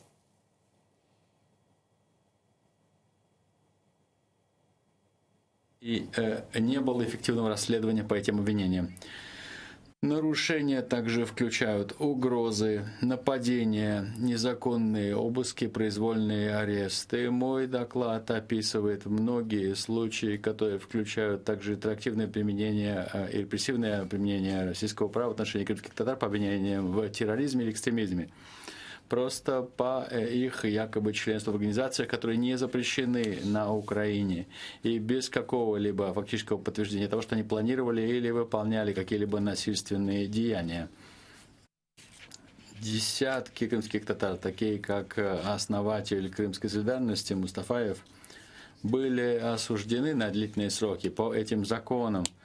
Они часто сталкиваются с преследованием в российских судах, а также заключением в тяжелых условиях на территории Российской Федерации, что является нарушением международного гуманитарного права. Они содержатся далеко от близких и своих юристов. Уважаемые коллеги, Меджлис крымских татар не может вернуться к работе. Его бывший руководитель, наш бывший коллега по ассамблее, не может вернуться в Крым до 2034 года, когда ему будет более 90 лет. Текущий лидер господин Чубаров выступил на слушании комитета в октябре, был осужден заочно, потому что он отсутствовал на 6 лет в тюрьме. Кроме этого, работа журналистов и свобода выражения мнения и собраний также неоправданно ограничиваются в Крыму. Крымские татары преследуются в связи с политической жизнью. Нет почти независимых крымско-татарских СМИ. Признание этого языка не обеспечивает на практике возможность образования на нем. Религиозные меньшинства, которые выпадают за структуры, которые официально созданы в 2014 году, включая многих крымско-татарских мусульман, сталкиваются с преследованием. Крымские татары и другие столкнулись с принужденной паспортизацией, депортацией и принуждением к призыву. Все это нарушение международного гуманитарного права. Уважаемые коллеги,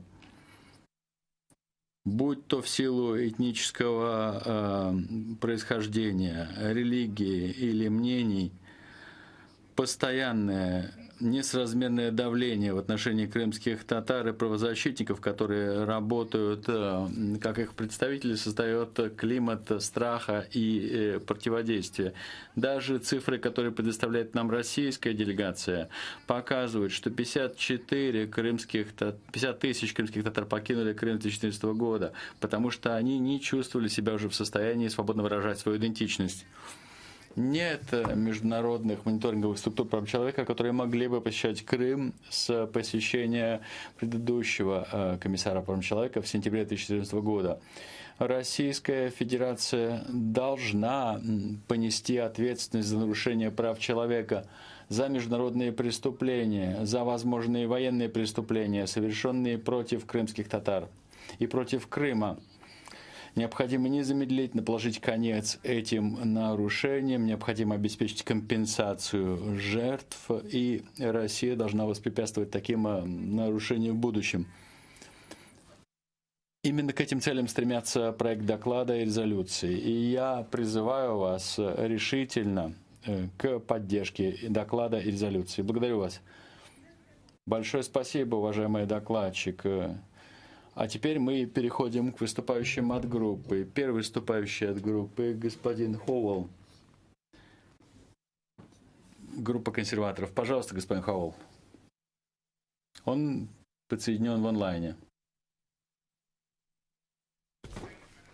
Спасибо, госпожа председатель. Я здесь.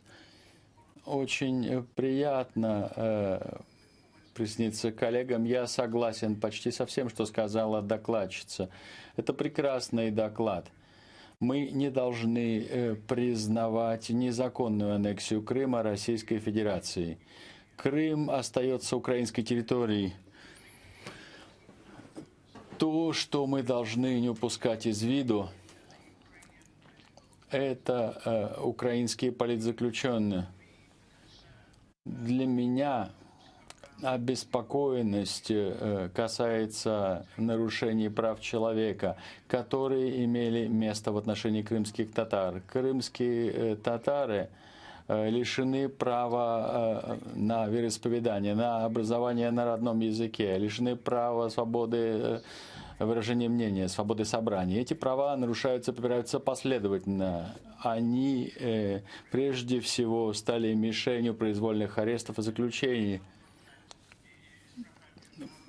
Пример этого — Чубаров, председатель Крымско-татарской ассамблеи, который был осужден, как мы слышали, на 6 лет в условиях повышенного режима в Ченчи. Россия ограничивает свободы крымских татар, она преследует журналистов, блогеров и тех, кто пользуется соцсетями. В 2021 году главный редактор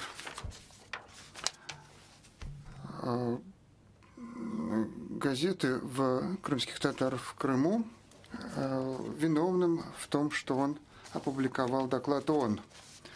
Необходимо рассматривать ситуацию в Крыму с учетом положения крымских татар, когда мы говорим о свободе СМИ в этой стране. Например, в тюрьме истцы не могут использовать люди, которых обвиняют, не могут использовать родной язык для защиты. Из политических 25 из 28 были убиты. Это крымские татары. И 15 человек из 21 крымских татар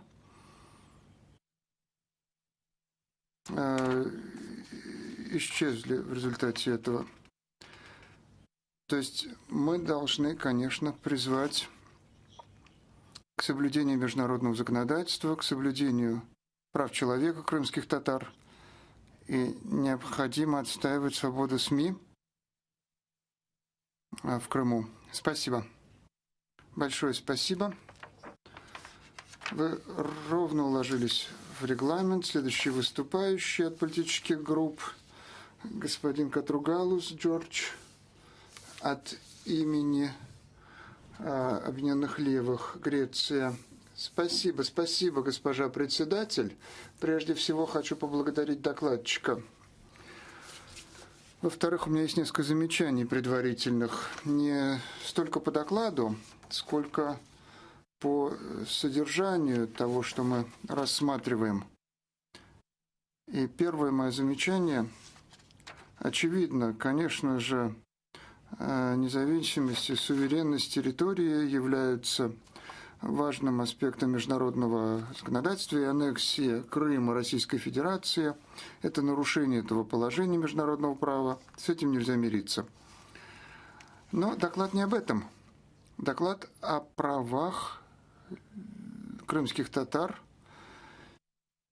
И докладчик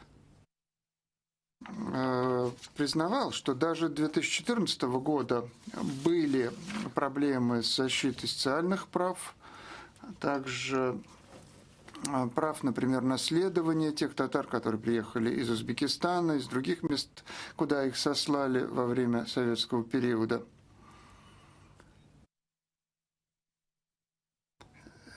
Я бы также хотел сказать, что некоторые вопросы не рассматриваются в докладе. Например, право на голосование. Не знаю, 25%.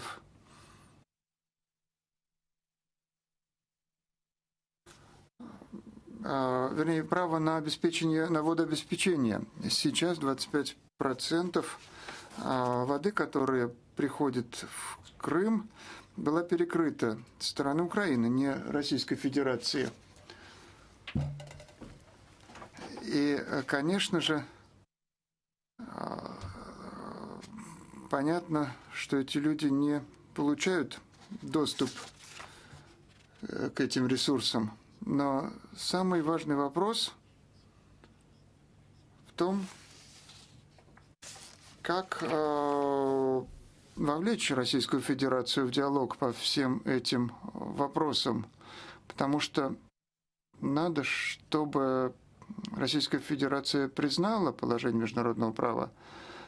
И важно признать и для нас, что Россия – это часть Европы и политически, и географически необходимо учитывать это при рассмотрении нашей позиции в отношении этой страны. У меня нет поправок, чтобы не отягощать доклад. Но мне кажется, необходим специальный представитель генерального секретаря, который может расследовать эти вопросы и другие вопросы нарушения прав человека. Большое спасибо, господин Катругалус. Следующий выступающий, господин Чевикус Ахмед, Турция, группа социалистов. Пожалуйста, вам слово. Благодарю вас, госпожа председатель, уважаемые члены Ассамблеи. Мы рассматриваем доклад о людях, которые страдают уже несколько десятков лет. Они страдали из-за депортации из своей родной земли, где они жили сотни лет при Сталине. Затем они вернулись домой после 1989 года, но также после распада Советского Союза также были проблемы с переселением, и многие крымские татары были под угрозой апатридов. И многие проблемы усугубились после аннексии России Крыма в 2014 году. И в докладе говорится обо всех резолюциях, о порядке, о том, что было, а также была резолюция Генассамблеи ООН. В докладе также подчеркивается, что Российская Федерация не выполнила ни одной из этих резолюций, поэтому я хочу поприветствовать работу докладчицы и поблагодарить ее за подготовку проекта резолюции. Этот доклад о нарушении наших ценностей, нарушении суверенности и территориальной целостности страны, нелегального присоединения, незаконной аннексии Крыма и о том, что людей преследуют по политическим причинам, под надуманным обвинением, не дают людям жить на своей территории и о применении там законов, которые противоречат их собственным законам. Туда не допускают журналистов систематически. Мы не можем примириться с этим. Мы не можем примириться с попытками Российской Федерации оправдать эту незаконную аннексию. Дети крымских татар должны получать образование на своем родном языке. Эти люди имеют право на свободу образования, на свободу речи, на свободу собрания ассоциаций, но у них нет таких свобод, потому что запрет наложен на деятельность Меджлиса. Мустафа Джемилев и Рифат Чубаров, им запрещено возвращаться в Крым. И, конечно же, это подрывает и вот нарушение этих ценностей страной, которая является членом Совбеза ООН, конечно, подрывает основы международного права. И я призываю членов Ассамблеи отстаивать наши ценности. Это наша обязанность и ответственность перед следующими поколениями. Большое спасибо. Слово имеет Мария Мизенцева от имени ЕНП Украина. Благодарю вас, госпожа председатель, уважаемые коллеги. Я благодарю всех, особенно докладчика, за огромную работу, которая была проделана за 3 года. Вопрос крымских татар, которые живут в Крыму, и их права, которые ущемляются, это вопрос не политический, а вопрос защиты прав людей, национального меньшинства, которые сейчас находятся в условиях расовой дискриминации и преследований. Прошло более 75 лет после того, как Сталин насильно переместил 230 тысяч крымских татар, мужчин, женщин и детей из Крыма. 18 мая мы отмечали 27-ю годовщину с этого исторического события. Сейчас крымские татары страдают от российской оккупации Крыма.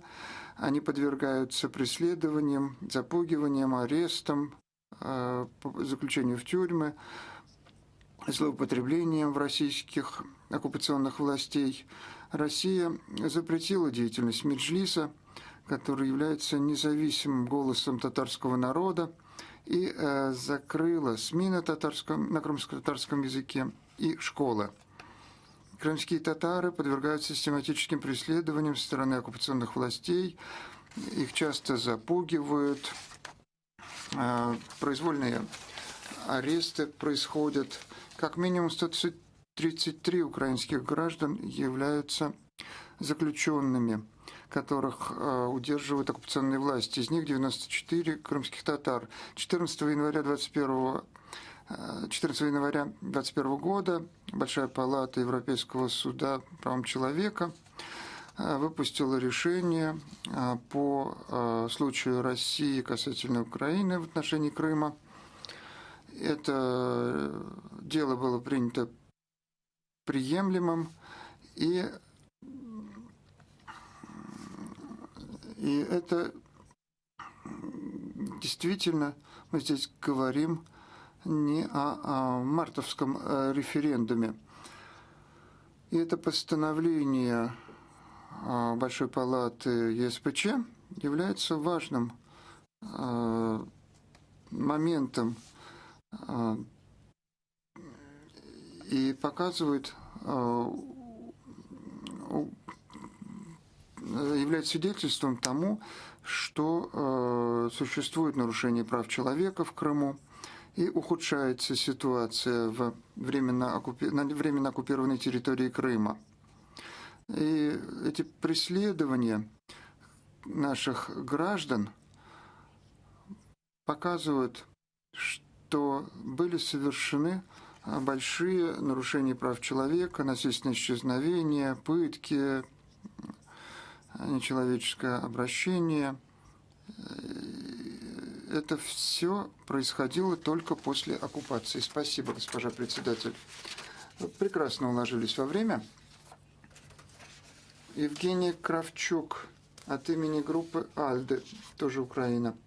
Спасибо, госпожа председатель.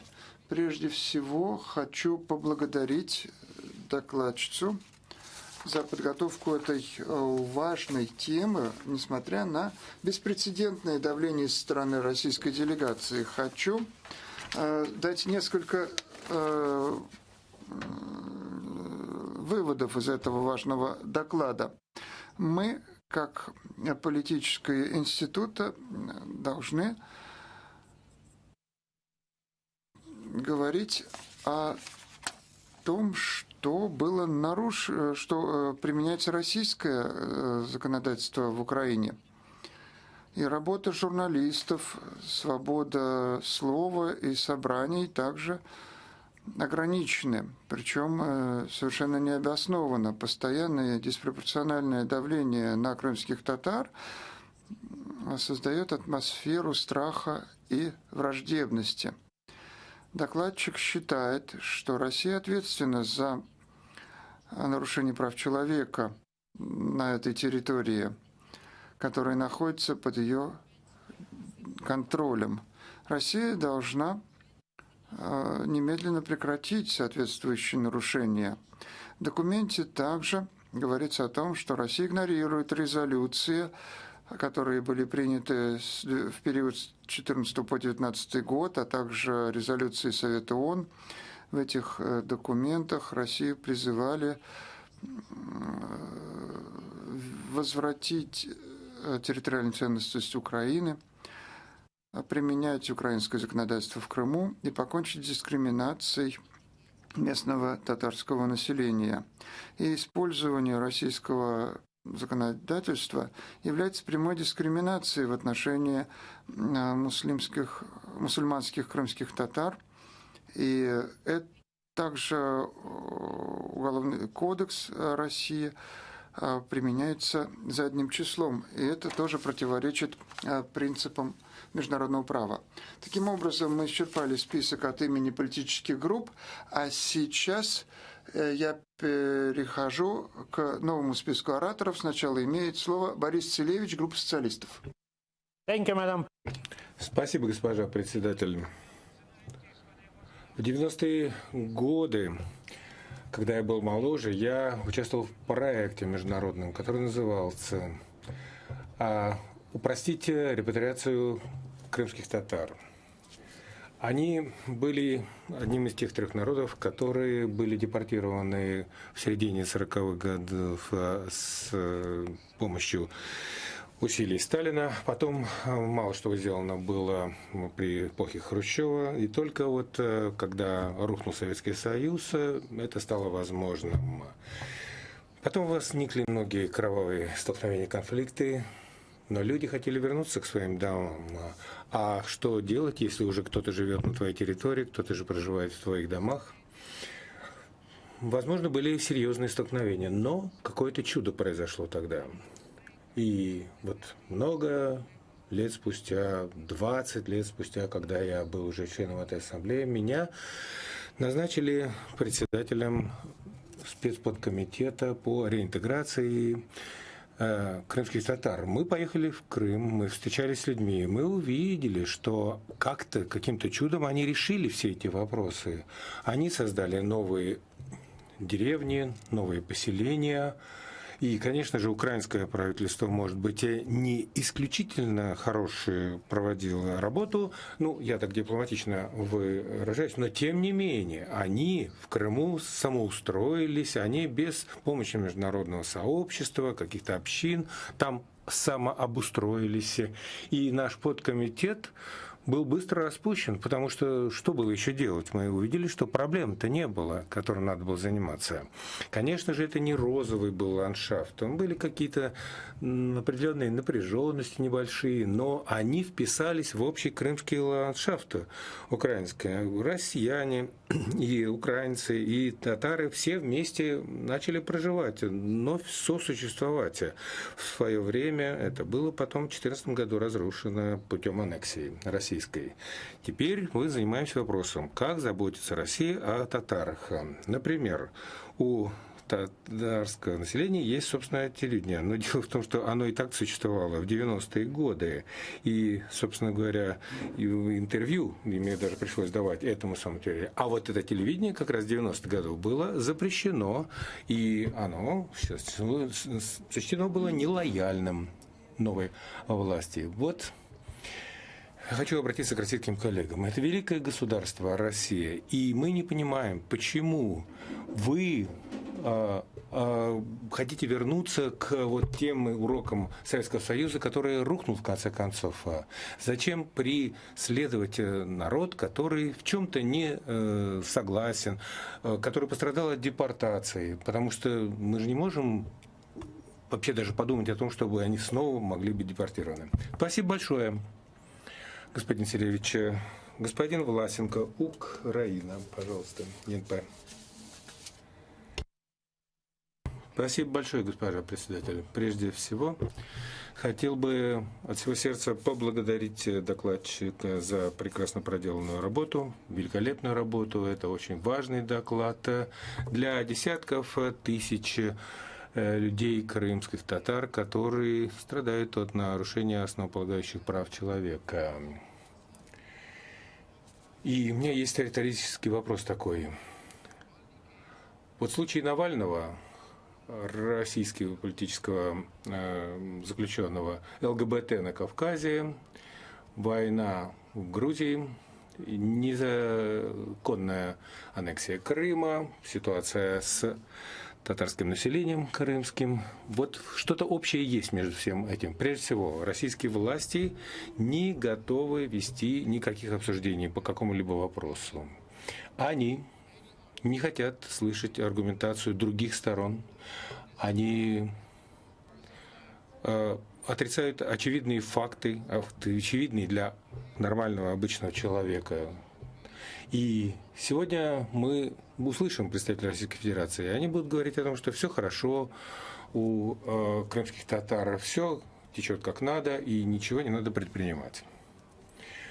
Далее, что все объединяет вот эти примеры выше приведенные, это то, что нет соответствующего покрывающего зонтика Европейского суда по правам человека, потому что мы знаем, что более по этим случаям российские власти не будут применять вот эту защиту ЕСПЧ, не будет этого зонтика, и не будет реализации решений по таким возможным делам. И мы в качестве Ассамблеи, в качестве Совета Европы, может быть, мы должны как-то изыскать новые пути воздействия на Российскую Федерацию для того, чтобы она не отходила от основных принципов, столь важных для нашей организации. Что касается, опять же, решений ЕСПЧ, тут надо отметить следующее. Надо в парламентской ассамблее осознать, что ситуация с крымскими татарами является последствиями незаконной аннексии Крымского полуострова Российской Федерации. Это взаимосвязано. А 14 января этого года ЕСПЧ установил следующий факт, правовой, юридический факт, что Российская Федерация осуществляет эффективный контроль с момента, который предшествует так называемому референдуму. Еще 26-27 февраля все началось на самом деле, 2014 года. И поэтому мы в этом ракурсе должны рассматривать крымско-татарский вопрос. Мы, не поняв этого, не можем влиять на ситуацию и помочь этому народу. Спасибо.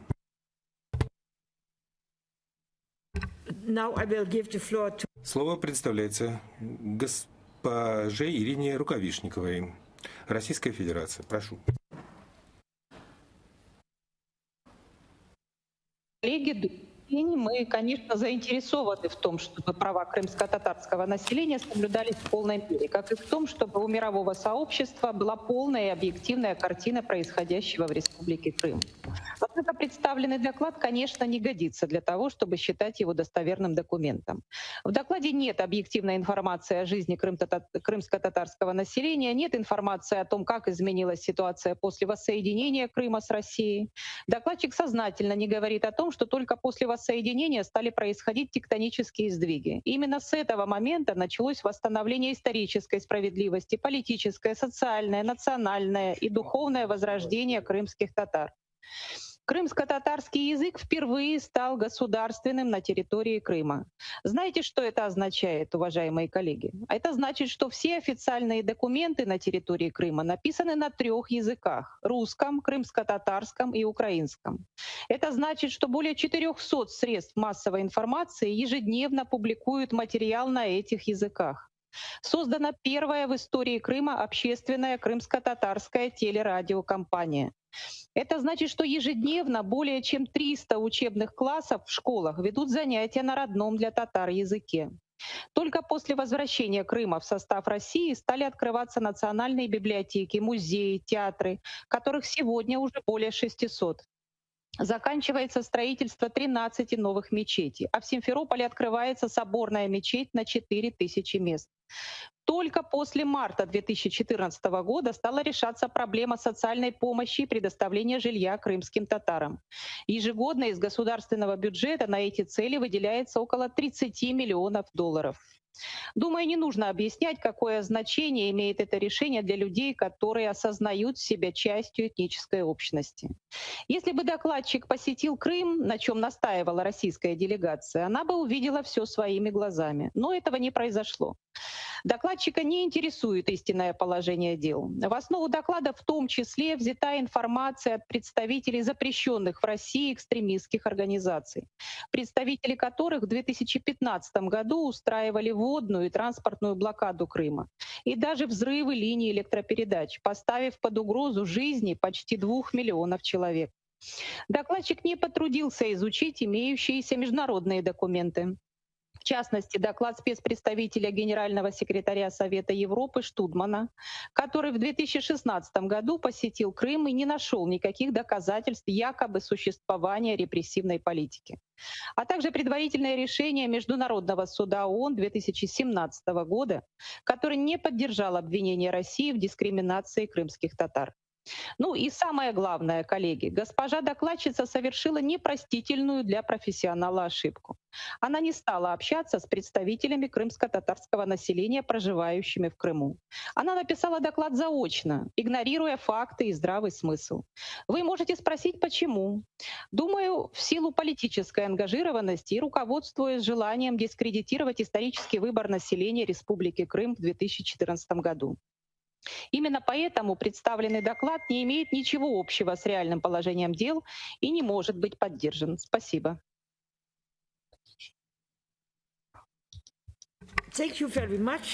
Большое вам спасибо. Слово предоставляется представителю группы АЛДЕ Андрею Лопушанскому.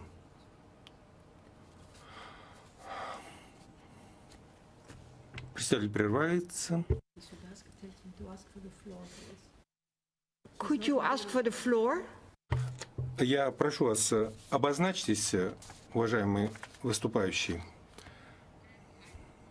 Нет, нету сигнала. Тогда мы идем дальше.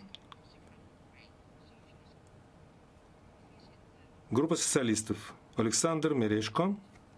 Украина также, следующий по списку. Господин Мерешко, пожалуйста. Спасибо, госпожа председатель.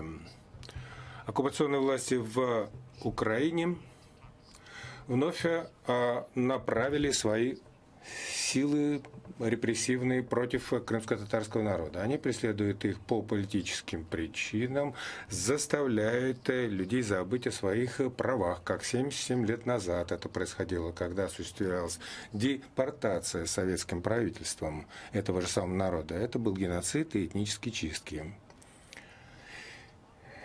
И что касается 21 года этого века, по докладам НПО следует следующее. Были проведены интервью, это все было записано. Есть конкретные случаи отрицания доступа к здравоохранительным структурам.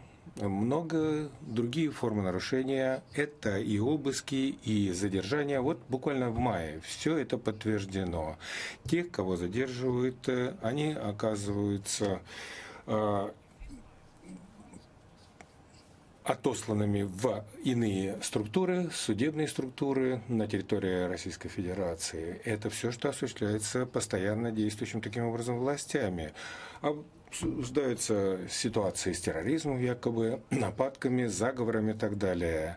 На временно оккупированной территории Крыма ничто не соблюдается в качестве закона. Любые поползновения осуществить свои права приводит к тому, что людей могут лишить того, что они имеют.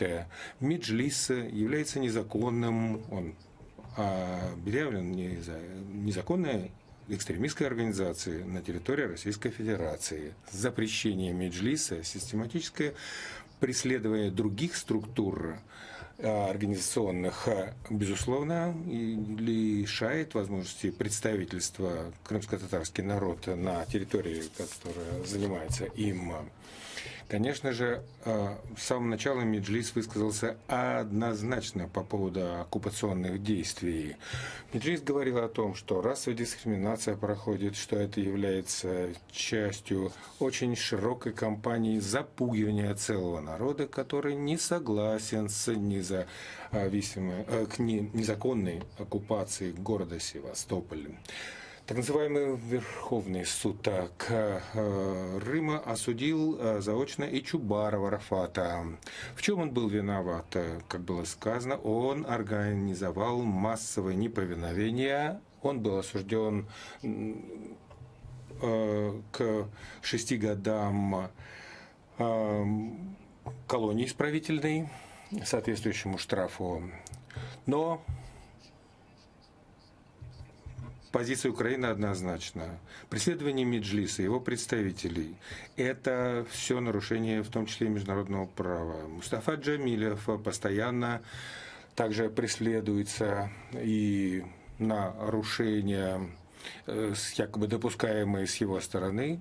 Это систематическое обвинение в постоянном экстремизме, призыв народа татарского к неповиновению. Международное сообщество должно усилить нажим на Российскую Федерацию для того, чтобы была решена ситуация с крымско-татарским народом и политические заключенные были отпущены. Спасибо. Еще раз делаю попытку предоставить слово господину Лопушанскому, говорит председатель.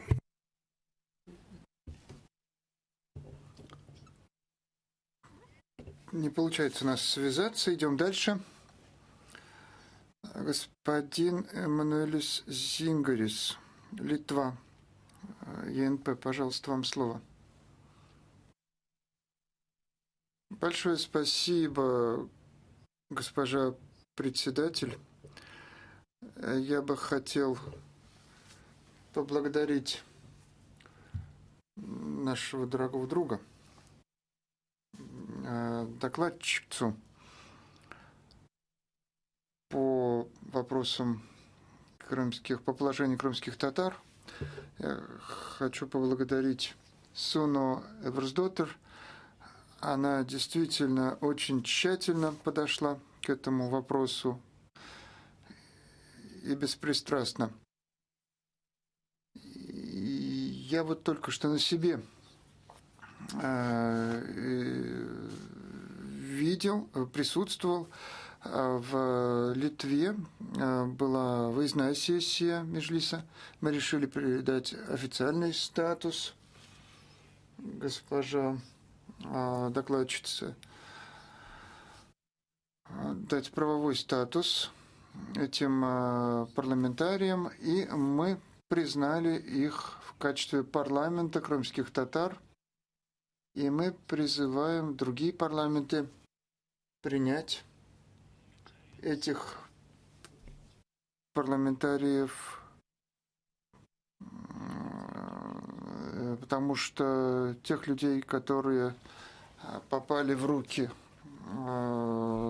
властей, они подверглись пыткам из-за того, что они не были лояльными крымским властям, и они получили политическое наказание, и точно так же, как белорусский диссидент Протасевич был похищен из самолета и находится в тюрьме в Минске после того, как было нападение на самолет. И здесь мы видим, точно так же были преступления в Крыму против всех представителей различных этнических меньшинств. И необходимо использовать все возможности, чтобы бороться с давлением на крымских татар, попыткам забрать их в армию и оказание давления на них, на крымских татар. И здесь их этническая принадлежность ставится под угрозу, и это нарушает все конвенции, членами которых является Россия, в частности, что Крым не признан частью России в мире. И мы должны поддержать Меджлис и Мустафу Джамилева, который открыто сказал Путину: нет оккупации Крыма, нет тому, чтобы была вторая волна репрессий в отношении крымских татар после того, как Иосиф Сталин транспортировал их в отдаленные места. Мы должны очень четко сказать, что есть опасность, и мы должны проявить солидарность с парламентом крымских татар и усилить их голос. Я благодарю вас еще раз, Суна, и поздравляю вас с событиями в вашей семье. Большое спасибо. Слово имеет Бернар Фурнье. Госпожа председатель, уважаемые коллеги, крымские татары подверглись массовой депортации в Узбекистан по приказу Сталина в мае 1944 года. После распада Советского Союза они пытались вернуться в Крым. Несмотря на административные и финансовые сложности, в 2014 году насчитывалось более 230 тысяч татар в Крыму. Многие из них были против референдума 16 марта 2014 года, в результате которого Россия аннексировала Крым. И после этого референдума, который Комитет министров нашей организации объявил незаконным, крымские татары подвергаются преследованиям. Вопрос сейчас стоит такой. Крымские татары, снова ли они обречены на том, чтобы покинуть этот регион мира? После захвата Крыма российскими властями крымские татары подвергаются преследованиям, были обыски, причем обыски множатся, и все татары, которые против оккупации, обвиняются в терроризме или сепаратизме. Правозащитники Эмир Хусейн Калку и 5 других правозащитников были осуждены на сроки заключения от 7 до 19 лет за терроризм по итогам процесса, который считался неравным. И они в ужасных условиях находятся в российских тюрьмах.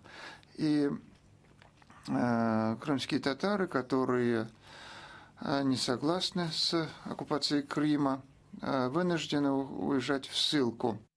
Российские власти в Крыму, конечно, ответственны за эту ситуацию. И положение украинцев, которые находятся в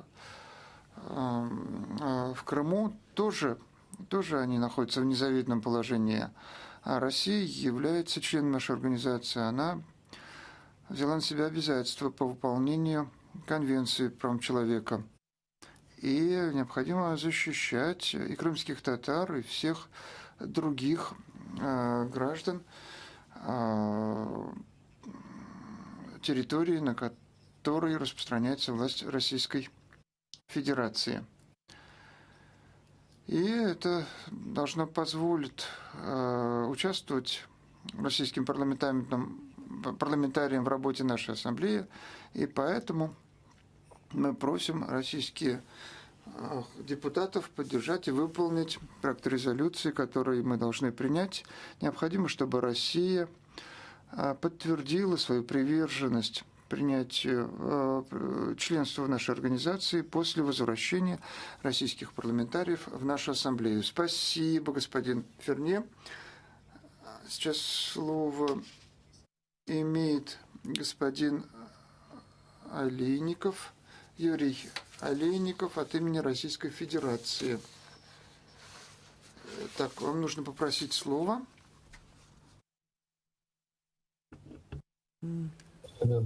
Добрый день. Уважаемые коллеги, добрый день. Госпожа председатель, спасибо вам за предоставленное слово. Сразу хочу поблагодарить докладчика и коллег за внимание к этой сложной теме межнациональных отношений, но при этом хочу предложить вам иную, а звучащую сегодня так активно точку зрения. Прежде всего хочу вспомнить когда-то так любимого вами русского писателя Александра Солженицына, которого боготворили и Америка, и Европа в 70-е и 80-е годы. Выступая в Гарварде в 1978 году, он бросил тогда коллективному Западу несколько хлестких упреков. Один из них касается протестов отдельных групп, для которых общее благо не имеет значения, а важно только абсолютное право своего «я».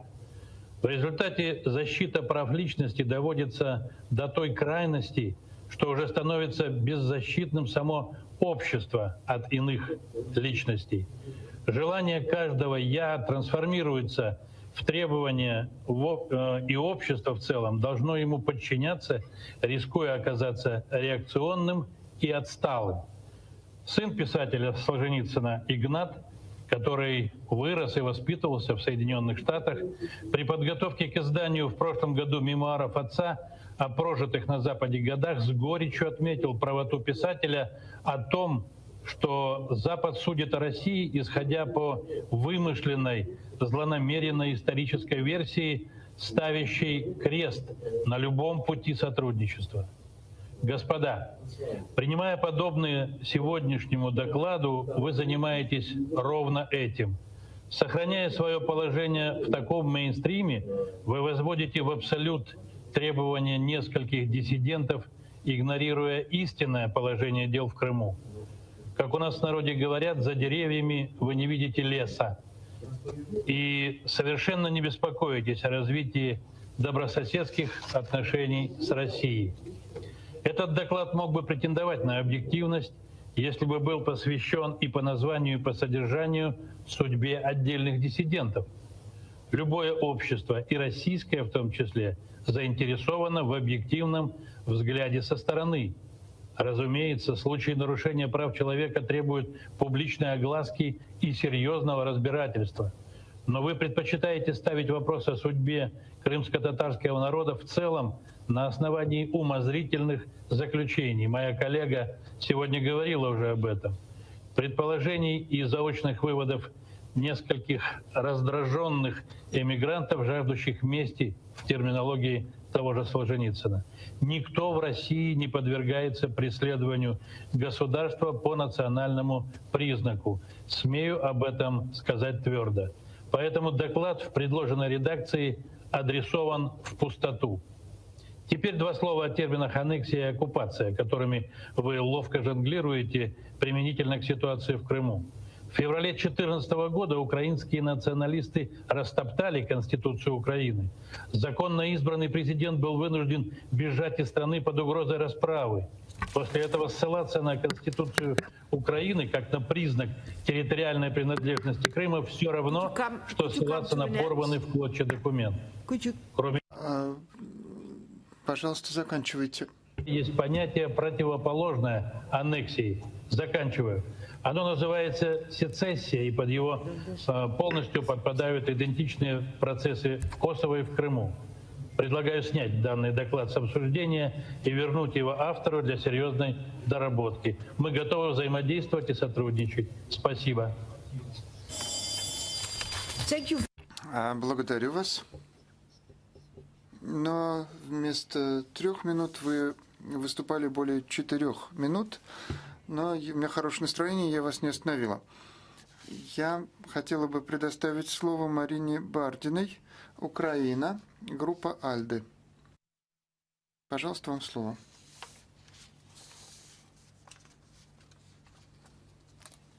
Уважаемые коллеги, госпожа докладчик, я хочу поблагодарить вам за прекрасную работу, за подготовку этого доклада. Этот доклад всеобъемлющий, и он охватывает многие нарушения прав человека, которые Российская Федерация совершила на временно оккупированной территории Украины, Крыму и Севастополе.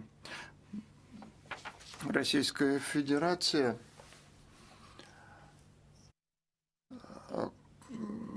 проводит преследование несогласных и оппозиционеров в Крыму. Ухудшается положение населения во многих областях, особенно с точки зрения прав человека.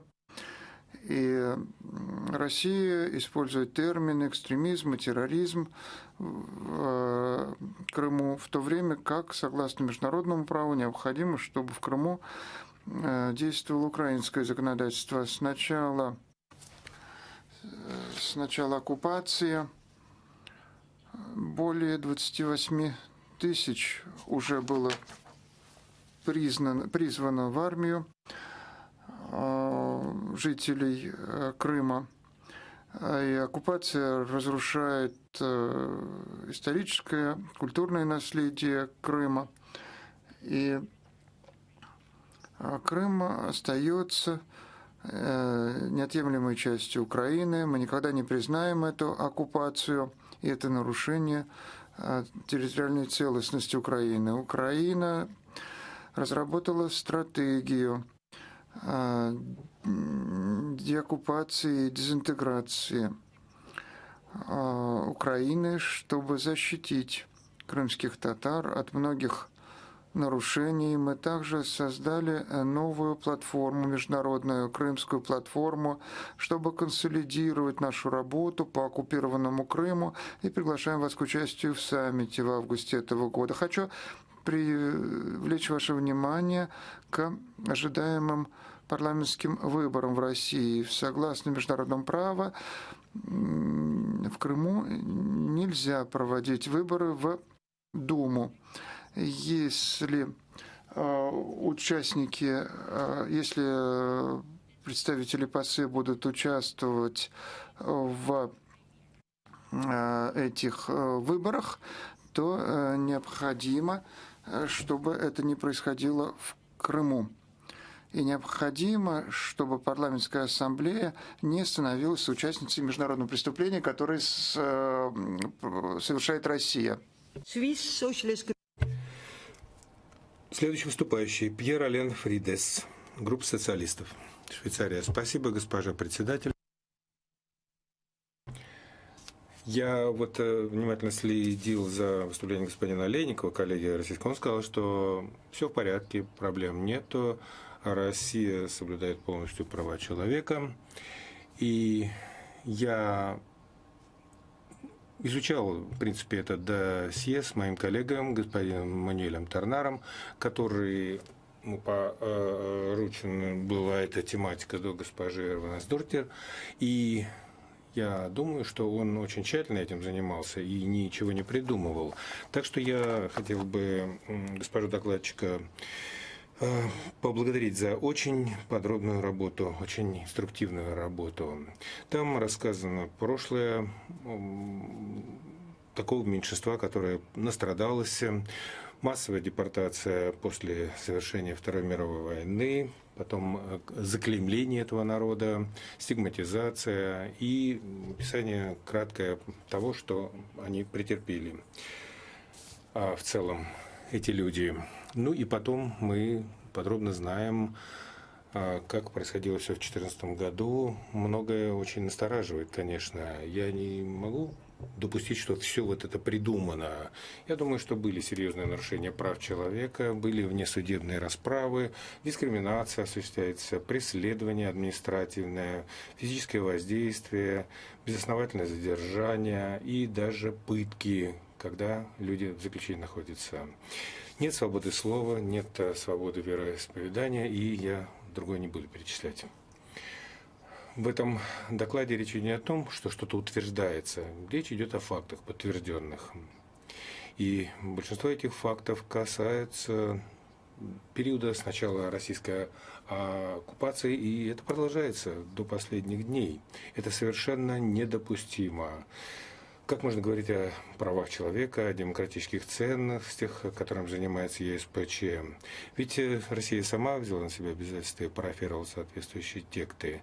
Так что доклад и резолюция содержат положение очень важное. Крымско-татарское население должно иметь соответствующие права, коллективные, индивидуальные, как и во всем мире все народы, с учетом важнейших положений Европейской конвенции прав человека. Восстановление прав этого народа должно быть незамедлительным при восстановлении соответствующего ущерба. И я считаю, что с российской стороной надо постоянно быть в диалоге для того, чтобы посмотреть, каким образом эволюционировать ситуацию будет и как можно ее сдвинуть с места. Спасибо. Спасибо вам. Сейчас слово господину Александру Башкину, а затем приготовится госпоже Лайме Андрикене. Господин Башкин, пожалуйста, обозначьтесь в интернете. Вначале разрешите выразить сочувствие жителям Крыма любой национальности из-за катастрофического наводнения 4 дня назад. и проинформировать, что российские власти делают все, чтобы ликвидировать ущерб, нанесенный стихией людям и имуществам. К сожалению, Украина не предложила соседям ни одного гвоздя людям, оказавшимся в беде. Это понятно, ведь она заботится о крымчанах пока только на словах. Коллеги, я помню, как в Советском Союзе граждане искренне осуждали западные фильмы и западные книги. Никого не смущало, что мы не читали эти книги и не видели эти фильмы. Весь мир над нами смеялся, а мы продолжали осуждать. Похожая история повторяется и сейчас. Проект резолюции наполнили ложью те, кто никогда не был в Крыму. Все, кто его поддержал, проект этот, тоже видели Крым только на карте. А крымских татар, живущих в Крыму и знакомых с правдой, к разговору сегодня не пригласили. Послушайте правду. Я, в отличие от вас, был там лично. По Конституции Республики Крым крымско-татарский язык является государственным языком наравне с русским и украинским. В советский период крымско-татарский народ сильно пострадал.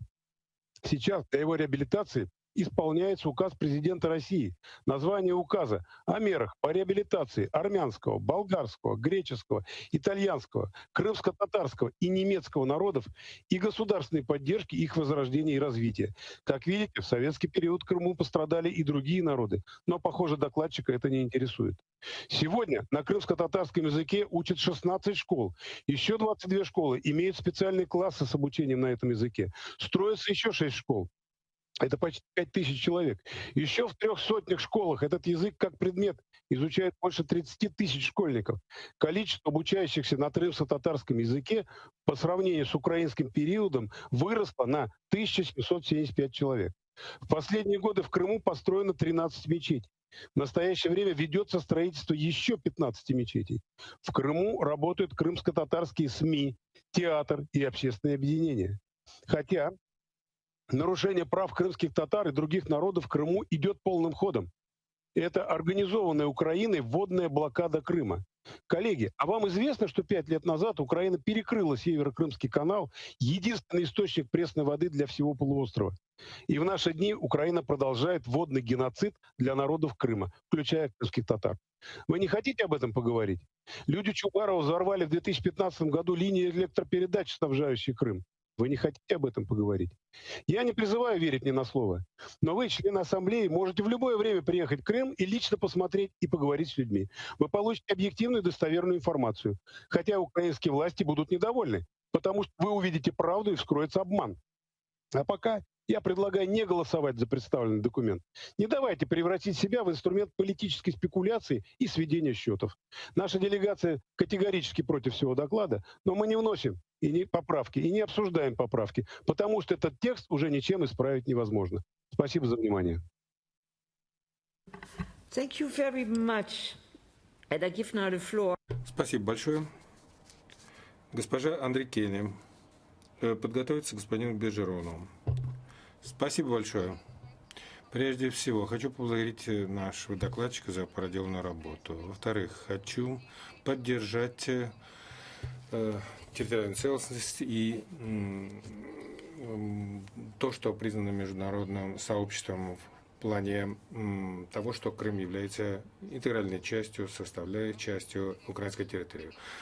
Военная агрессия России привела к изменению ситуации, к аннексии незаконной Крыма, жесткому нарушению международных договоренностей, договоров со стороны Российской Федерации и к нарушению серьезных прав человека крымско-татарского населения. Помимо, хочу поддержать резолюцию 68262 Генассамблеи ООН относительно территориальной целостности Украины,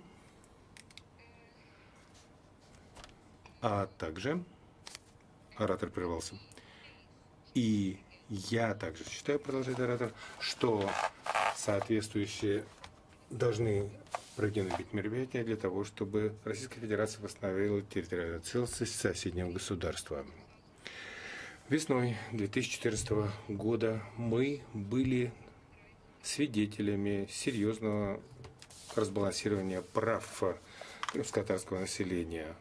Обыски, задержания, запрет меджлиса, а также нанесущие ущерб серьезные действия, которые привели к нарушению положений ООНовской декларации по предотвращению расовой дискриминации в том числе. Есть поправки, которые были представлены нашими украинскими коллегами, я их поддерживаю, и в частности есть поправка, которая касается названия резолюции, и я хотел бы поддержать эту идею. Прошу всех поддержать, и я сама так и поступлю. Спасибо. Спасибо, госпожа Андрикена. Господин Стефан Бержерон, Канада, наблюдатель. А затем господин Халиль Ожавли должен выступить, но слово сейчас представляется господину Бержерону, Стефану Бержерону. Однако мы вас не слышим, говорит председатель.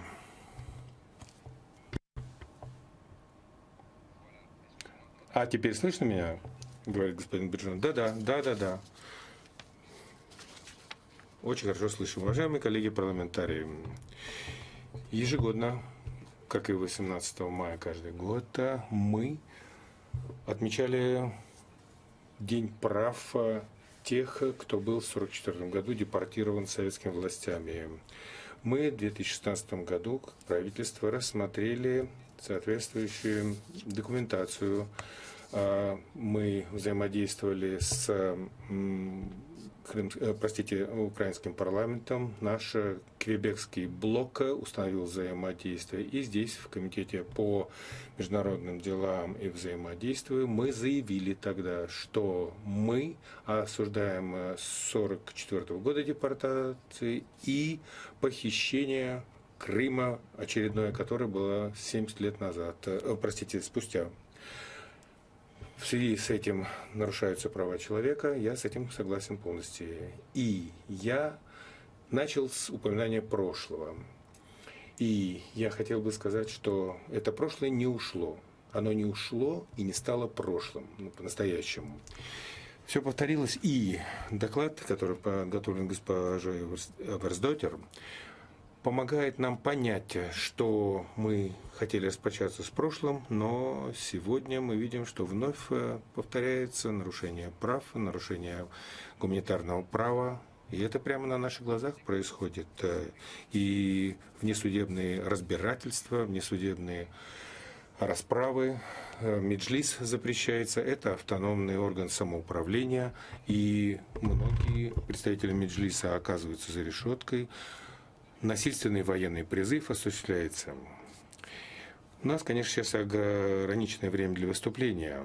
Мы знаем, что многочисленные преступления против крымско-татарского населения допускаются. Поэтому я буду краток. Я хочу сказать, что я поддерживаю то, что резюмировано в докладе. Конечно же, может быть, до 2014 года не розовым было существование, то есть не великолепным, но, тем не менее, они вписались в контекст, они получили определенные права. Но как только произошло 7 лет назад то, что произошло, аннексия и прочее, ситуация явно ухудшилась. Несмотря на документацию Совета Европы, несмотря на призывы к Российской Федерации, ничего не произошло. Были многие сделаны попытки к улучшению ситуации, совместному поиску решения. Я считаю, что если бы на это обратили внимание заинтересованные стороны, мы могли бы как-то решить вот этот вопрос с незаконной аннексией России территории Крыма. Спасибо, господин Усафли. Следующий оратор. Затем приготовится господин Франсуа Кальве. Господин Сафли, пожалуйста, вам слово.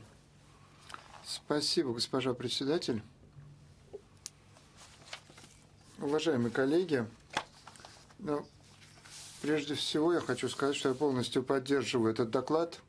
Действительно, Крым был аннексирован 7 лет назад, никакого прогресса нет, ничего не меняется. Совершенно неприемлемо, чтобы одна страна нарушала суверенное право другой страны и не выполняла требования международного сообщества. Кроме нарушения международного права, есть и нарушение прав человека с неприемлемыми последствиями. Россия продолжает запрещать Меджлис, и лидеры татара Джемилев, Рафат Чубаров, их не разрешают им находиться в Крыму, это их родина. Люди в Крыму, крымские татары, не могут использовать свои политические права, они не могут быть представленными в процедурах принятия решений. Им отказывают в этом российские власти. Пропавшие без вести крымские татары и правозащитники также являются причиной беспокойства. В частности, 18 февраля 2021 года было незаконное задержание крымских татар, попытки заставить замолчать крымское население. Необходимо пресекать. Крым и благосостояние крымских татар является очень важным вопросом для Турции, в которой проживает более 3 миллионов граждан, выходцев крымских татар. И у нас очень тесные связи с крымскими татарами, и необходимо защищать крымских татар, необходимо также соблюдать территориальную целостность и суверенитет. Поддерживаем Украину и призываем Российскую Федерацию выполнить резолюцию. Я благодарю докладчика за прекрасный доклад. Франсуа Кавье имеет слово, подготовиться Румстану Умерову. Господин Кавье, вам слово. Спасибо, госпожа председатель. Действительно, мы очень внимательно относимся к положению крымских татар, поскольку они подвергаются преследованиям.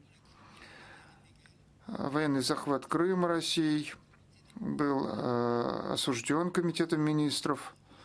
Но сейчас, на самом деле, применяется российское право на этой части Украины. И именно Россия организует репрессии в отношении крымских татар под предлогом борьбы с терроризмом. И крымские татары таким образом платят большую цену за то, что они отказались признать аннексию Крыма, и Меджлис, который признан украинским правом, был объявлен нелегальным, незаконным Россией. И российские власти, в частности, задним числом осудили руководителей Меджлиса. Они не могут возвратиться в Крым, иначе их арестуют. И это нарушает 7-ю статью Конвенции, которая говорит о том, что никто не может быть осужден за действие, которое не являлось нарушением закона по международному или национальному праву. И российские власти хотят навязать Крыму российскую идентичность 2014 года. Все люди, которые находятся в Крыму, были признаны гражданами Российской Федерации, если они в течение 2 месяцев не отказались от этого. Те, кто отказались, подверглись к дискриминации и в доступе к работе, и к медицине, и к образованию. И сотни людей, которые считались иностранцами, были выдворены либо в Украину, либо в Узбекистан. И татары как раз призываются в российскую армию. И в том, что касается языка, родителям не советуют записывать детей в школу, где обучение происходит на татарском языке, и только 0,2% населения учат украинский язык в школе. То есть здесь очень видны нападки на проявление культуру, отличную от культуры большинства. Это, конечно, нарушает нашу конвенцию. И поэтому этот проект резолюции необходим для того, чтобы напомнить Российской Федерации, что ее членство в Совете Европы предполагает обязательства, и Комитет министров должен поддержать ассамблею не только в отношении женщин в Крыму, но и для того, чтобы напомнить России об ее обязательствах. Спасибо. господин Кальве. Меня проинформировали, господин Эмуров у нас онлайн. Попросите, пожалуйста, слово. Господин Умеров. Уважаемые коллеги, я рад приветствовать вас всех как представитель крымских татар из временно оккупированного украинского Крыма. Госпожа, я хочу поблагодарить госпожу докладчицу за прекрасную работу по этой резолюции. Благодарю всех коллег, которые подготовили этот документ. Хочу поблагодарить всех, кто поддерживает повестку Дня Украины на международном уровне. К сожалению, нарушение прав человека в Крыму усугубляется. В первой четверти 2021 года российские силы безопасности 146 человек задержали, в основном это крымские татары, 22 было независимых, нелегальных обыска, нарушаются права граждан. И также журналисты из Украины, господин Усиенко, более сотни граждан Украины нелегально находятся в тюрьмах, большинство из них крымских татар, до 9 лет заключения их приговорили. И мы призываем Россию освободить всех политических заключенных и также провести расследование смертей и насильственных исчезновений с 2014 года. Россия выдвигает стереотипы в отношении крымских татар, обвиняет их в экстремизме, террории, запрещает СМИ, религиозную деятельность, а также преследует независимые СМИ. Несколько дней назад Совет Газиев, политический заключенный, говорил на крымско-татарском языке, и его вывели из зала суда. И идет совершенно оголтелая пропаганда против крымских татар. Крымским татарам говорят, что в 1944 году депортировали крымских татар из-за того, что они сотрудничали с нацистским режимом.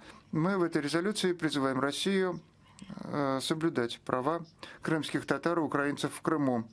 Россия не разрешает отправлять свой культ всем религиозным сообществам, кроме лояльных. В случае неповиновения вы подвергаетесь репрессиям режима. Очень часто происходят обыски после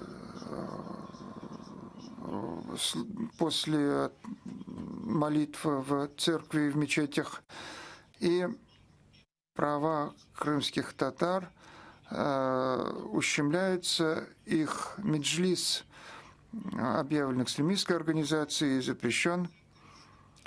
1 июня председатель меджлиса Рифат Чубаров на 6 лет был осужден. В заключение мы призываем к отказу от судебного преследования, призываем дать лидерам меджлиса вернуться в Крым.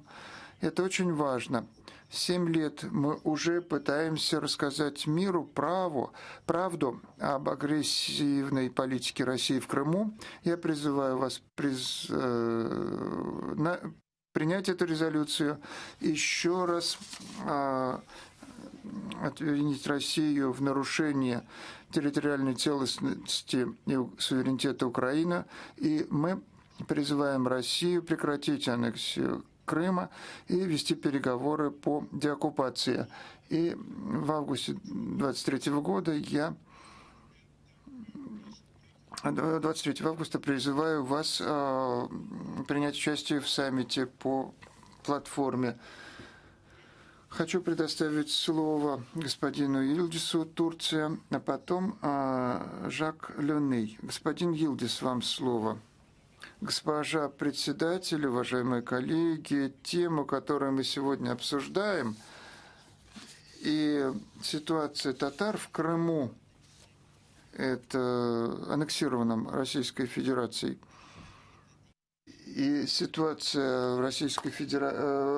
крымских татар была сложной в 2014 году экономически, но она вызывает тревогу после того, как они выступили против аннексии Крыма. И все те, кто противились аннексии, подвергаются преследованиям в Крыму. Но татары подвергаются непропорциональному преследованию. И агрессия, дискриминация повседневны. Незаконные обыски, произвольные задержания и незаконное принудительное выдворение в другие государства, в частности в Российскую Федерацию. Условия содержания крымских татар тоже вызывают глубокую озабоченность, точно так же, как произвол российского законодательства в отношении борьбы с терроризмом.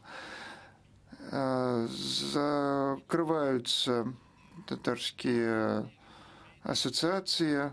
Ни одна из международных организаций не смогла побывать в Крыму с 2014 года. И комиссар прав человека Совета Европы была там последний раз в сентябре 2014 года. А она ведь имеет право поехать в любую страну-члена нашей организации. Украина является членом ПАСЕ, так же, как и Россия, которая де-факто контролирует ситуацию в Крыму.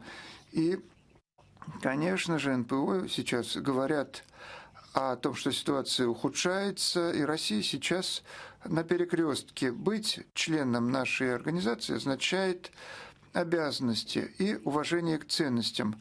И я хочу, чтобы Российская Федерация соблюдала эти ценности и свои обязательства, и надеюсь, что сегодняшняя дискуссия будет этому способствовать. Спасибо. Спасибо большое. Господин Йилдис должен был выступить сначала. Господин Йилдис, я вам предоставляю слово. Турция. Госпожа председатель, большое спасибо. Действительно, картина очень ясна. Вот, учитывая то, что сказал Рустем Умеров, который является крымским татарином, все и так понятно. Спасибо. Мы дадим слово тогда следующим выступающим. Слово имеет господин Юрий Камельчук, Украина, ЕНП.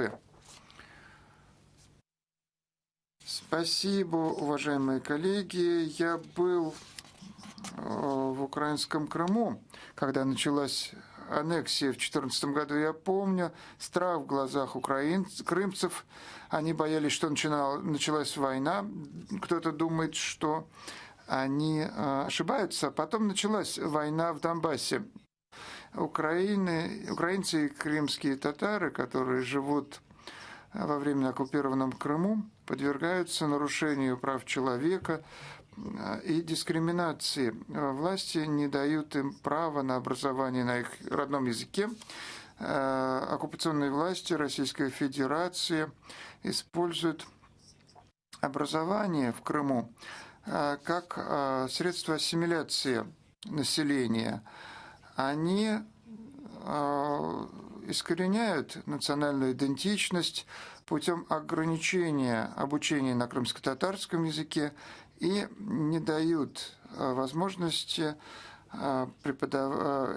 иметь образование на украинском языке. И статистика, которая показывает, что все больше и больше детей учатся на крымско-татарском языке. Это по официальным данным. Но на самом деле это образование доступно только до 9 класса. И только по просьбе родителей, по ходатайству родителей.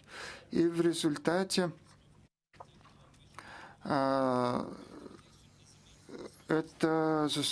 там создаются очень плохие условия для этого, родители отказываются.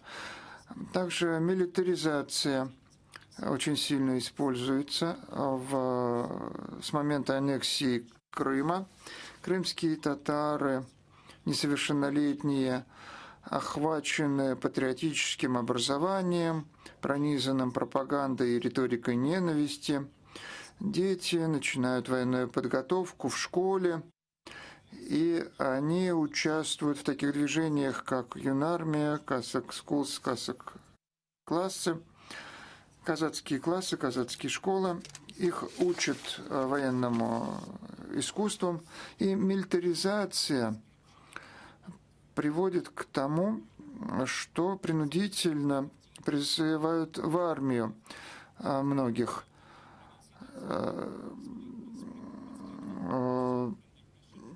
И 28 тысяч украинских граждан с 2015 года были призваны в российские вооруженные силы, и это принудительный призыв считается военным преступлением, которое российские оккупационные власти совершили в Крыму.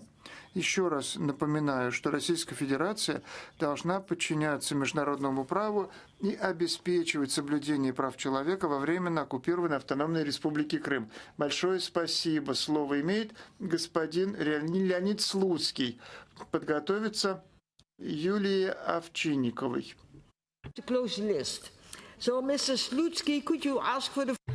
Господин Слуцкий, пожалуйста, мы ждем вас.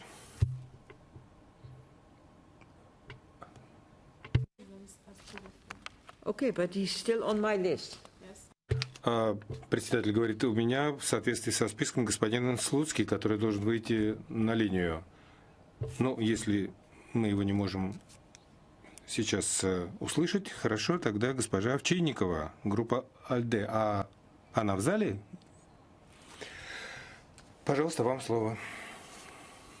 Госпожа председатель, уважаемые коллеги, прежде всего мы хотели бы поблагодарить докладчика за прекрасно проделанную работу.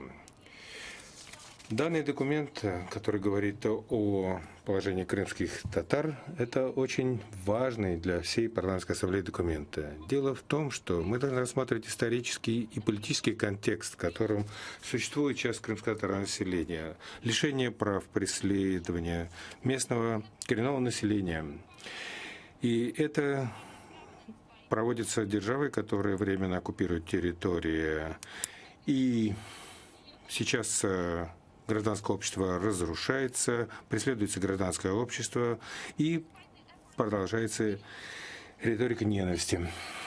Мы считаем, что на временно оккупированной территории Крыма ситуация ежедневно ухудшается. В частности, конечно, в области международного гуманитарного права и прав человека. В документе правильно подчеркивается, что оккупирующая сторона игнорирует международное право и, в частности, документы и резолюции ООН, ПАСЕ, а также фундаментальные принципы самого Совета нарушаются полностью. И Верховный комиссар по правам человека ООН отмечал уже, что применение силы является дискриминацией по отношению крымско-татарского населения. Нарушение прав, преследование по причине отсутствия свободы мысли, собраний – это преследование ежедневное и дискриминация, что совершенно неприемлемо в современной Европе 21 века. Сейчас крымско-татарское население осуждает российскую сторону за нарушение прав человека на оккупированной территории Украины. И необходимо осуществление стратегии деоккупации. Необходимо координационные усилия по политическим направлениям, по дипломатическим. Необходимо разработать реализуемые практические шаги по деоккупации Крыма и возвращения его Украине. Соответствующая платформа украинская должна рассмотреть вот эту стратегию долгосрочную и рассмотреть взаимодействие международное, мобилизацию финансовых ресурсов для того, чтобы синергетический процесс был проведен при поддержке международного экспертного сообщества. Международное сообщество и Совет Европы должны сыграть основополагающую роль для деоккупационной стратегии, мероприятий при соблюдении международного права, соблюдении прав человека и для освобождения крымско-татарского народа. Конечно, международная солидарность поможет народу татарскому восстановить свои права на территории Крымского полуострова. Спасибо большое. И последний оратор в нашем списке — Сена Чилик, Турция. Прошу.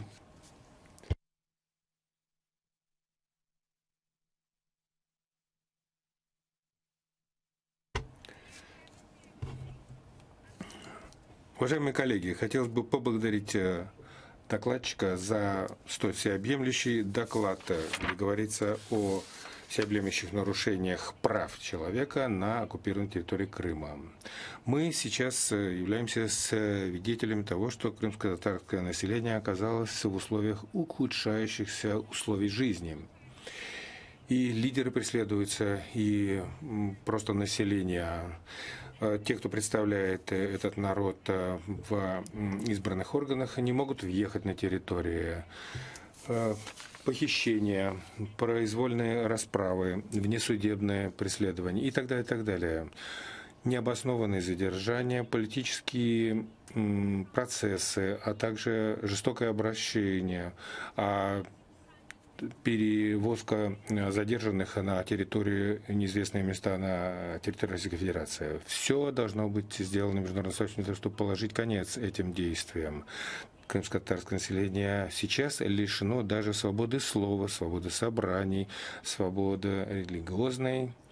И касается это тех и сотен людей, которые считаются исчезнувшими, таинственно исчезнувшими. И никакие наблюдатели из мониторинговых органов, из НПО и так далее не могут свободно работать, выясняя обстоятельства их исчезновения. Вот минимум 45 человек сейчас находятся в розыске, но без всякого движения ситуация наблюдается.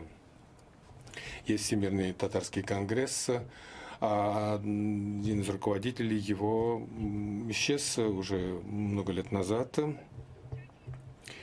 Позиция Турции по кризису совершенно четкая и ясная. Мы полностью поддерживаем территориальную целостность Украины. Мы не признаем незаконной аннексии Крыма. С учетом этого мы, конечно же, поддерживаем соответствующие документы ООНовские и прочие, которые призывают к освобождению соответствующих людей, которые оказались в оккупации. Защищая интересы и культурную самобытность крымско-татарского населения, мы считаем, мы должны постоянно приоритизировать этот вопрос в международной повестке. Мы должны не забывать, что это вопрос важнейший для парламентской ассамблеи до тех пор, пока не прекратятся нарушения как нарушение прав как крымско-татарского населения, так и украинского. И мы должны добиться того, чтобы были наказаны те, кто повинны в незаконной аннексии Крыма. Очень хорошо, что этот вопрос в повестке дня, и очень хорошо, что мы тем самым поддерживаем голос угнетенного крымско-татарского населения. Мы должны положить конец ужасным нарушениям прав человека, которые происходят сейчас на Крымском полуострове. Спасибо большое, госпожа Чилек. Сейчас мы подводим черту под списком ораторов, и те, кто не успел выступить, прошу передать свои тексты в Table Office. Но, пожалуйста, помните, что это надо сделать в ближайшие 4 часа после того, как прения завершены. Итак, мы подвели черту под списком ораторов, и я хочу предоставить слово уважаемому докладчику. У вас для ответа 3 минуты. Спасибо, госпожа председатель. Я благодарна всем коллегам, которые оживили наши прения, которые готовы были обсуждать очень серьезные вопросы, поставленные в вашу повестку.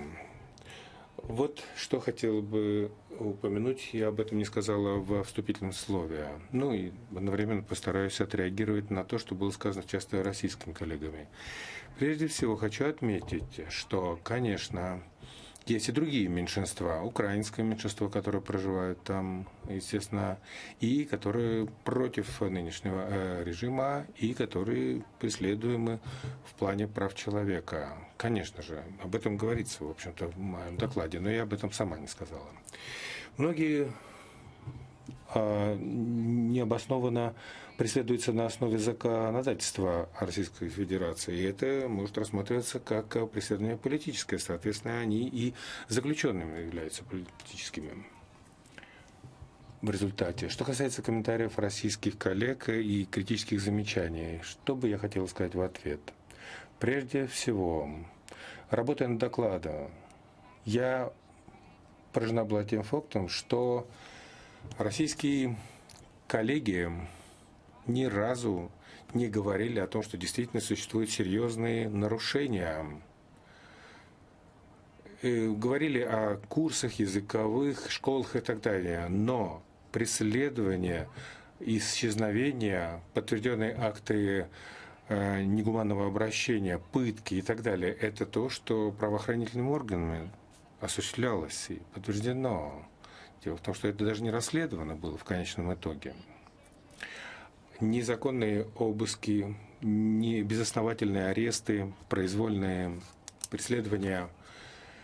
И это все, что делается властями. Но дело в том, что российские коллеги вообще не отреагировали на это. Они не представили аргументацию, контраргументацию. Вот хотела бы узнать, если вы не опротестуете это, если вы не говорите об этом, то вы, получается, умалчиваете и тем самым молчаливое согласие допускаете. Я считаю, что это очень серьезная ситуация на самом деле. Есть подтверждение нарушения гуманитарного права, прав человека. Это очень серьезное суждение, но никто не обсуждает это с российской стороны. Российская сторона представляет свою историю, свое объяснение. Ассамблея объясняет что-то, нашей комиссии, нападки на мои мотивировки происходят, но я не понимаю, а что выдвигается, собственно говоря, в качестве контраргументации. И, безусловно, мне бы хотелось посетить Крым, но ситуация на местах не позволяет этого сделать, не позволила.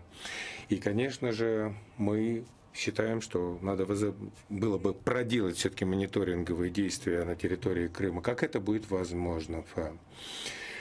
Мы провели обоснованные исследования, мы двусторонние встречи с господином Тернаром проводили.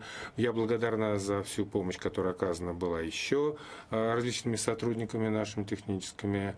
Ну что ж, результат таков, каков он есть, и я хотел бы попросить поддержать этот важный доклад. Давайте переходить к голосованию. Да-да, мы готовы, конечно. Да, мы будем голосовать, говорит председатель. Но мне бы хотелось узнать, уважаемую уважаемого председателя комиссии, вы готовы взять слово? Да-да.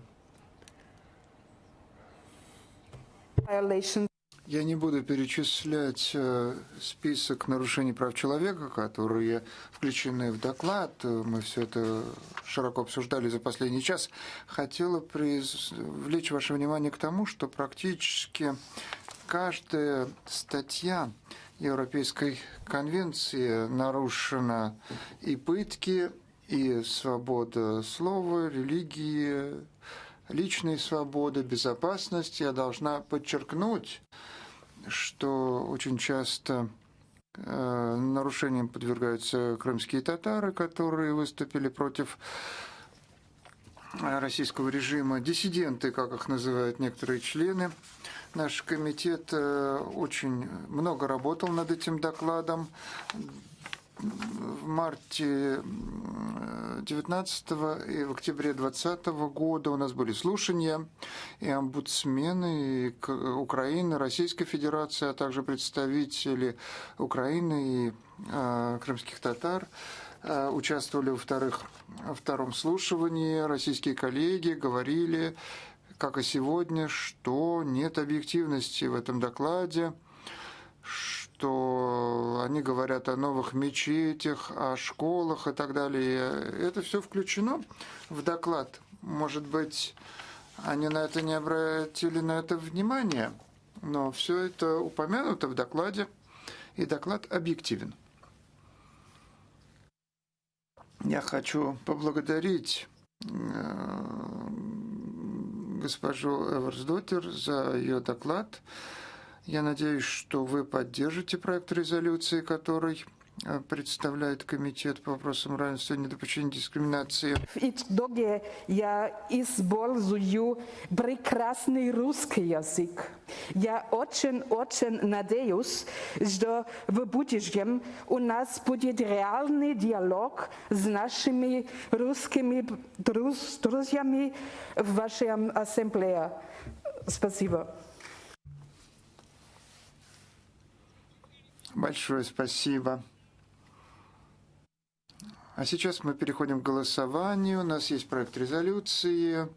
Комитет по вопросам равенства и недопущения дискриминации представил эту резолюцию. Было 11 поправок к этой резолюции. Я так понимаю, что председатель комитета хочет предложить ассамблее, чтобы поправки 2, 3, 7, 10, 11, 4, 5... которые были единогласно приняты в комитете, были приняты ассамблеей без голосования. Так? Да, так и есть.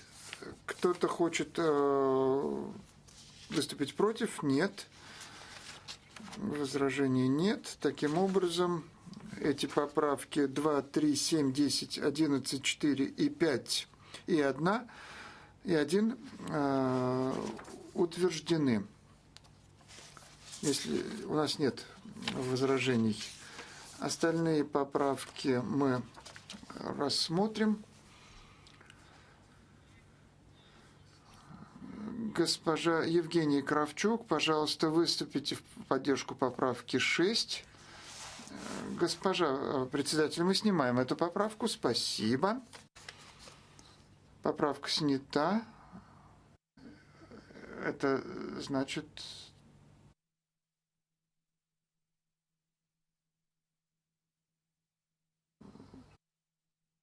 А комитет что считает в отношении того, что снятие этой поправки?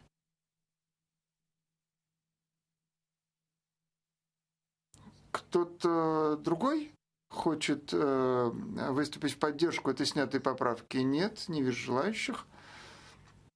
Это значит, что нам не нужно здесь мнение комитета спрашивать. Дальше поправка номер 3.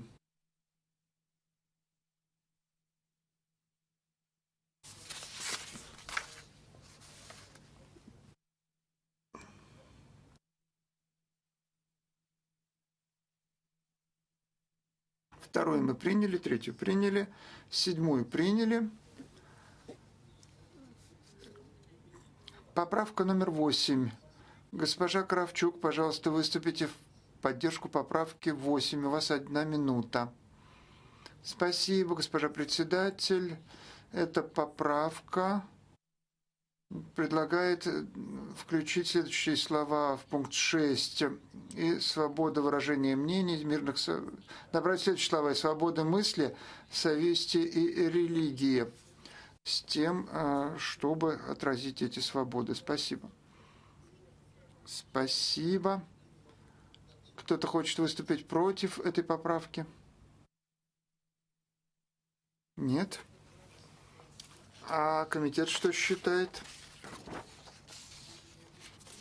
Комитет поддерживал с небольшим большинством.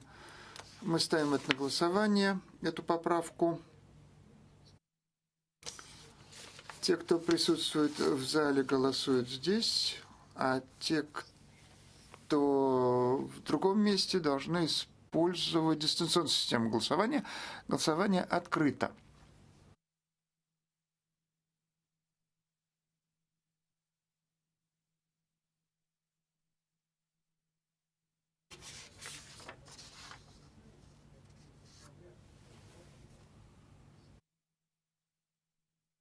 Я думаю, что мы можем завершить голосование. Голосование завершено. Покажите результаты.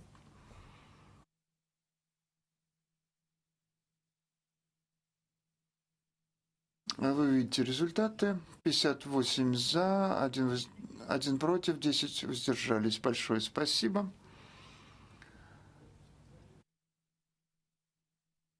Следующая поправка 9.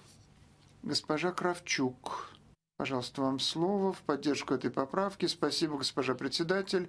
Мы хотим подчеркнуть незаконный запрет Меджлиса и поддержать права крымских татар. Идут политические...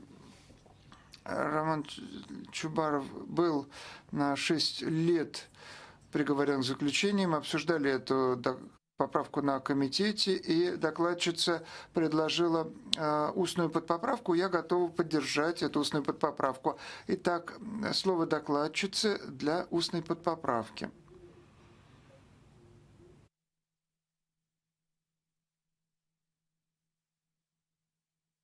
Устная подпоправка. Извините, госпожа председатель, я могу зачитать для вас, если хотите, да? Так, систематическим нарушением крымских татар, в особенности Совет собраний Ассоциации свободы слова мнений, призывает Российскую Федерацию незамедлительно принять меры, которые суд постановил. Мне кажется, это соответствует правилу 34.7а и 67.4d. Если нет возражений, чтобы мы обсудили эту подпоправку, если нет возражений к устной подпоправке, и госпожа Версдоттер, выступите, пожалуйста, в поддержку устной подпоправки. Это все проясняет текст и используется, говорится о том же самом, но более четко. Просто хотелось прояснить суть изначальной поправки. Спасибо. Кто хочет выступить против? Нет.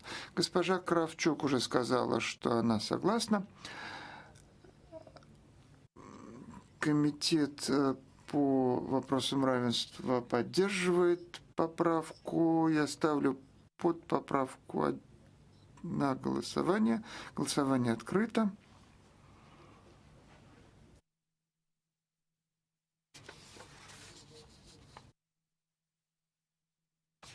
Спасибо. Голосование завершено. Нет еще?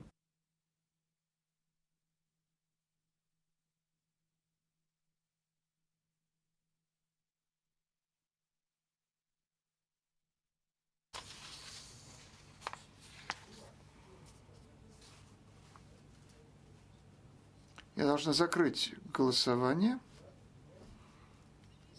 Результаты голосования: 72 за, 1 против, 2 воздержавшихся. Большое спасибо. А сейчас мы должны поставить на голосование изначальную поправку с подпоправкой.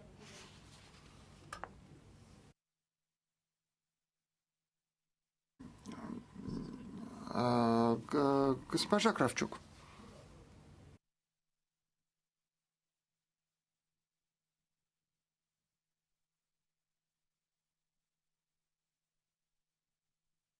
То есть мы должны поддержать подпоправку Суны.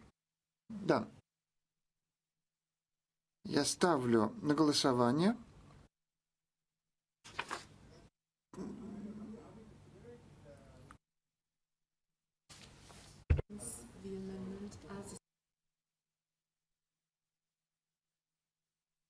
Good advice.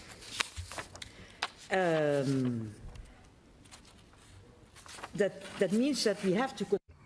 значит, мы должны рассмотреть основную поправку с подпоправкой.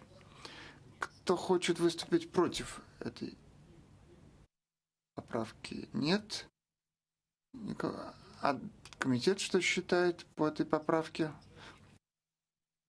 Комитет единогласно поддержал и подпоправку, и поправку. Тогда мы ставим это на голосование. Я открываю голосование.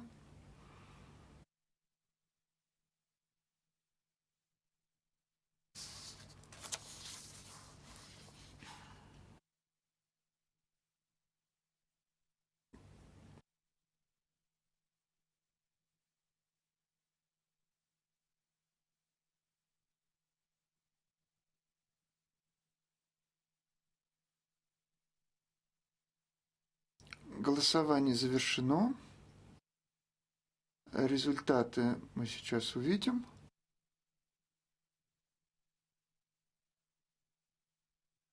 «73 за, против никого и 2 воздержались». Большое спасибо. А сейчас мы должны принять проект резолюции с поправками. Я ставлю проект резолюции на голосование. Голосование открыто.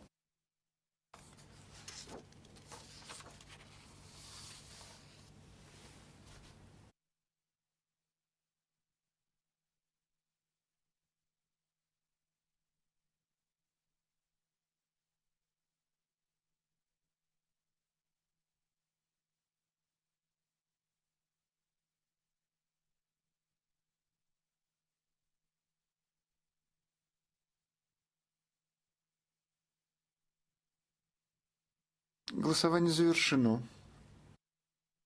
Мы сейчас увидим результаты.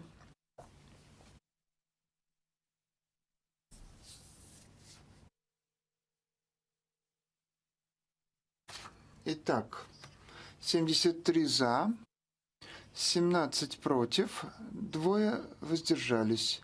Это значит, что с значительным большинством доклад и резолюции приняты. Поздравляю докладчицу и комитет. Большое спасибо.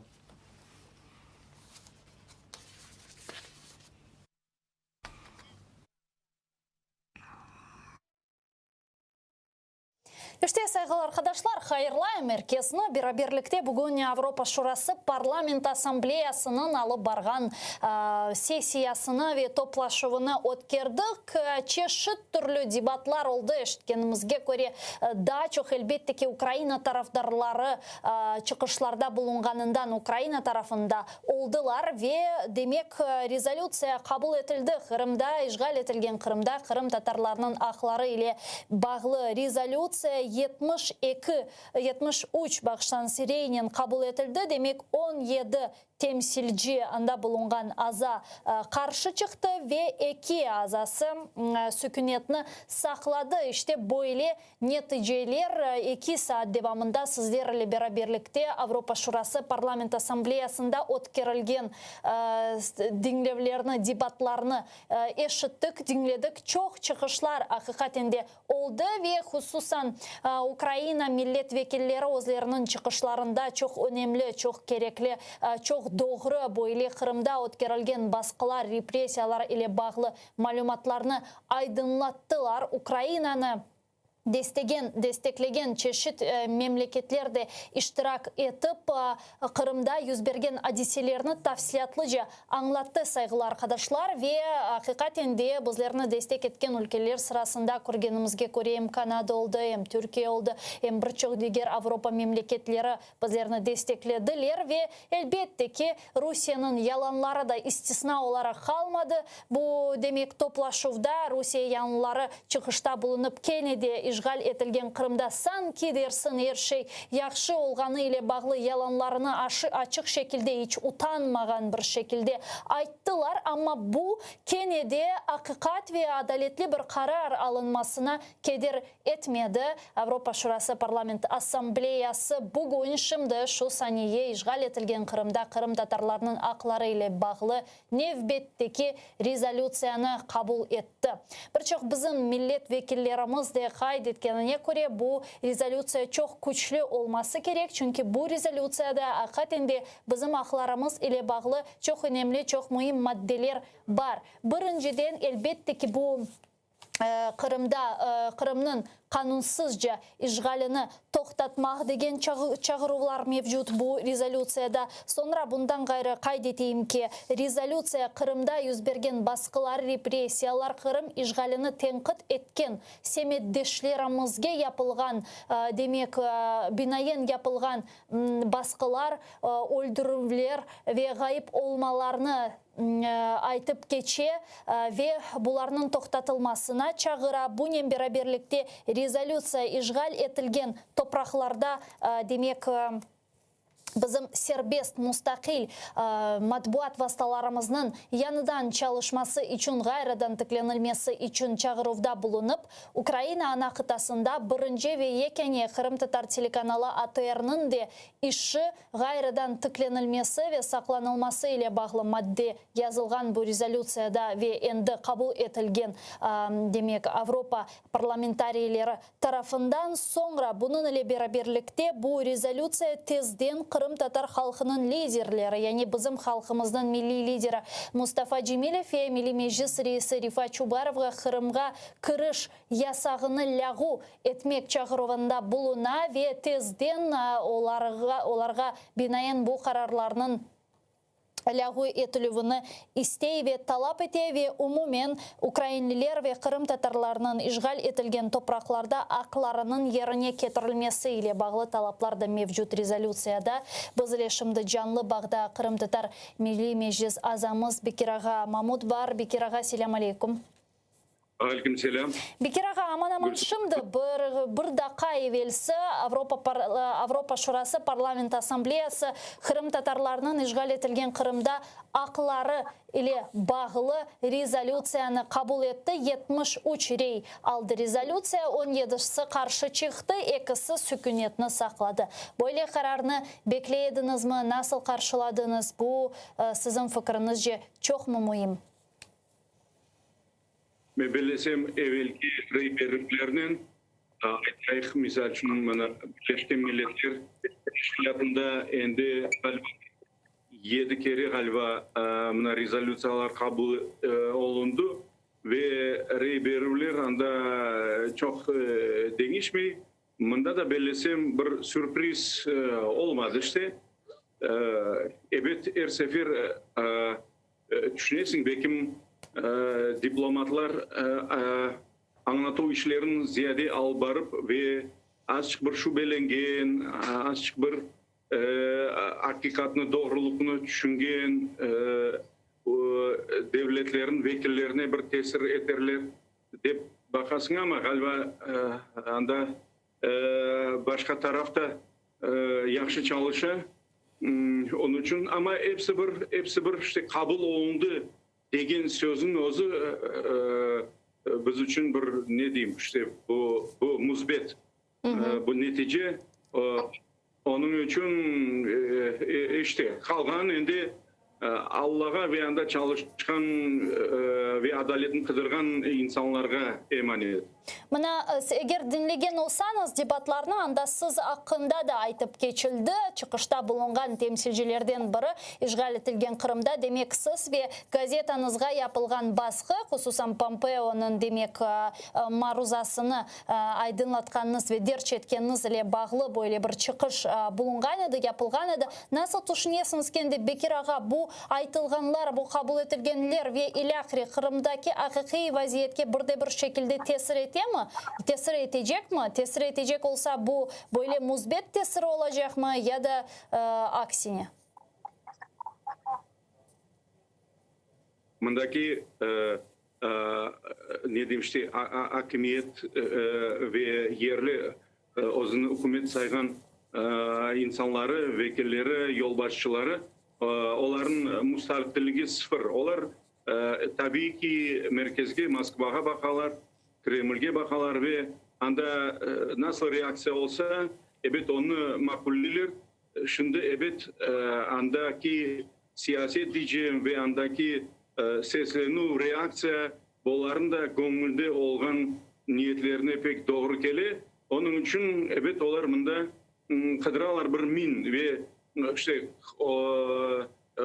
kuanalar aytalar ana bu kadar demek tırışa eken Ukrayna ve başka devletler kaysileri bu rezolüsyon muhalifleri olmaktalar.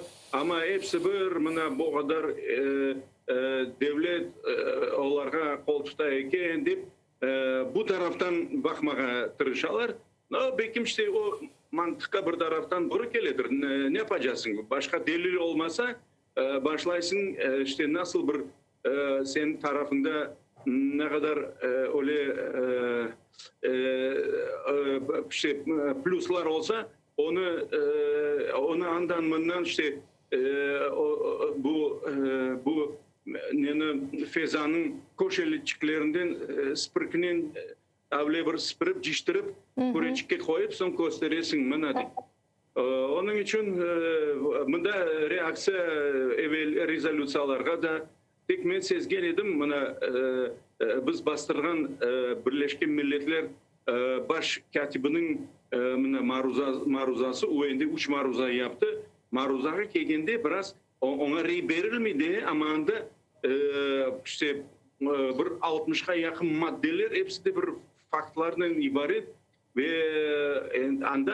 anda azıcık ne diyeyim susup oturarlar. Çünkü Birleşken Milletler baş katibini pek öyle tenkit etmeye. No aytalar anda öyle böyle deyip işte faktların yanlış bergen ekenler o nafle öyle yapa deyip böyle bir teessüp etken gibi neteler.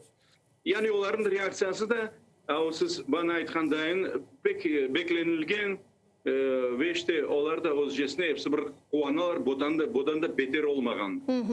Men diğer sualime geçmezden evvel fırsatdan faydalanıp da şunu kaydetmege isteyim. Hakikaten Bekir Ağa Mamut'un da aytkanına göre demek Birleşken Milletler'nin baş katibi Antonio Guterres'nin maruzası Kırım gazetasında sayılı dostlar boyle bir derç etilgeni sebebinden malum olğanı ki Bekir Ağaға binayen umumen bütün Kırım Tatar matbuatına binayen işgalciler baskı yapıp başladı. Çeşit mahkeme davaları olup geçti. Ve men bu noktada böyle fırsatla faydalanıp hepimizni Kırım gazetamızga destek etmege, Kırım gazetamızga abone olmaga çağıram. Bu hakikaten de bugün olğan şaraitlerde yani Kırım işgal etilgeni vakit böyle yekene mustakil bizim gazetalarımızdan biri ve bu bizim borcumuz Kırım gazetasına sahip çıkmaga. Çünkü bu sadece Bekir Ağa'nın işi değil, sadece anda muharrirette bulungan insanların işi değil, bu her birimizin işi.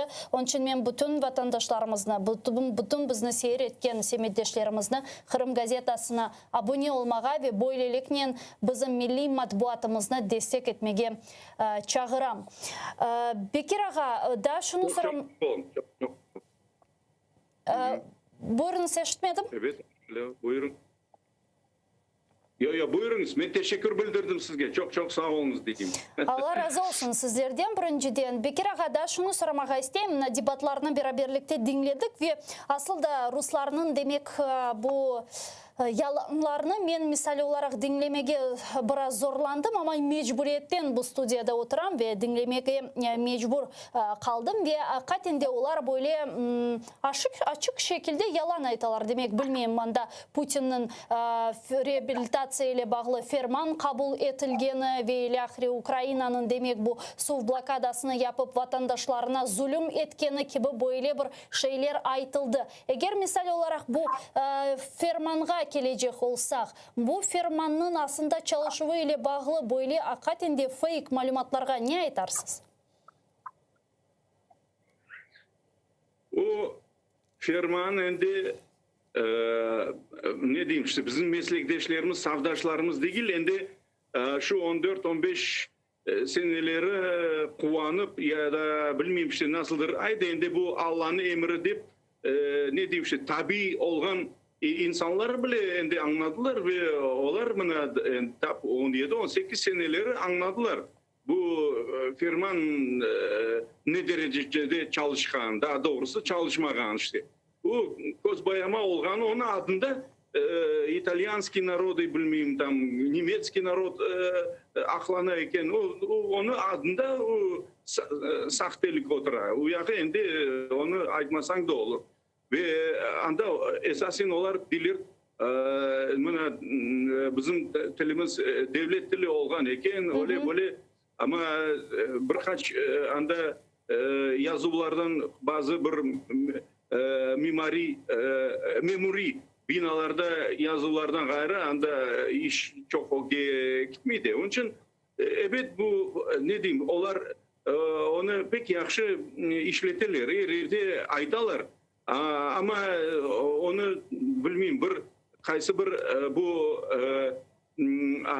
Avrupa kurumları ola mı ya da Birleşken Milletler mi onu bir azıcık bir ne diyeyim ekspertizaga uğratıp da korsetseydiler onu boşluğunu onu sahteligini bir taraftan ben bilesem onlar da hazır olur ediler ve aydır ediler. Onlar bunu misal olup getirgende birden ya tıkatır edilir ya aytır edilir bu yüzsüzlük ya da 200'lük diyeceğim işte ortağa çıkarmanız endi oldu yeter deyip toktatır edilir. Endi kalkışçıların çette dursun. Takipler yakalanılar, büyük müddetler bizim balaların işte yok oluğu, hapishanege düşkenleri o hepsi bir bilesizim her bir bizim sağlam vatandaşımızdan sorulsaydı buna sağa böyle firman gerek mi ya da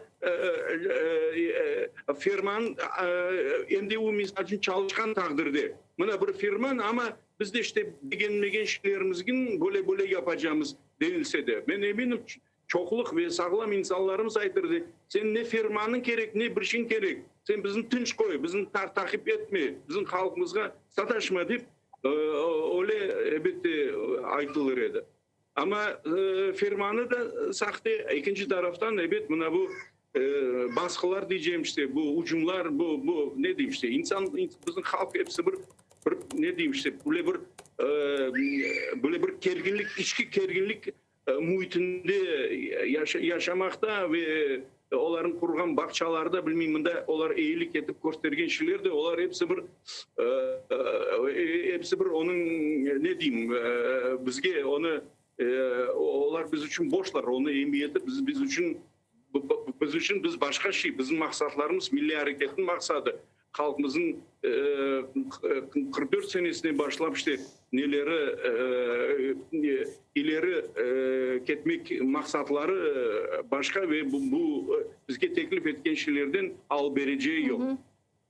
Мына milli hareketimizin maksatları hakkında laf edecek olsak ve bu meselede de biraz toktayacak olsak malum olğanı ki bu sene bizim milli hareketimizin böyle gayradan tıklenilgenine nokta koygan hadiselerden biri bu ikinci kurultayının ötkürülüğü oldu ama hemen endi 30 yıl geçti 26. iyun günü 30 yıl olacak ikinci kurultayının işini başlaganından mına kurultay o'zunun o günde koygan milli hareketlerinin maksatları sırasında hangi birine bu 30 yıl içerisinde sizin fikrinizce yetti?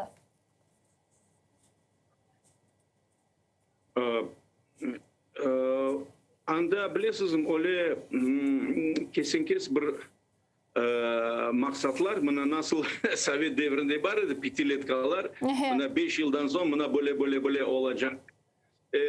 Öyle şeyler koyulmagan idi.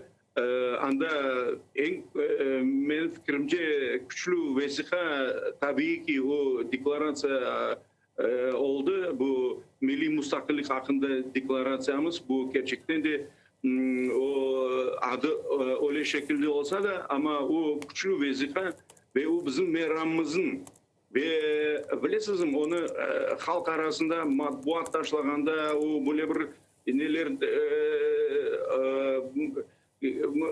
yazı maşinkada basılıp bekim el yazmada yürgendir koldan halk o devirde ne kadar ağır alda olsa da koçunen, yerleşunen, bu parasını saklamaknen ve ilahre iş tapmaknen bin türlü meselelerin uğraşkanda hepsi bir bu siyasi vesikanın emniyeti gayet büyük oldu. Şimdi sizin sualınızga gelecekte de me aytmaz kelgende de sizge aytmaz diyeyim. Bu kurultayda 71. kurultaydan tap 74 yıldan son çağrılgan kurultayda 73,5 yıldan sonra onun bilesiz manevi emniyeti biz için siyasi hatta psikolojik nesi emniyeti gayet büyük oldu. O bilesiz onu kabul etken kararları bütünleyi sıfır bilmeyeyim boşça olsaydı ama insanlar hepsi bir biz bunu yaptık. Biz eriştik. Buna bizim kurumumuz var merkezi ve yavaş yavaş buna endi sizin sualınızga da men özüm fikrimce böyle bir cevap vereyim. Men bilesem en mühim bir öyle neticelerden biri bu şu milli özünü idare etken kurumlar, yerli meclisler yerine tesis edilgen, çalışmaya başlaganlar biz ne diyeyim işte bir kararının şu kurultaydan daha bir 10 yıl geçmedi. 2001 senesi daha bir kurultay oldu. Ana o kurultaya gelgende bizde endi 300 yerli meclisler var idi. O şaşılacak netice oldu. Ve o meclisler insanların arasında, vatandaşlarımızın arasında böyle bir işte özne has ne yerde ziyade, ne yerde bekim eksikçe ama herhalde itibarlı kurumlar oldu. Ve insanlarımız özlerinin cemaatçi insanlarımız özlerini korsettiler. Bu yerli bizim aslında milli kurumumuzun hem merkezi hem onun yerlerde olan bölükleri köylerde, regionlarda, rayonlarda yardımının 100'ge yakın cemaat teşkilatı. Biz bilesiz kuruldu. Biz özümüzün içimizde, özümüzün milletimizin içinde grajdan cemiyetini kurduk demeye mümkün. Bu büyük netice. Büyük netice. Evet azıcık daha bilmeyeyim bir ısrarlık edip de men bilesem hepsi bir deklarasyada başka nelerde maksatlarımız hepsimizin gönlümüzde edi milli devletçilikin tiklemeye. Ve onun ne diyeyim işte kurulmasına o kadar mında da Kiev'te de her yerde dersin bütün dünya bir ayak çalgan gibi hususan evet mında Kırım özünde şovinist, komuna şovinist kişileri onların hareketlerini işte onlar da o günde bu şeye yol vermemek, koymamak maksat koydular ve teessüf ki onlar bugün gece bu şeylere erişip gelmekteler. Ama bunun yolu var idi. Evet biz bu şeyini ben bilesem 13 senesi endi 6. kurultayın çağırganımızda ve başkacasına endi hakikaten de demokratik ve nice gözeticiler gelip onların şahatlığında, onların kozu o günde böyle bir sayfalar geçirgenimizden son biz galiba endi şuna geleydik. Bizge mümkün edi endi özümüzün işte ne diyeyim hükümetimizin de yapmağa, parlamentimiz değerli var idi.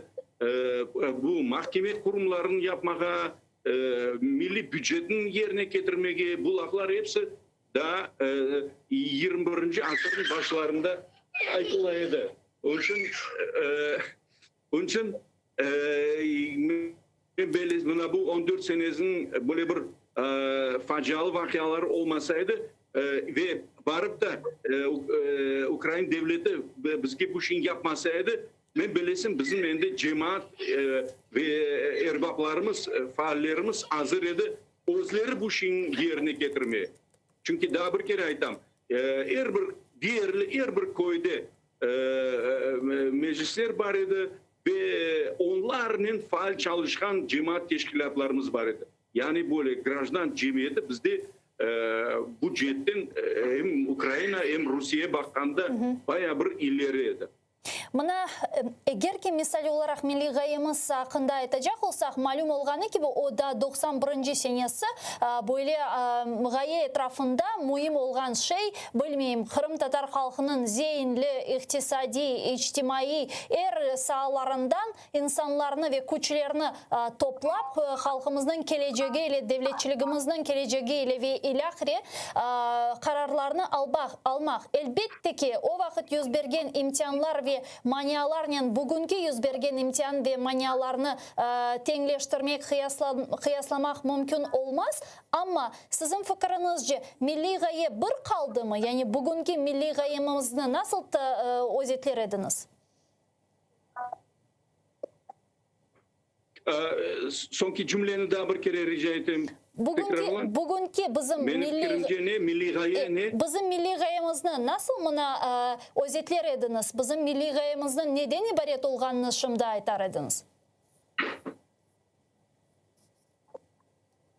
Alo? Hepsi bir galiba alaka biraz zayıflaştı mı? Bir mühim sözün işitmey kaldım. Milli gayene bağlı bağışlarsız. Men alo, şunda eşitiz? Milli Uzule, sizin sesinizin yaxşı eşitip olamaya bağışlarsız. Men daha kıskaca. Şimdi eşitiz bir kere? Neden ibaret soraysız mı? Ya da neden ibaret olsun? Neden ibaret ya da onun evrimi mi?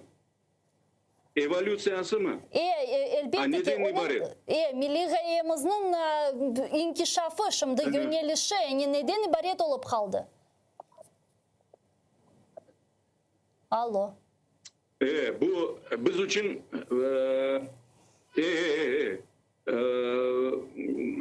milli gayeye çeşit münasebetler bildirili. Bazıları diler biz için bana okumuşluğumuzun daha da inkişaf edip bilgili olmak ve böyle Kırım'da özümüzün üstünlüğümüzün ve değerliğimizin göstermeye. Bazıları başkacası. Men bilesizim, mağa pek meraklı olgan edi. Ne vakit Aleksandr Nevzorov, belli Rusya publitsisti, Rusya için milli gayeni seslendirgen edi. O degen edi, национальная идея России заключается в том, чтобы догнать Америку по числу Nobel'skих лауреатов. Bu işte evet senin devletin olsa, bütün başka imkanların olsa, iktisadi müstakillik odur budur. Evet böyle gerçekten de inkişaf meselesini koyup ve en ileri halklar, devletler degenden onların seviyesine yetmek bu sağlam milli gaye. Sağlam milli gaye. Ama bizim alımızda bizim ben belesem biz için alida en mühim olup kalgan bu söz ve bu cereyan bu tiklenmektir. Tiklenmek, gayerden tiklenmek. Men için bu gaye çünkü biz tiklenmekki bu bizim maksatlarımızdan biri vatanga kaytmaktan ibaret edi. O da tiklenmekin bir kısmı edi. Tiklenmek için vatanga kaytmak gerek edi. Biz Allah'a şükür ekseriyetimiz kayttık. Endi ikincisi bu bizim ne demişti? Ona devletçilik de demeye mümkün. Bizim toplum aklarımızın tiklemek öyle de demeye mümkün.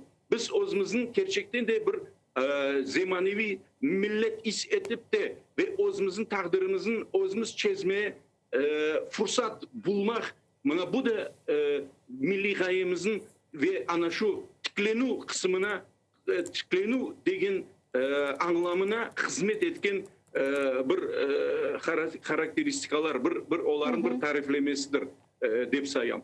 Ama bunun ne bebe? Yani tiklenmek ve gayerden tiklenmek ve bizim halkımız daima mağrur olgan, дайыма білесіз, дегерлік не olgan, намус не olgan, әр вақыт бұны пек сезген. Ve бізге мына бұл дегерлігімізін сақламақ керек. Onun için, men үшін milli gaye bu tüklenu ve degerlikni saklamak. Çok sağ olunuz Bekir ağa, teşekkürler. Men ne yazık ki bu bölükni endi yekunlemek mecburiyetindeyim. Sağ olunuz bizle bağlanğanız için. Kırım Tatar Milli Meclis Azası ve Kırım gazetasının baş muharriri Bekir ağa Mamut bizle canlı bağda edi. İşte dostlar, men ne yazık ki bugün informasyon programmasını bu gündük için yekunlemek mecburiyetindeyim. Bugün güzel haber aldık. Birlikte seyir ettik. Kırım Tatar halkının akları ile bağlı, işgal etilgen Kırım'da akları ile bağlı pasede rezolütsiya kabul etildi ve yarın biz bu meseleni endi tartıp böyle daha tafsiyatlı şekilde de yayınlarımızda müzakere edecekmiz. ATR ile olunuz sizlerini şimdi 4 dakikadan aman endi 3 dakika ola zaman informasyon programması selamlayacaktır. Görüşkence.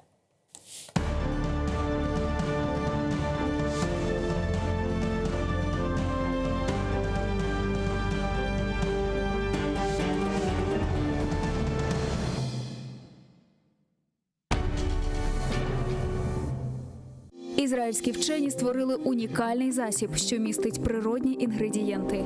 Краплі імуноков покращують імунітет при коронавірусних та респіраторних захворюваннях, а також сприяють полегшенню постковідного синдрому. Імуноков – надійна допомога.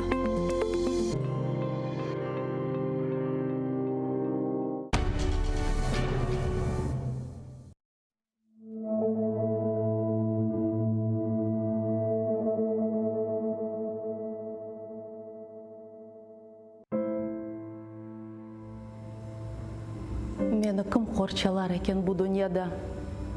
Meni kim parchalar ekan bu dunyoda? Meni kim qirpalar ekan bu dunyoda? Qirmim, agar sen olmasang dunyoda. Seni kim sızlatır ekan bu dunyoda? Seni kim yig'latır ekan bu dunyoda? Seni kim ağlatır ekan bu dunyoda? Qirmim, agar men olmasam dunyoda. Sen meni qorchala muqaddas Qirmim, qalbimni parchala muqaddas Qirmim, sesimni parchala muqaddas Qirmim. Sana qul olurum, saq qalsam dunyoda. Yurtuna qul olmaq baxtdir bu dunyoda. Vatanlı baxtsizlar yo'qdir bu dunyoda. Qirm, sen menim uchun taxtsin bu dunyoda. Senin için o'lerim, saq qalsam dunyoda.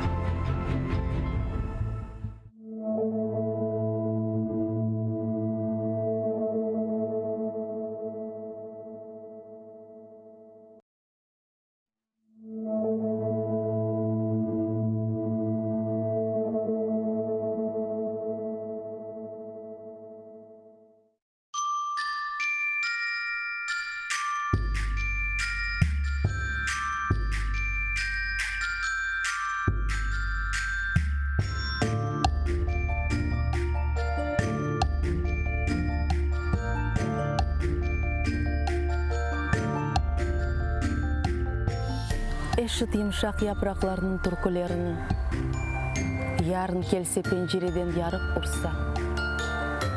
Eşit Kırım'ımın dülberligini, kuşlar yırlap azbarından uçsa.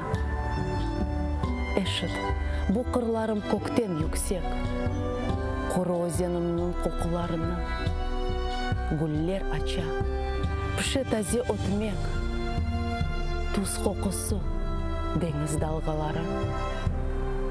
Eşit, nasıl yüzüm sıcak yerden ose. Ozen suvu aka, güneş oynay. Kırım.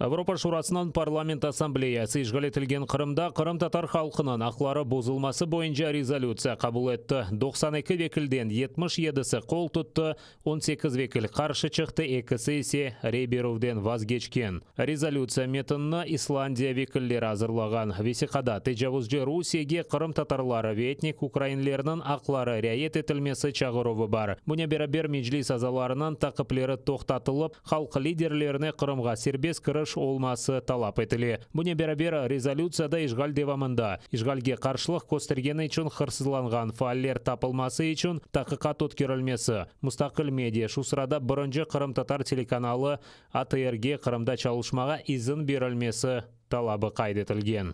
Резолюцияда ишгал етілген Қырымда инсан ақлары бұзылмасы, сөз сербеслігі олмаған аққында. Айтылғаны вақыт Русия eyet векіллері бұйыпысы ялан Қырымда Қырым татарлар яқшы яшай, олар үшін Русия Қырым татар тіліні девлет тілі япты, Қырым татар тілінде мектеплер ача ве жамилер құра деп білдірді. Ми закликаємо Росію звільнити усіх політичних в'язнів та провести розслідування смертей та насильницьких зникнень з 2014 року. Росія поширює міфи щодо кримських татар, називає їх терористами та екстремістами, забороняє вільні медіа та релігійну діяльність. А кілька днів тому політичного обранця Сервета Гадієва вивели з зали суду за те, що він говорив кримсько-татарською мовою. Триває знавісніла пропаганда проти кримських татар. Ишгалжилер Бuyuk Британияның Defender gemісіне қаршы тенбейлеп атеш ашқанын білдіре. Бұна Русияның Мудафа әзірлігінде хабар еттілер. Вақия Қара деңізде ишгал етілген ақияр ялысында Фиолент бұрынна қаршы олған. Ишгалжилер хабар еткеніне көре Қыраллық флотының gemісі Русия девлет сыңырыны бозмаға девам етсе, ұжым етлежегі аққанда тенбейлеп алған. Русларының қарауыл gemісі тенбейлеп атышуф япқан. Біраздан есе бомбардыман учағы Defender gemісі янында 4 бомба ташлаған. Бuyuk Британияның Мудафа әзірлігінде тенбейлев атышлары олғаны инкар етелер. Кемі есе ичбір халқара қануларыны бозмастан Украина территориаль сувларындан кечті деп білдірділер. Ми вважаємо, що росіяни проводили збройні навчання в Чорному морі та надали морській громаді завчасне попередження про свою діяльність. Жодного пострілу в Defender не було, і ми не визнаємо твердження про те, що на його шляху було скинуто бомби. Ишгалжилер Москваны яққан Девлет Герайханнан қабрины тапқанны açıqlamaға істемей. Бұна құрылтай делегаты ве фаали Дем Дудаков АТР яйнында хабар етті. Оның сөздеріне көре ишгалжилер кечірген қазма ішлері девамында евел белі олмаған қабір тапылған. Бұл қабір айны Девлет Герайханға айыт ола біледір. 1571 сенесі Москваны яққан еді. Дудаковның сөздеріне көре руслар ярмаданы ilk sefer ишгал еткені вақыт Девлет Герайны бір шей қатырлатмамасы ве мезарлы ғайып етмек үшін баш ташыны йықып, мезарыны көме білгендірлер. 1571 senesi Moskova'yı yakan Devlet Gireyhan'ın o camiye yakın dörbesinde onun haberi çıktı. Ben bilesem bu haberini yok ettiler. Kırım'a 1782 yılda bildiler de kim olduğunu. Onun için işgalciler o zaman o plitalarını düşürüp gömdüler. Şimdi bir haberi çıktı. Tarih boyunca bu şimali tarafta olan dörbede Devlet Girayhan'ın mezarı olmak gerek. Lakin o mezar biz görmedik. Emineceğimiz ki bu Bekim Devlet Girayhan'ın mezarlığı.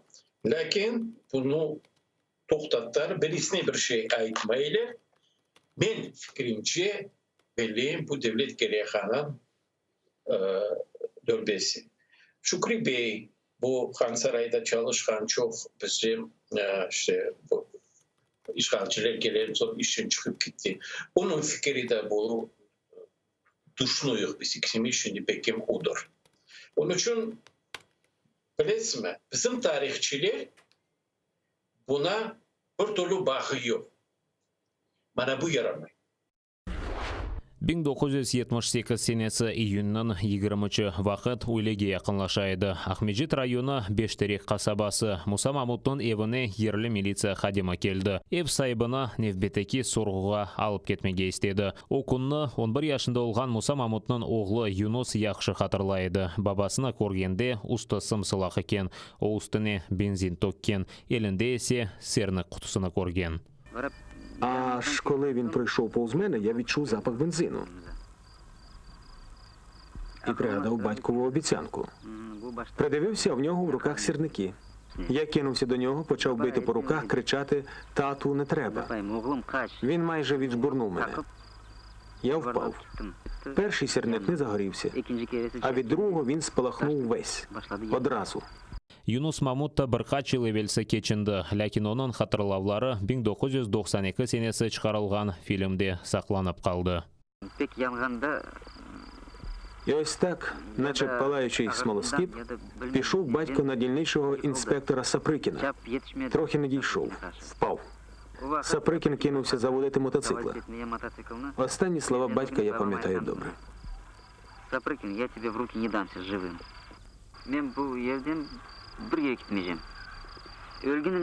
Звідси я нікуди не поїду. В цій землі лежить мій тато. 40 ел Өзбекистанда сүргінлекте олған Муса Мамут 1975 сенесі Қырымға ел ала. Бір өзі Омар Арқадашеве балаларыны алмастан. Муса Мамуттың қызы Диляра ханым қатырлағанына көре бабасының ең бұйық арзысы ватанына қайтып яшамақ еді. Вот один прекрасный день он как-то встал утром и матери говорит: ты как хочешь, но я уезжаю. Он продал машину, у него был москвич.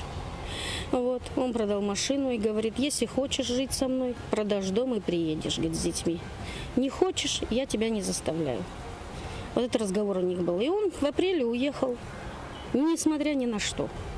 Ерлі мемурлар Муса Мамутны сатып алған евінде мекен қайды пропискасыны япмаға істемеген. 1976 сенесі майыс айында оны паспорт режиміні бозды деп 2 ел яшав тарзы колониясына үкіметтілер. О мұддеттен евел азат олынды. Қырымға қайтып қорантасынен қауыша, ләкин кенеде оны Қырым татары олғаны үшін прописка етмейлер. 1967 сенесі Қырым татарларына сөзді реабилитация япқан фирманы ресми етеді. Қырым татарларына о еллары ярмада да кенеде көрмеге істемейеділер. Инструкция местным властям была совершенно иного толка. Любым путем не прописывать крымских татар на родину. И тысячи крымских татар, кто-то продал дома, кто-то поехал на разведку в Крым, прибыли в Крым и здесь выяснили, что на самом деле никакой прописки для крымских татар нет. То есть это была реабилитация без возвращения на родину. Муса Мамут өзіні яқмасына 3 күн қалғанда оңа қаршы яңы жинайдава башлатқанлар. О да бір кере дұшманның елене сақ берілмем деп айтқан. Муса Мамут өз сөзіне сайып шықты. Өзіні яққан сон отек 5 күн яшады. Милли қараман олған Ади тракторжының женазесіне Қырым татарлары келмесін деп елларны да блок еткенлер. Власти всячески блокировали даже вот за въезд машин на эти похороны. Но тем не менее сохранились даже фотографии, вот они как раз из партийных архивов, и там были как раз вот лозунги там любимому папочке, Мусе, ну и так далее. Там, в общем, очень такого патриотического содержания лозунги.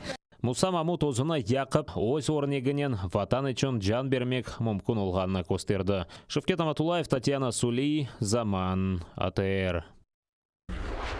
Пара хырсызламақ үшін яңы фұрсатлар. Күчлі яғанақлар ве су ақымларындан зарар көрген Ялта соқақлары тамирленмесі үшін Таврида трассасына масраф етілген параның ярысыны сарф етмеге көзде тұталар.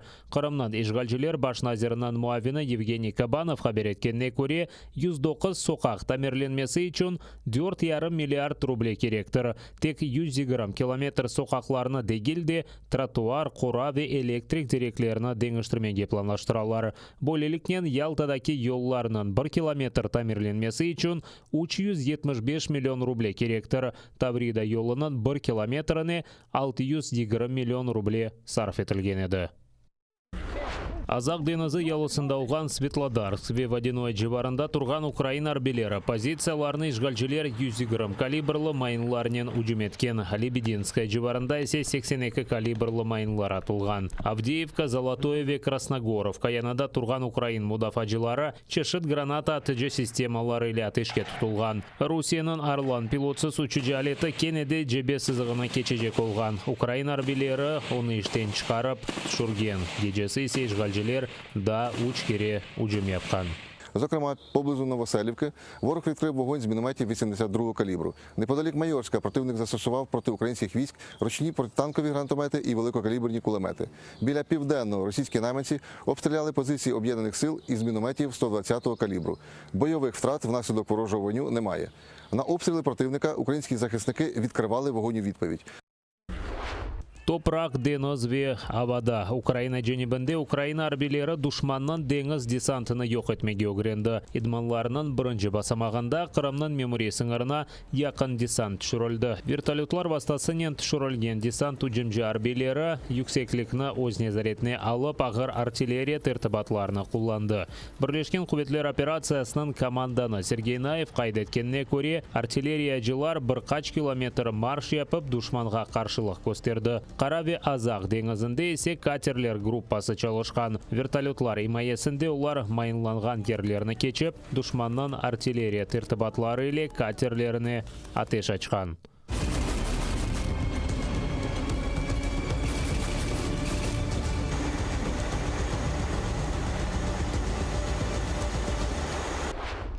Айдан берілі Украинада коронавирус хасталарынан сайысы экселмекте. Кечкен күндевамында Украина қытасында 800-ден зияде яңы коронавирус хастасы белгіленді. 2,5 бинге яқын эбел хасталанған кіші түзелген, 71 кіші чин вируса қабетлеріне еңіп оламаған. Сағлық назірлігінде қабер еткенлеріне көре вакцинацияның 4-ші басамағы башланды. Ашламаға 60-тан бұйық ве 60 яшына кетмеген, ама сүреклі хасталықлары олғанлар давет етіле. Украинаның сербест қысмына шыққан ежгалетілген ярмада сакинлері де ашламадан кече біле. Невбетке дия илавесіні құланып тұрмақ мүмкіндір. Ярмада сакинлері үшін Херсон вилаетінде 6 ашлама ноқтасы çalışа. Ашлама бедава инсанның янында паспорт ве идентификацион коды олмалы. Işgal etilgen Qırımda keçken hafta devamında hastalalarının sayısı 40%-ға артқан. Keçken kun devamında Yarımadada 291 yangi koronavirus hastası qaydetildi. 9 kişi vefat etken. Bu işgalciler hakimiyetinin resmi statistikasıdır. Hastалық ağırlaşması neticesinde hastahanege düşken hastalarının sayısı da 2 kerege артқан. Hastalarının en çok sayısı Yalta, Aluşta ve Sudaqta qaydetili. Ahmedjit şehri, Jankoy, Bakşsaray ve içki rayonlarında da hekimlerinin yardımına muhtaç olған hastalarının sayısı çoqlaşmaqta. Milli bayraklar, muzika plastinkalары ve hatıra olarak Qırımdan fotoresimler. Bu veda çok meraklı diğer şeyler Kiyev'de açılған Qırım yaz mevsimimizden alınmayacak şeyler sergisinde takdim etildi. Mında Ukrainanın çeşit köşelerinde yaşayan insanlar olarga Qırım hakkında hatırlatkan şeylerini takdim etti.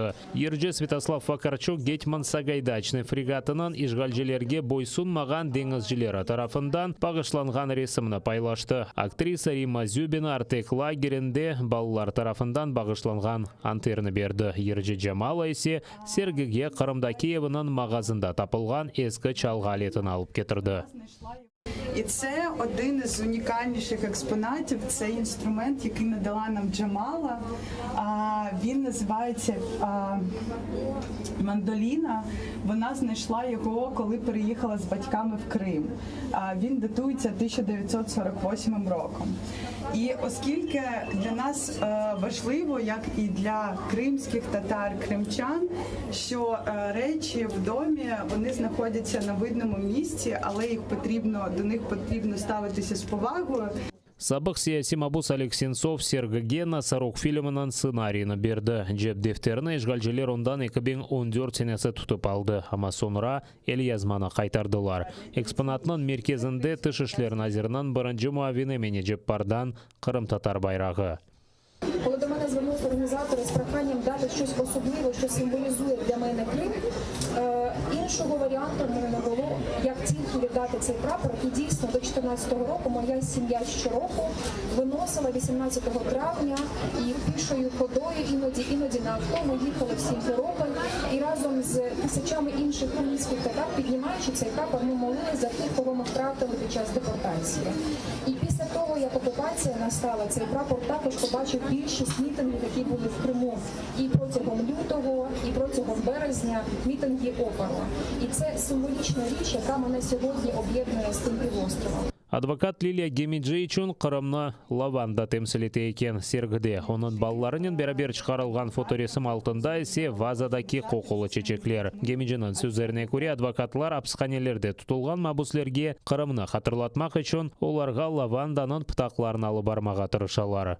Мое личное наблюдение, что внимание ко всем процессам, которые происходят в Крыму, оно помогает справиться с этими процессами. Человек проигрывает тогда, когда опускает руки. Крымчане руки не опускают, и с вашей поддержкой сил становится больше. І сьогодні проєкт, який ми вам спільно презентуємо, він унікальний. Тому що він не просто про речі і про історію. Він не просто про енергетику, він про сенси. Ми хочемо показати, що Крим і тема Криму, вона має звучати не на річницях, не тільки на річницях, і не тільки під час якихось державних відзначень. Кырымнын күчүк музейи все свои тюкянында да бір ай девамында чалышыжак. Одада улган скемлеге отырып, бутун ажайып ве озгун экспонатларына диккатнен сейретмек мүмкүн.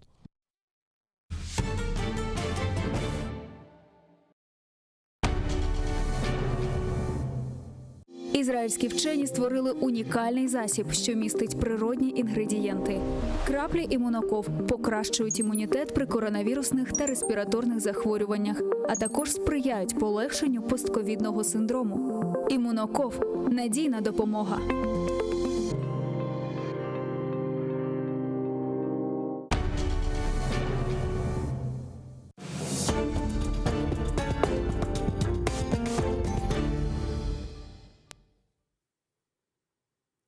Добрый вечер. В эфире Prime на канале АТР. Это время, когда мы обсуждаем наиболее интересные темы и беседуем с людьми, которые нам наиболее интересны, симпатичны и так далее. Сегодня у нас в гостях, просто я двойную радость испытываю от визита этих людей, потому что у нас в гостях браты Капрановы. Я вас витаю. Добрый, мераба.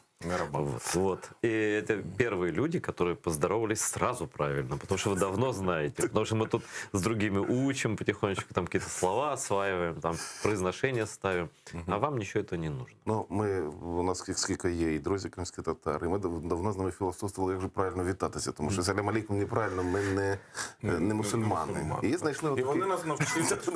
Ну, салям алейкум, да, это больше религиозное приветствие, такое специфичное чуть-чуть, а это более общее. Християни вітаються, Христос воскрес. Да?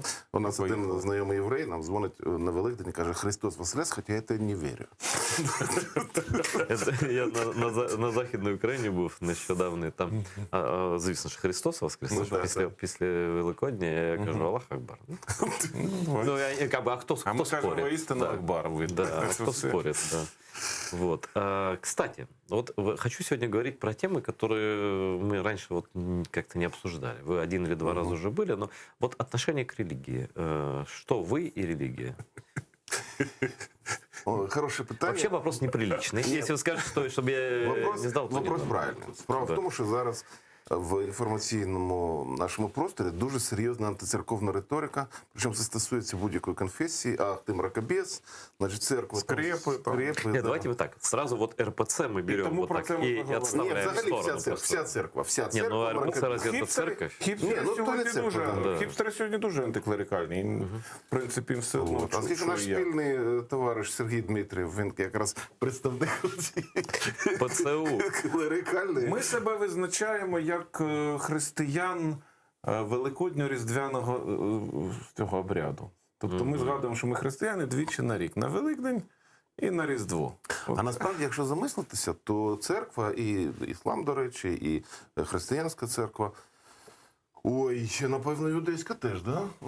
Це була перша нефеодальна громадська організація, де ліфти то, що називається кар'єра, робилася не тому, що я син вождя, і я буду вождем, а я син субвождя, чи там, а це перша організація, яка, по-перше, давала соціальні ліфти, тому що в християнстві взагалі ідеально, тому що єпископ дітей не мав, він не міг передати своїм дітям своє єпископство. Да? Ну там с папами там... И, кстати, это был один из способов борьбы с коррупцией, как мне святой отец Сергей Дмитриев. Навіть не корупція, а навіть оці манери все передавати у спадок. Конечно, что ты не передашь сыну, тогда бы они вечные епископы были по всем линиям. Папа був безспадковий, перше. А друге, церква – це перша організація глобальна, коли людям є про що поговорити, хоча вони і не знайомі. От як раніше жили люди, да? От феодал, феод, люди говорять про свої знайомі. Своего местечка вот этого где-то. Це перший серйозний глобальний інформаційний продукт. І, звісно, і освіта перша була церква, і університети перша була церква, і медицина перша серйозна була церква, і так далі. Тому що це те, що над побутом. От церква задалася як інститут такого прогресорства, а сьогодні їх називають мракобесы. Радянская пропаганда, звісно, великою мірою. Но я мне вот опять мракобесы, надо смотреть на людей. Вот когда я смотрю на нормальных людей, кто бы они ни были, ну вот мы уже третий раз уже упомянем святого отца Сергия Дмитриева, ну он какой мракобес? Это прогрессивнейшие личности. Таких я знаю в разных конфессиях людей, которые не навязывают, не учат никого ничему. Они живут так, как считают нужным. И все. Ну так, це така, як би так. До нас насправді було викликом, коли той самий вже вчетверте згадуємо, хай легенько гикнеться, Дмитрієв до нас звернувся і сказав, зробіть історію церкви, не пишіть книжку з історії церкви. Таку, як у вас історія України, з картинками, з коміксами. Ну, він вміє такі. Коміксами, історія церкви. Да? Такий цікавий комікс, один святий отець сидить і говорить другому святому, оце сюжет. Вибачте, а вот эти сюжеты в церквах разных конфессий, это же тоже... А це комікс, сюжети там правильно. І от він нас на це сподвиг, і ми зацікавилися темою, і в результаті вийшла у нас книжка «Історія нашої церкви». Для нас це була неймовірно цікава робота, тому що, попри те, що наш прадід був священником, і бабуся була попівною, поповою дочкою, у нас, в принципі, ми знали, якою рукою хреститься, хоча в церкву нас не водили, але ми знали, що церква це зовсім не вичерпується, що космонавт Юрій Гагарін літав, Бога не бачив, про що ми говоримо. Але тим не менше, для нас це було дещо все абстрактно, а потім, коли ми в це діло занурились, ми теж як в дорослому вже віці сильно поміняли свої ставлення взагалі до цієї організації, ми почали розуміти, що вона робить. Оці наші глибокі філософські висновки щодо того, що церква – це перший глобалістичний проєкт. Так. Перший глобалістичний проєкт. Універсальний такий, да. Особливо єдинобожие. Так. І саме різні релігії, це різні проєкти. А саме єдинобожие і дає про що поговорити. Тому що якщо в давньогрецьких Афінах була Афіна головною богинею, і це був культ Афіни, то в нашій під очаком Греції Ольвії, наприклад, був Аполлон.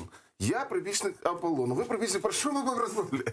Моя Афіна краще за твого Аполлона. А тут єдинобожие і оцей сон, відповідно, святих, у нас завжди є про що поговорити. Смотрите, одна из... От религии сейчас уходим, если позволите. Одна из предназначений религии, вообще любое дело, это мессианство. То есть нести что-то людям. А вот теперь такой вопрос, прям глубиной на 3 штыковых лопаты. Вот какая ваша миссия в этой жизни? Якщо б на це питання можна було відповісти одним реченням, то, мабуть, це було б дуже добре. Але от питання... Так я не прошу одним. І 2. Людина все життя шукає свою місію. Це, власне кажучи, із розряду у нас теж був якийсь ефір на радіо, ми прийшли, кажемо, тут 8 хвилин у нас цього ефіру, давайте поговоримо про сенс буття.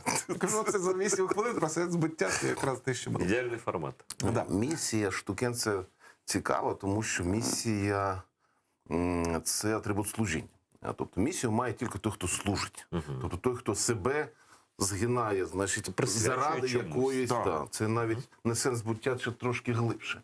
Це вже кшатрі такі. Ну, у вас точно є місія. Вот у вас точно є місія. Я просто по лицам Ми знаємо, кому ми служимо, чому ми служимо. Ми служимо Україні, ми служимо українському народові давно, цілеспрямовано і в різний спосіб. Тобто, якщо служіння, ну це такий лицарський варіант місії. Лицар, він же самурай, він же оцей от, власне кажучи, спосіб життя, він передбачає служіння комусь чи чомусь, так? Тобто, от якщо говорити, що служіння и є миссия, то питание, кому ты слушаешь. Ну, это самый простой ответ. Потому что, да, можно сказать, что шлях самурая, типа, делай, что должен, и будь, что будет. Завжди є, є господар.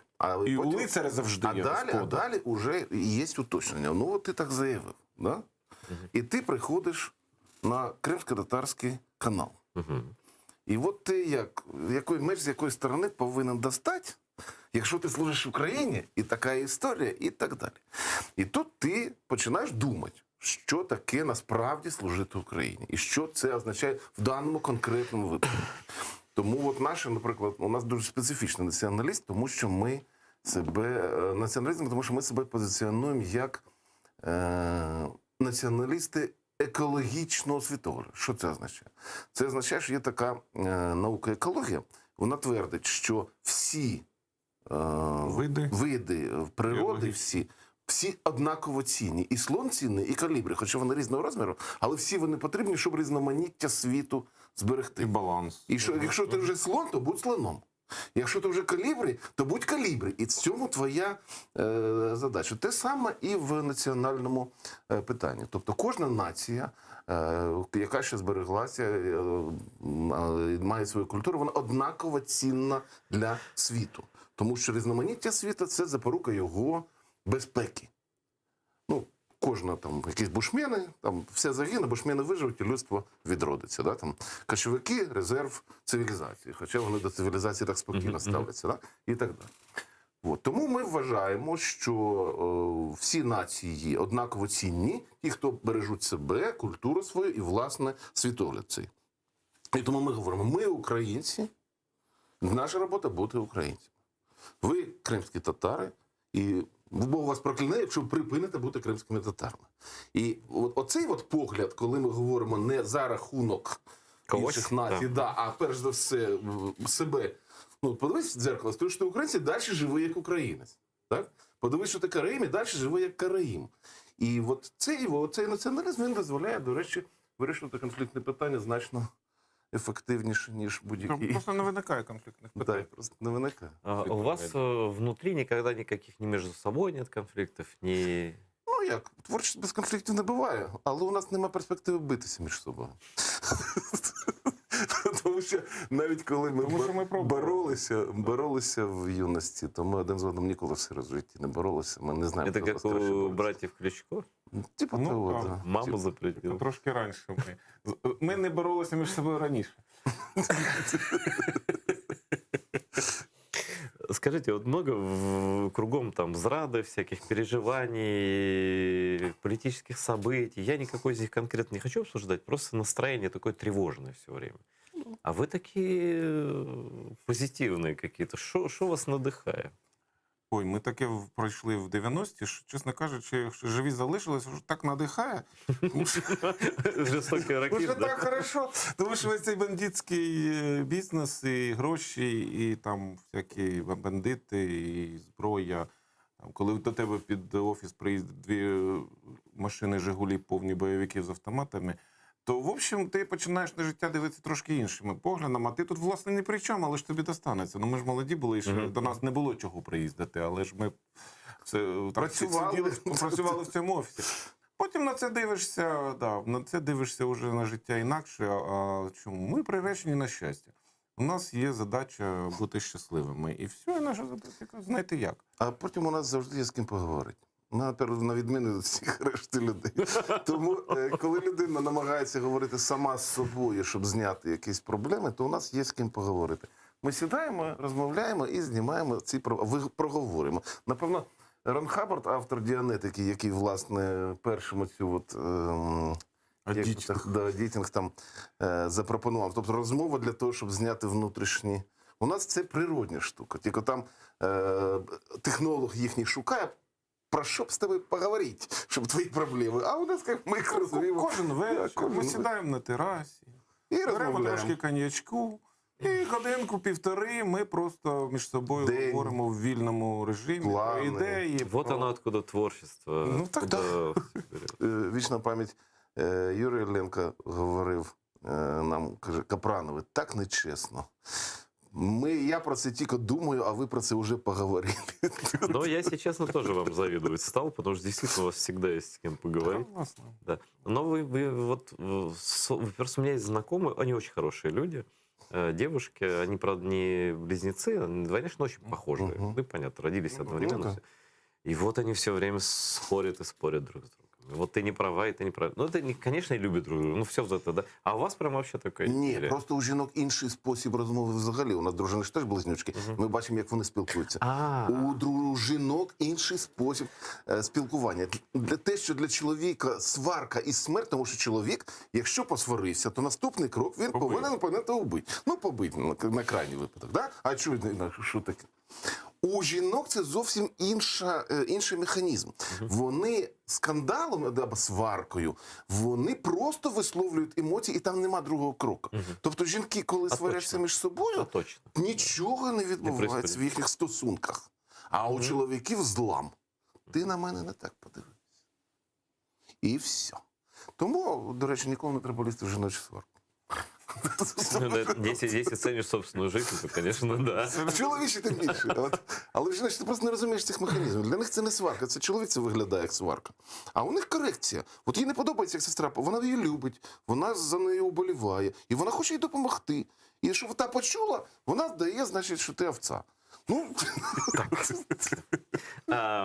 как развивается ваш прекрасный YouTube-канал, где вы так много рассказываете о крымских татарах, о Крыме? Ой, на жаль, ми не так багато розповідаємо про кримських татар, але у нас є... Порівняно з іншими, то багато. А у нас є просте правило. Ти говориш про щось, і ти повинен, якщо там щось було таке, що з кримцями відбувалося, ти повинен обов'язково згадати. От ми, наприклад, говорили про кобзарів, і ми повинні були згадати Ашик Умера. Ну, а як? А як говорити про кобзарську традицію в Україні і не згадати кримського кобзаря? Ну, він не так називається, але суть та сама. Ми говоримо про гайдамаків. Кого ми повинні згадати? Аліма Гайдамака. А як? Як можна говорити про шляхетних розбійників українських Робін Гудів і не згадати Аліма Гайдамака? Це фактично одне і те ж. Гайдамак. Гайдамак це ж слово саме. Просто слово, да. Ну і потім він дуже романтичний такий. Олій Гайдамак це дуже така яскрава зірочка. Найяскравіша, напевно, серед українських, в смислі, нашої спільної історії Робін Гудів, тому що він дійсно був ідеологічний, самотній. Да, він, і такий романтична історія кохання цього, так? І оці всі, що він проголошував себе безкорисним розбійником. Бо з Кармалюком і з Довбушем там складна історія. І з Пинтією, і з Гаркушею. Там не поймеш, воно там економічні це злочини, чи це... що там, Робін Гуд чистому вигляді. Ще й романтичний, не просто так. Чистяк, да. Це просто така легенда. Причому, що характерно, вона ж підтверджується. Це ж не те, що там хтось придумав. Ну да, портрети. Це ж вже було на пам'яті 19 А вот как нам развивать такие символы общие и реальные, и в хорошем смысле слова миф? И вот пример один приведу совсем вот не так давно.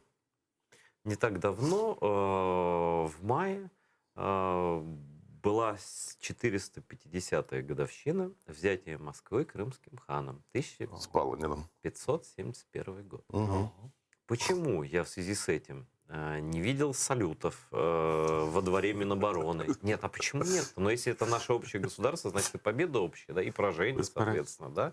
Наверное, какие-то даты внесено, но я не видел. Это 450 лет победы над главным врагом, который сейчас напал. Ну чем, какие еще символы нужны?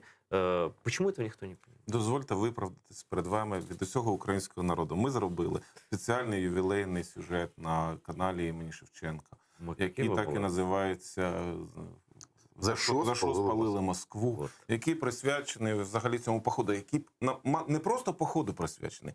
Він розповідає всю цю історію, як Москва з-під цієї Великої Орди перейшла в підкорення Кримському ханству. Ми видаємо вам взагалі весь сюжет. А що сталося? Що він раптом спалив? Це набіг, нічого І подібного. що зараз за вендета щодо кримських татар? Ви ж дивіться, що вони роблять. По-перше, треба захопити Крим. Многовековая месть. Так. Да. І от саме сюжет цього, от ми там і вивели, якби, і спалення Москви, один з етапів цього Ну, це, да, це дуже ж складного етап цілого сюжету. великого сюжету. Вони ж Ну, просто пішли крымский народ и крымское ханство, крымское государство, оно противоречит их легенде про то, что они всегда были велики, что там Киев это какая-то вот мы Москва, там они же все украли, они и название украли, церковь украли, все. А тут какая-то неприятность такая, ну надо, значит, как-то переписать это дело. Ну там же ж яка була історія? Нагадаю коротко нашим глядачам. Нет, а, кстати, Що було суть? расскажите действительно подробно, потому что это важно, это не все, мало кто знает. У нас же не только крымлы смотрят нас. Да. А суть була в тому, що Московія була утворена фактично як улус Золотої Орди, і головна задача князів московських і тверських, які були головними їхніми конкурентами, вони билися за те, кому дадуть ярлик. Вони билися, інтригували там між собою, Убивали друг друга, почем убивали, заряд, здавали монголам, щоб ті убили. І там була ціла, щоб сподобатися хану. А в той момент сама, власне кажучи, Велика Орда вже тріщала, тому що з південного сходу її громив Тамерлан і хотів, значить, стати головним, посадити свою людину, а з нашого боку Мамай. І от уявіть собі, ми боремось.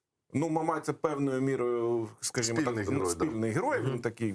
І от вони рвуть на частини, а ті вислужуються. От хто переможе, ми тому і присягнемо. А кримці поставили питання дуже просто. Золота Орда наша. От як ти кажеш, не я буду у вас просити ярлик, я не буду просити ярлик, я буду давати ярлик. Я і є Золота Орда. І все, а ті раз, і Криму давай в нього ярлики брати. Ну, а далі вже пішла боротьба за Казань. Справа в тому, що там була така точка, яку кримці стратегічно програли. Це була дуже цікава історія. Вся російська державність розвивалася вздовж Волги. От якщо ви подивитеся, як територіально розвивалася Росія, це основний був торговий шлях Волга.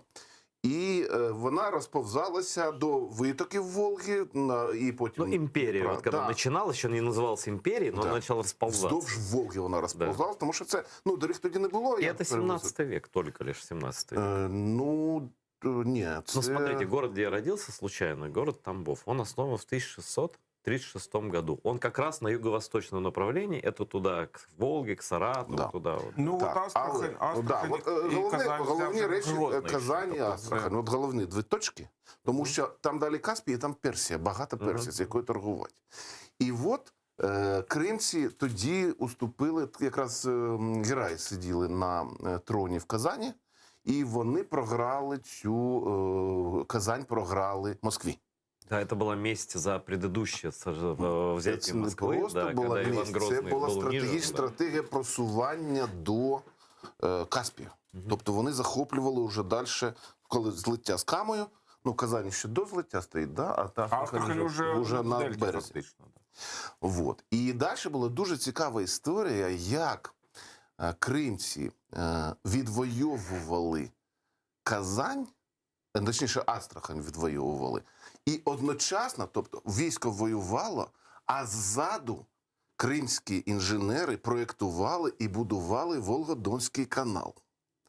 Там же дуже цікава штука, що Дон – це Азов, а Волга – це Каспій. І той, хто побудує, той, хто перейде, бо там Волоком 40 кілометрів тягнули, той, хто переходить, той отримує із Каспія на Азов і на Чорне море прямий водний шлях найдешевший. І от кримські воїни воюють, аскери, значить, б'ють ворога, а ззаду працівники з лопатами риють канал, тому що вони знають, що це все... Це для торгівлі, це дуже цікаві сюжети. Мне так стыдно, я не знал об этом. А що стидно? Ми теж не знали. Ми теж не знали, ми знали вам розповідати, це нормально. Це геніальна штука. Тобто, отаке прозоре мислення, розуміння, Ну, это практично, на самом деле. Это же рынок, это торговля. Это всё. Так. Тобто у нас кримців взагалі описують як якихось принципових кочовиків. Ну, це ж бред, це брехня. У нас навіть була свого часу така лекція «10 міфів про кримських татар», де ми... Да, она у вас на канале есть. Починаючи, так. Всем Ну, ми, посмотреть. да, от, Там 5. Там тільки 5. Там ще є 5, вони ще будуть. І, власне кажучи, ми ж всі в цій міфології росли. Ну, а як? Ну, слушайте, татаро-монгольская ига. У меня всегда вопрос один, я все время говорю, хорошо, татаро-монгольская ига. Почему у условно татар, тюрков и монголов нет ни одного общего слова и ни одного общего блюда? Расскажите-ка мне, как они вот татаро-монголы, как они разговаривали, что они ели, что это за народ такой? Ну, татар тоді ще не було для довідки. В том-то и дело. Но татары же вообще тоже выдуманный этноним такой, да. Ну, вже як є, з цим боротися доводиться. Ну, так само у нас Русь, да? От взяли слово Русь, назвали Чорношо Русью, і тепер йди доводь, Русь це ти. И так само и... Вообще это на самом деле, вот я не знаю, когда-нибудь этот вопрос все равно встанет. Вот, вот кажется, что это никогда уже не встанет вопрос, а на самом деле, я думаю, что когда будет поражение вот этого русского мира, вот этого фальшивого, тогда рухнет в том числе и идеологическая база вот эта. Право в тому, що ми зробили несподіване відкриття, і тепер носимося з ним, як дурень з пісень, ну дуже несподівано, торби. А справа в тому, що русські є, як такі, їх нема, не існує.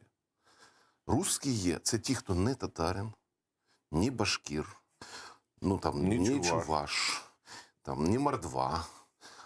У русских нема визначення «я русский», у них є тільки «ні». Ви не Русь. От ми в Росії 13. Да. Ви не Русь. Идентификация от противного. От противного. А у них нема власної території. Вот когда они будут распадаться, Говорите. Я прям совсем согласен. де буде? У них сьогодні всі їхні автономні утворення і мають контракт з федеральним, ну, союзний договір з Ну, я бы не федеральним назвал центром. изнасилование контрактом. Ну, да. Формально. Вони там Извращенный способ сожительства, да. Ну, ми теж там, коли говоримо, ну, ребят, ну, ви ж договори розірвіть їх та живіть собі. От що буде Росією, якщо між Казахстаном і Татарстаном смуга Росії в 20 кілометрів, щоб, не дай Боже, російська автономія не мала зовнішнього кордону. Тому що тоді вже буде не автономія. Конечно. Вони, як, Росія так і буде оці 20 кілометрів. От там Росія і є, от в тому степу Знаете, ще Оренбургському. доведется її шукати исследователям. Потому что у меня есть такая вообще версия. Кажется, что она такая русофобская, такая не имеющая под собой почвы. Вот смотрите, мне так кажется, я хотел с вами как раз обменяться, как с мыслителями, которые постоянно думают и, как я выяснил, обсуждают, так сказать, каждый день что-то новое. Вот мне кажется, что когда рухнет вся эта идеология русского превосходства, когда быть русским станет не я вот русский до синяков в грудь, а там я русский, как бы, что вы только не слышали, да, они начнут разные жители разных регионов искать себе другую идентичность. И когда еще с фонарями не найдешь человека, который встанет и скажет, я русский, скажет, я помор, я там ингерманландец, я там еще какой-нибудь. І ще скажуть, я москвич, от побачите. І це А буде я же безпечніше, Жигулі. ніж русський. Москвич, Санкт-Петербуржець і Жигулі. І це буде Но все будет все краще. Потому что можно вызначить. Вот я живу в Москве, а ты русский, ты где живешь? Где твоя родная земля? А потом есть еще вопрос, знаете, у них вопрос відповідальності. Питання відповідальності такое. То есть мы же знаем, как у них устроен мир. Значит, ты вот чурка там, хохол там, же там, хохе там и так далее, и так далее. Но когда ты что-то добиваешься и все на нашей территории, неважно, в лагере, и так далее. Великий русский ученый, Да, даже вот, великий да. русский спортсмен, Да. великий русский писатель и так далее, и так далее. Но Ну, в а обратную, русско-украинский? в обратную сторону это не работает. Нет, То есть, когда русские где-то напортачили, это они пишут, это чеченцы. Это там, или где-то вот теракт прошел, что-то, это чеченцы. Это вот такого-то происхождения. То есть, они тут же себя ответственность снимают. А прикол в чому? І далі воно де проявляється? В Росії нема жодного прояву політичної нації. Что же за нация такая вообще? Політичної. Вони не беруть владу. Вони говорять, правь, а ми будемо сидіти. По Їхня сути дела, это еліта феодализм. національна. Феодализм. Они делегируют самого себя, несмотря на то, что формально крестного управления, феодалу, царю, губернатору, там, не знаю, кому-то еще. Ми довго думали, на чому базується оцей такий їхній пасконний, такий, як би це сказати, імперіалізм на рівні нижньої чакри, тобто кожен, от, хто себе ідентифікує як русского, тобі скаже, що вони найкращі, що ти, значить, чурка і таке інше.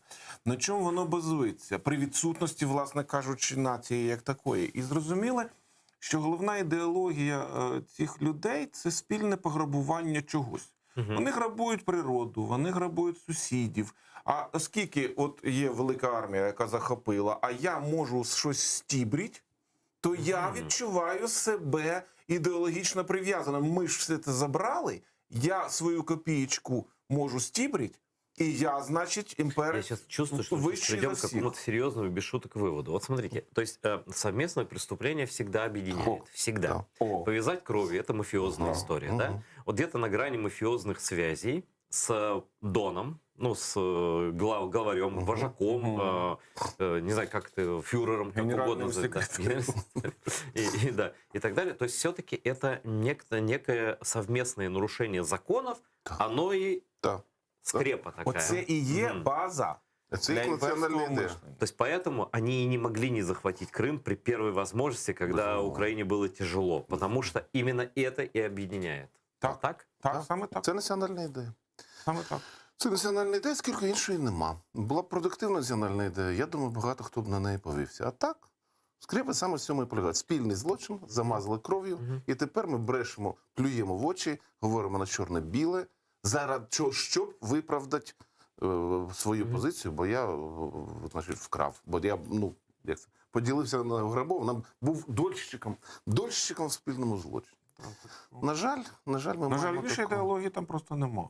І тому кожен відчуває себе співучасником злочину. То есть русский – это не национальность, это национальность, это совместное преступление. Абсолютно точно. Длиною в несколько Дуже веков. точне формулювання. От за що люблю розумних людей, вони доводять до випитися абсолютно точно. А русский – це не національність. А вы сейчас заметили, что Путин придумал такую идеологию интересную, которая... Вот он пошел в построении тоталитарного фашистского государства, на мой взгляд, дальше и Муссолини, дальше и Гитлера. Потому что он позволил, пусть на вторых ролях, пусть в виде там не первых. То есть общество в России кастовое, оно всегда было. При совке было всегда. Это, в принципе, крепостное, феодальное, как мы уже выяснили. Да? Но, в принципе, если ты присягаешь, если ты манкурт, и ты, там, неважно, ты бурят, там, татарин, там, башкир, якут, украинец этнический. Если ты присягаешь рейху, то они тебя берут. Они, как Гитлер, не отталкивают. Он не говорит, вы навсегда прокляты, вас не должно быть, там нет шансов интегрироваться. Тут совершил подлость, доказал, что ты можешь тоже ограбить, убить, оправдать убийство, и все, и заходи. Заходи, да. І працюй. Ну, ми тебе теж тут пограбуємо, не переживай. Ну, ти это тут не само захищений, це собой. вже... Не, ну, когда крыса у крысы, так сказать. Ну, вот, поэтому он создал новую религию, вот эту победобесие. Вот я хочу, чтобы вы это проговорили тоже. Там же все есть. И монархия. И Ленин тебе тоже. И тут же царем расстрелянный. Да, недавно был случай, это просто, по-моему, месяц назад, или сколько-то, значит, вот заголовок. Потомок, они считают, там, вот этого мордатого Романова, он какой-то там троюродный племянник, ну, это кого они там, они его в Роснефть куда-то устроили. Как его зовут, не помню. Он такой мордатый, типа наследник престола. Участвовал в молебне на крейсере «Аврора».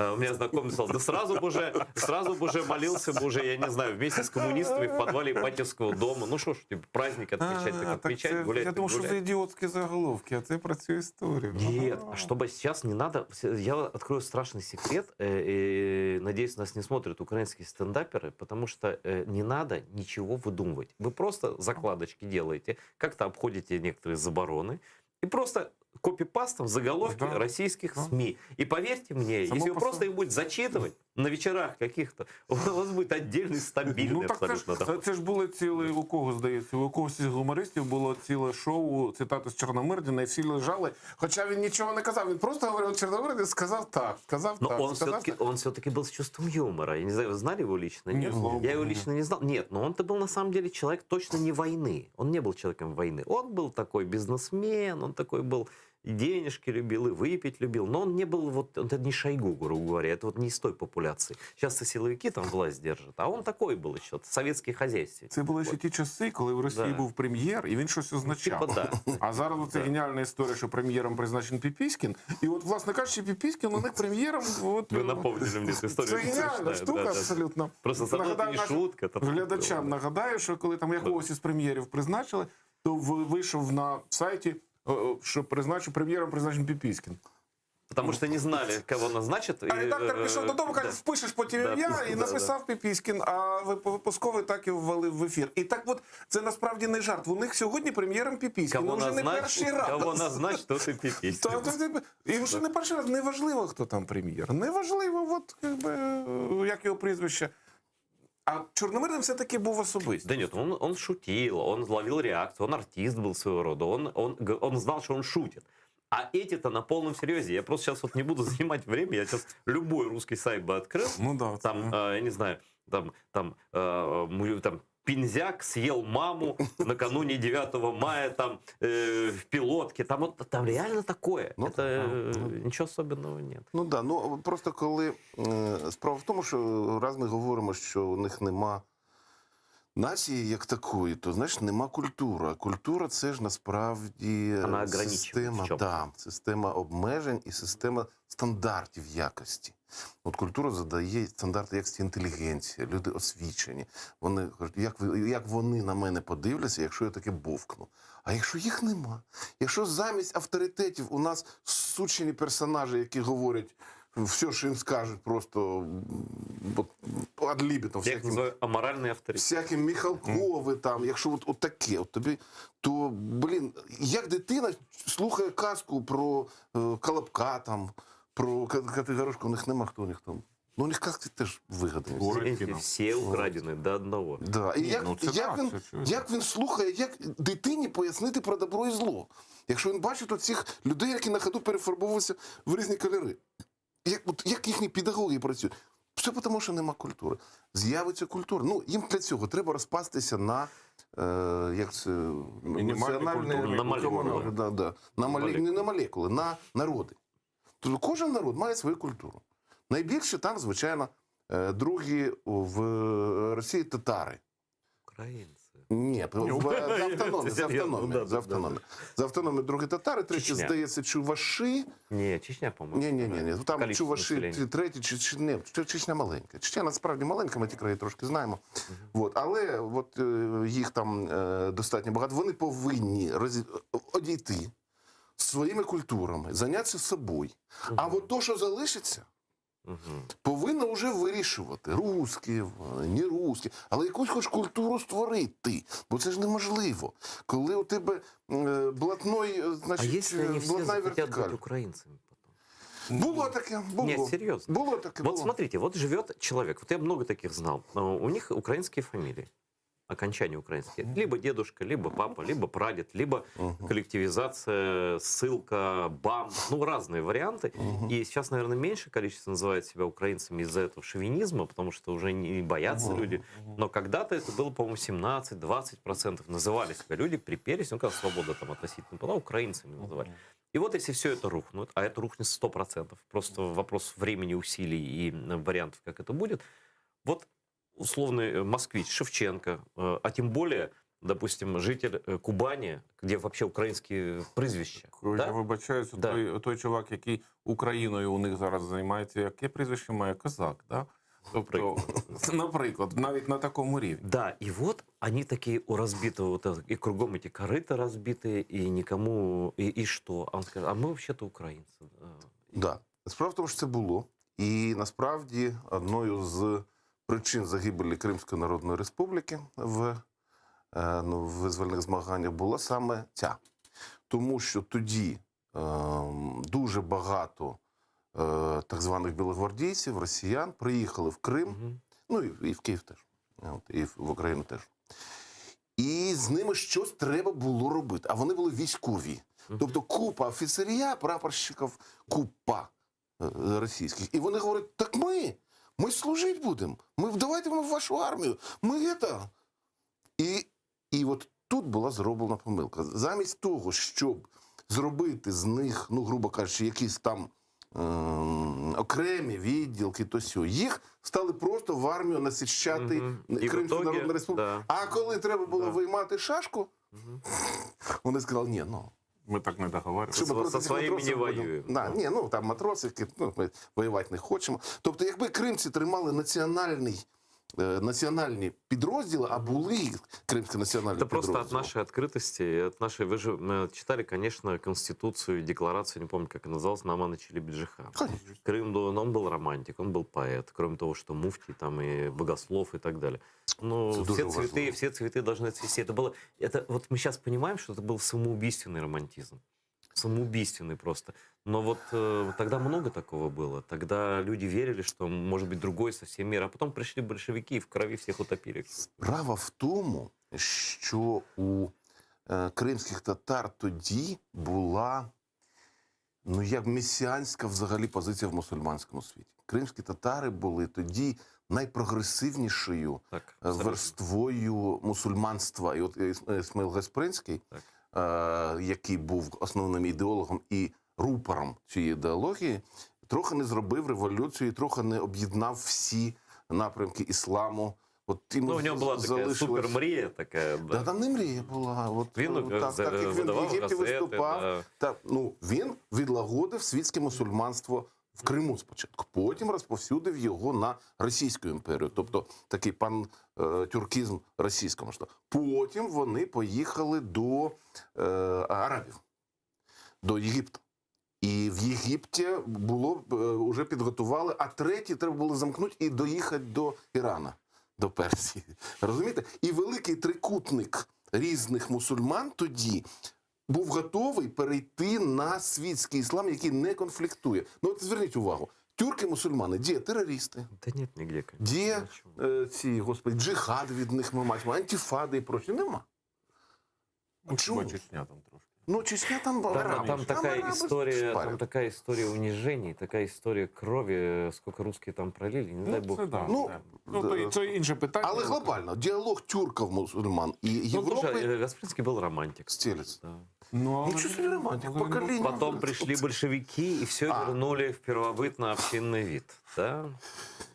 З більшовиками там окрема історія, вони прийшли в Україну, теж все вернули в Росію, але тим не менше ідеологія залишилась, тому що фактично Ататюрк був, ну, ідеологічним наступником, я б сказав, навіть учнем Гаспринського. І це факт, який на політиці. Ну, направлення одно, звісно. Тобто вони взяли цей напрямок і сказали, це що треба. Европейский ислам, умеренная религиозность, ни запрета, ни запрещенных, ну вот так, да, чтобы все было гармонично. И о чем Нааман Челебиджихан, он же муфти был, но он говорил, все цветы должны цвести, но просто цветы все должны цвести, но есть такие виды сорняков, которые высасывают все соки из земли, и все остальные цветы гибнут. От, ну, хороше. Але знов-таки це не романтизм, це, я б сказав, провидчество. Тому що ці ідеї працюють досі. І попри Сюргюн, попри Голодомори, попри всі ці діла, ці ідеї сьогодні дають плоди. А ідея всіх вбивати не дає плодів, вона просто вбиває. Вы знаете, вот тоже я всегда об этом задумался, когда смотрел историю Литвы, историю Украины, УПА и литовской армии, погибшие в лесах, да, и как казалось, ну люди-то все погибли, все, кто не погиб, тех депортировали, то есть все проиграно, а выяснилось нет.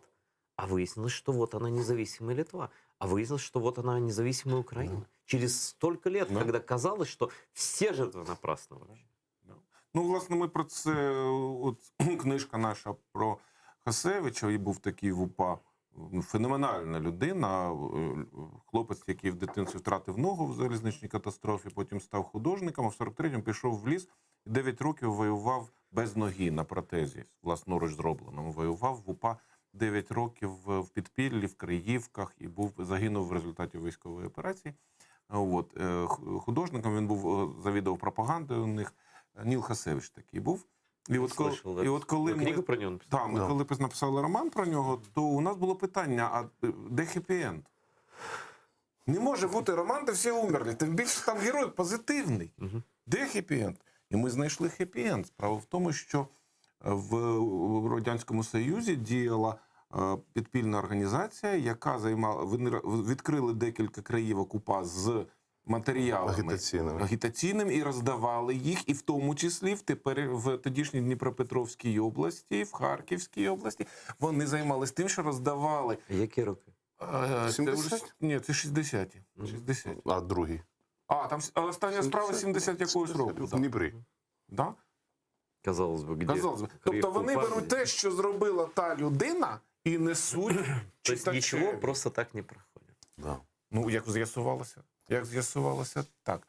Ні, точніше не проходить. Тому... Там в романі ми знайшли дуже цікаву антиподу Нілу Хасевича, його земляка, теж українця, фактично сусіднього району. Це великий. І ровесника.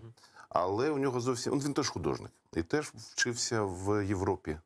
Бо Ніл Хасевич вчився в Варшаві, а той вчився в Парижі на художника.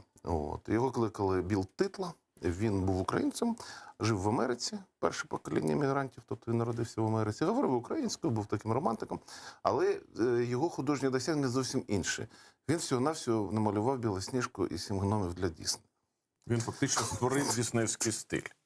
Біл Титла – це художник номер 1 у Діснея.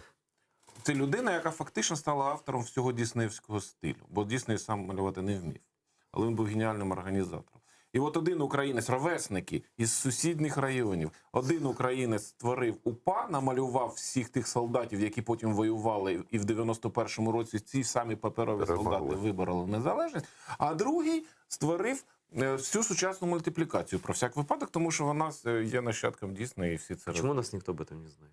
Ми знаємо, ми написали про це книжку, тепер хтось прочитає, буде. Той, хто прочитає, буде. До речі, на Рівненщині є дуже цікавий проєкт, полягає в тому, що вони всією областю читають цю книжку. Бо це їхній земляк. Ну да, то есть это растет от плоды, гордят своим земляком, потом, да. Так от, власне, я повинен пишатися своєю землею, своїми земляками, своєю країною, своєю континентом Європою і людством як таким.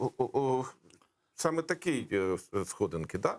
Я пишаюсь своїм прізвищем, своїми предками, своїми батьками, своїми дітьми, я пишаюсь своїм містом, своїм селом. Да? Я пишаюсь своїм народом, до якого належить, я пишаюсь своєю країною, і тоді тільки я можу пишатися іншою людиною. Так как это страна не имперского типа, здесь очень силен региональный, именно не сепаратизм, а региональный патриотизм. И на это именно так и надо смотреть, да? И вот он как-то растет с разных областей, а Украина, я не знаю, с чем сравнивать, ну, наверное, все страны разнообразные, Франция и Германия разные, но Украина настолько разнообразная, что это просто так, несколько вселенных, но в итоге это все сходится в общий, как бы сказать, не все равно же украинец, где бы он ни жил, он ощущает себя украинцем. Вот, по крайней мере, те, кто, до кого это дошло, кто не малорос там. Знаєте, коли німці окупували Україну, то була, власне, Рейхскомісаріат Україна, столиця в Рівному, а Галичина була виділена в так зване в складі генерал-губернаторства. Тобто це колишня Королівство Руське, колишнє Королівство Руське, вони за цією австрійською цією зробили. Так от в пресі, в генерал-губернаторстві, німецькій пресі, українців ніколи не називали українцями, а їх називали люди у вишиванках або люди в пістрявому одязі. Там є така, німці люблять конструкцію 4 слів в одне зліпити. І оце місцеве населення, аборигени, у них називалося люди у вишиванках. Тобто це було визначено просто місцевого. Вони не могли вживати слово українське. Це щоб тільки не употреблять слово українське. Ну так, але ознака така була. Тобто, уявіть собі, сьогодні вишиванка, типу, це тренд. Ну, не тренд, та якось так знаково, да? А це було 40-ві роки. І це уже тоді, тобто це така традиція, яка сильніша, за все. Тобто це оця от різноманітність, барвистість, яка у всіх барвистість. Це десь ми вкрали, почули на якомусь російському каналі. Українці – це ті ж русські, але тільки енергічні і веселі. От, я собі уявив енергічних, веселих русських, говорю, боже, упаси. Не дай Бог встретити цих енергічних і веселих. Так це ж одне з найбільших наших вражень, коли ми перебиралися з Москви до Києва. В процесі, це ж не в один день відбувалося, ми їздили туди-сюди, і от ми з дітьми виходимо із вагона, поїзд приїхав в Київ, і сценка на сусідньому, значить, вже готується до відправки, вже пару пускає інший потяг. І біжать дві жінки, не встигають. З великою такою торбою, цією картатою чумацькою торбою, біжать. І, звісно, на дорозі стоїть чоловік, курить, і вони оббігають його з різних боків, і сумкою в нього, сумка на землю, бабах. Він І ми, присідає. люди, які щойно приїхали з Москви і живемо там 10 років, розуміємо, що зараз буде мат-перемат. Ну, ти, коли розумієш, що скандали мат-перемат, ти хочеш, не хочеш, а всередині так напружуєш. Сжимаешься, да. Ти так раз, ми піднапружились, і вони всі почали ржати. І баби, і той мужик почали сміятися. Він почав, господи, ми вдома, ми в Україні. Да. Это такая ментальная разница, которую не замечаете. От веселі і енергійні. А я б додав ще доброзичливі, але тоді вже не русські. Смотрите, значит, у нас, к сожалению, вот подходит к концу очередная наша встреча, не первая, не последняя. Вы, как люди, работающие со смыслами, я тут не шучу, именно вы продуцируете смыслы, как, ну, есть такие люди в Украине, и слава богу, что они есть. Вот как нам объяснить, как русские объясняли, что народы братья, просто одни младшие, другие там постарше, третьи. А как вот просто, коротко и доступно на простом, понятном языке объяснить, что украинцы и кремли братья? Це дуже просто. Хто був союзником Хмельницького? Кримські татари. Хто був союзником Дорошенка? Кримські татари. Хто був союзником Виговського? Хто під Конотопом цю славетну перемогу отримав? А если не оперирует к истории, это понятно. А що сталося, коли кримські татари відійшли від нас? Було Берестечко. От треба ж розуміти, з ким ми перемагаємо, а без кого ми програємо. Друге питання. Коли кремли виселили з Криму, що сталося з Кримом? Засухи, занепад, і довелося туди населяти українців. Когда русские з своїми окупаційними колоністами нічого не змогли зробити. Нічого не змогли зробити. Якось кремли тримали Крим в порядку. Історія твердить, що Крим був в повному порядку. І сади зеленіли, і міста, і будь-які, почитайте будь-які, так того самого Челебі, почитайте Євлію, це 17 століття, да? Там же порядок. І тут а води ж було рівно стільки, скільки зараз. І якось вони давали Криму. Водохлебов менше було. Менше пили. Утренних водохлебов було менше. І плюс професійні водохлеби, а-ля армія там і прочі всі діла. Тобто, насправді, це два народи на одній землі, які завжди нічому не витіснили один одного. Тому що і не знищували один одного. Воювали, воювали, але не знищували. Не знищували, і геноцидів не влаштовували. Чому? Тому що чітко розділили спеціалізацію і зону відповідальності. Чому козаки не сварились з кримськими татарами? Я скажу. І не пытались асимілювати друг друга, і нав'язати релігію друг другу. А знаєте чому? Тому що козаки жили по річках. Вони ловили рибу, займалися переправами. Всі січі стояли на переправі. Всі січі жили з переправи, з броду, з мита, з шляхів. А кримці жили степом. В Криму жили землеробством місцевим.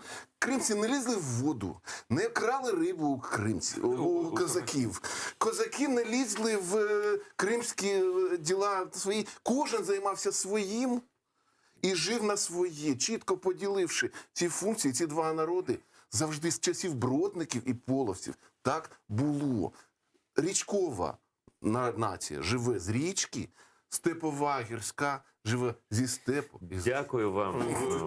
І ще коротше скажу. Навіть найбільший ворог кримців, і ви знаєте, що він найбільший ворог, і ми, Іван Сірко, казав, що козаки і кримські татари – брати. Ми живемо разом на цьому ми ставимо крапку. Так, точніше 3 крапки, бо ми колись знову зустрінемося тут. Я дуже дякую моїм гостям. І я дуже вдячний тим, хто підтримує телеканал АТР в будь-який спосіб. Ну, в першу чергу я закликаю всіх підписуватися на Patreon. Це найкоротший, найпростіший шлях підтримки нашого каналу, який працює для вас, який ніколи вас не зрадить. Дивіться АТР. До нових зустрічей.